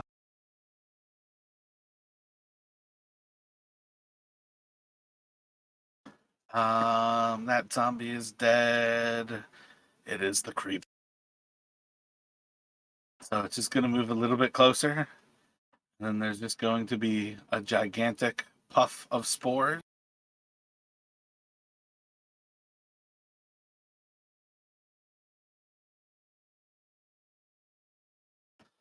And let's see. It is going to be on Taryn, Jarek, and Eku to make wisdom saving throws, please.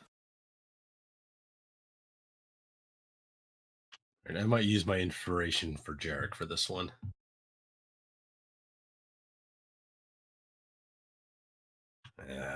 I don't think. I think I've got 3. I don't think that's gonna do anything. So Yeah, I don't think Terran saved either. One of you roll a d20 for Eku.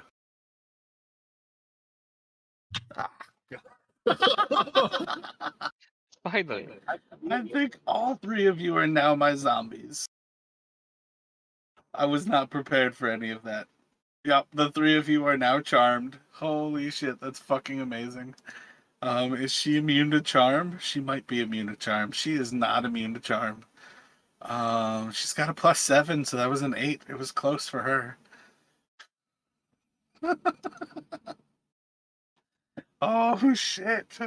Yeah, this is like for sidekicks for you guys to win because you're gonna have to win this with Island and Dirt basically. So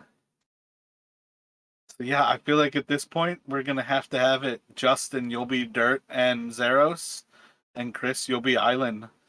Um, they're charmed. Are they gonna start fighting you?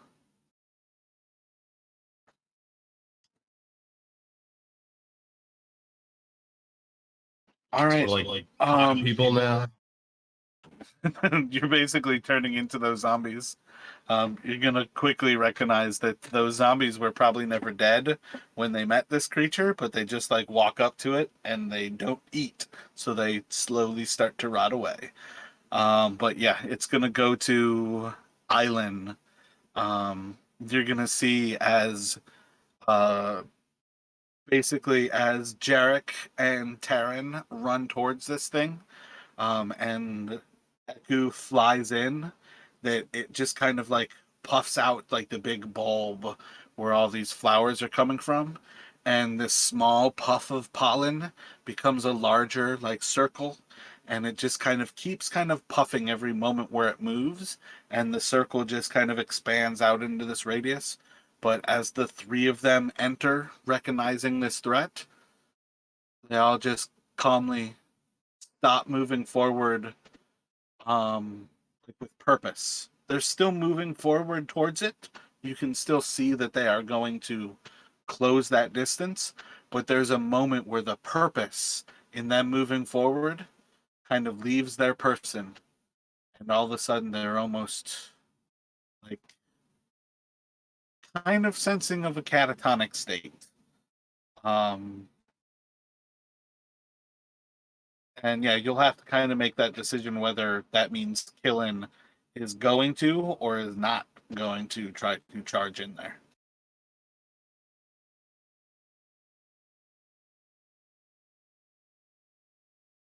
Yeah. For starters, it told the dead, at least. I, You can roll a d8. It is now at full health, but it will fail. I think it's a d8 or a d12 for Toll the Dead. Let me actually check that. Yep, d8.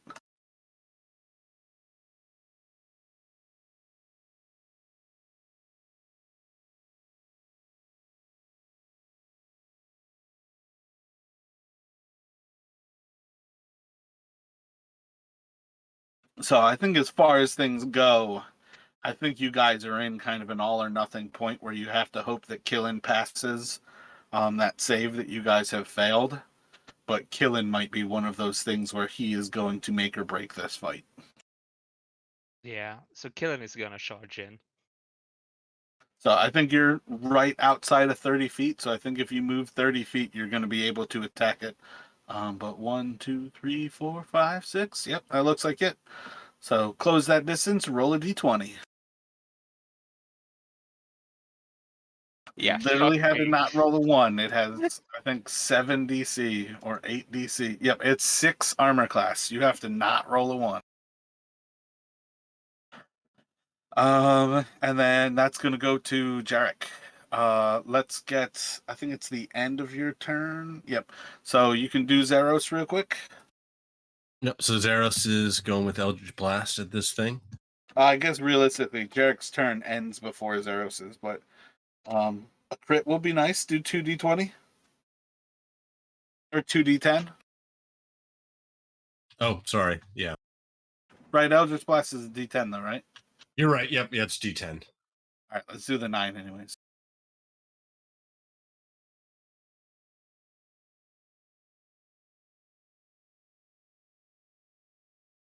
And then I guess what Jarek makes a Wisdom saving throw. Yep, Wisdom save and throw again. End of each of your turns. Yep. There you go. So at the end of your turn, you are no longer charmed. All right. Which makes me think I need to actually pick something that says charmed. I wonder if any of these say that to me. It's a good charmed picture. The snail? We're going with the snail.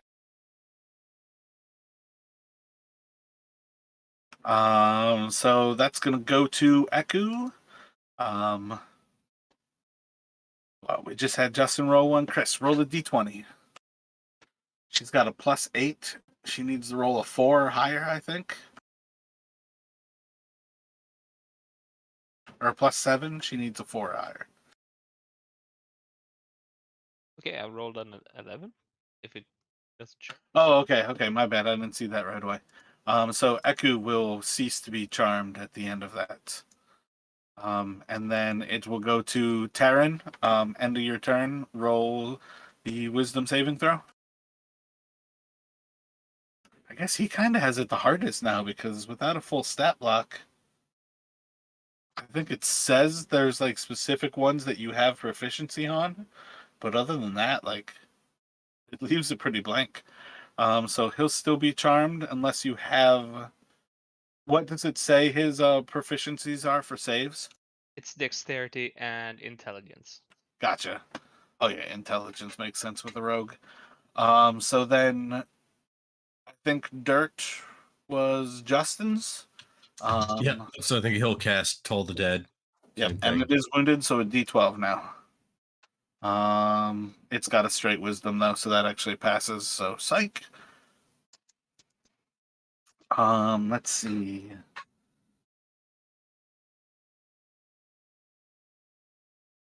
Holy shit! If the target is a humanoid that drops to 0 hit points as the result of this damage, it dies and is implanted. That's how the zombies happen. It brings you in so it can attack you with this attack. Ha ha ha ha. So let's see which one it's going to attack.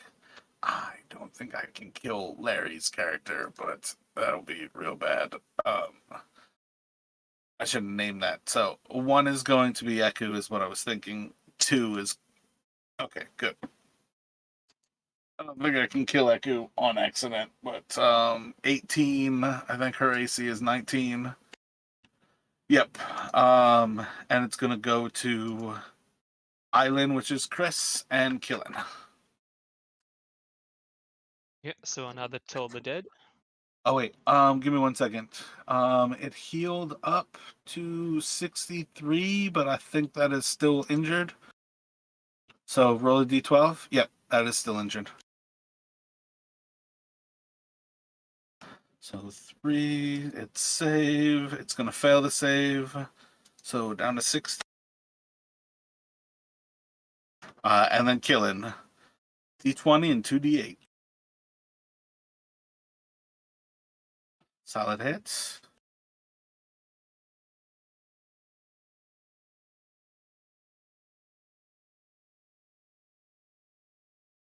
For 7 damage. How many ones have I rolled this game? All of them. And then Justin, you've got Jarek and Zeros back.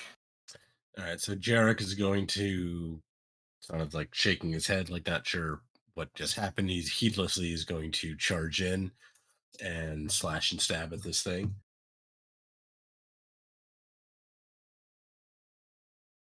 Solid hits from both. And Zeros will 16. Eldritch Blast.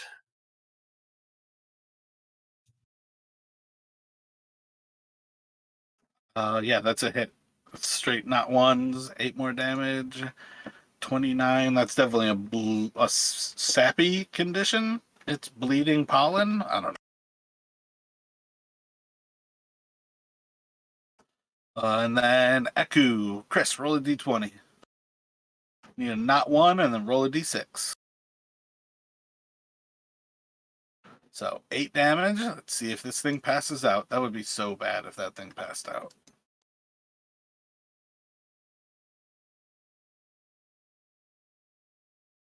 And then Terran. I think same thing. Save. So many ones. And then I think Dirt was, what were we doing? Justin on that one? Yep, he'll toll the dead. I'm gonna save. Oh shit, yeah, my bad. Taryn would have actually still been walking forward in all of that. Even Jarek would have done that. My bad. I forgot about that. That they still move forward. It's gonna puff out its like puff of powder again. Oh, I wonder if you guys are immune.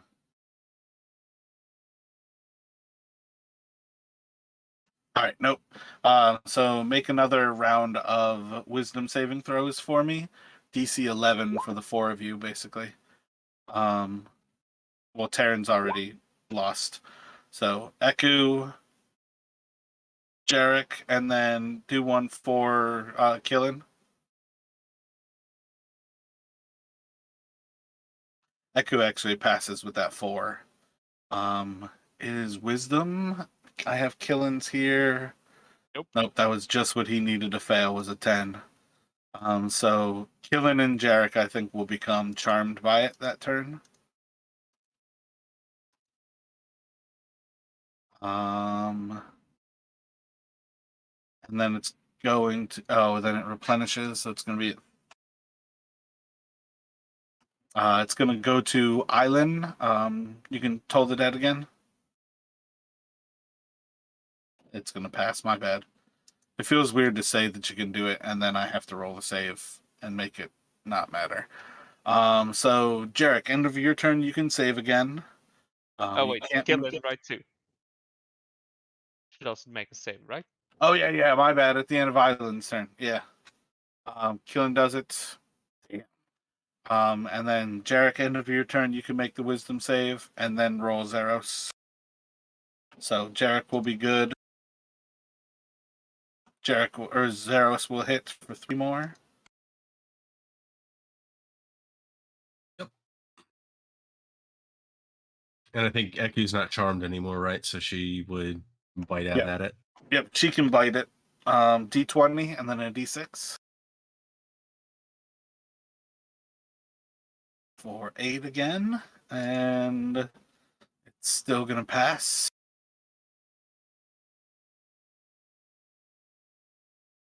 And then I think Terran, end of your turn, wisdom saving throw. And then wisdom save from Dirt. It's going to fail. Roll a d12.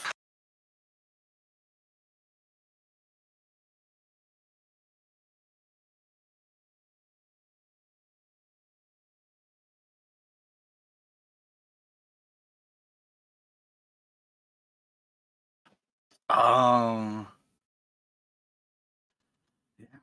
think it's gonna strike out at one of the charmed folk on it, so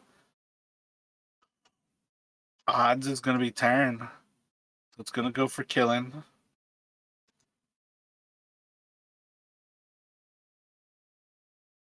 It's got him +3. Does it auto hit if it's got him charmed? Come on.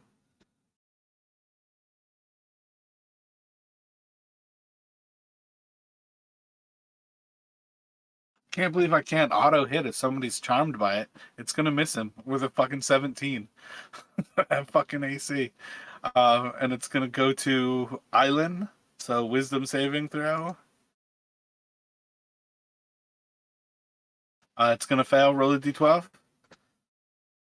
or 9, and then roll a wisdom for killing. Is gonna fail again. Jarek, you are now uncharmed. You're definitely within the range that you can kill this thing right now. All right, yep. I'm gonna slash and stab at it. Both of those will hit.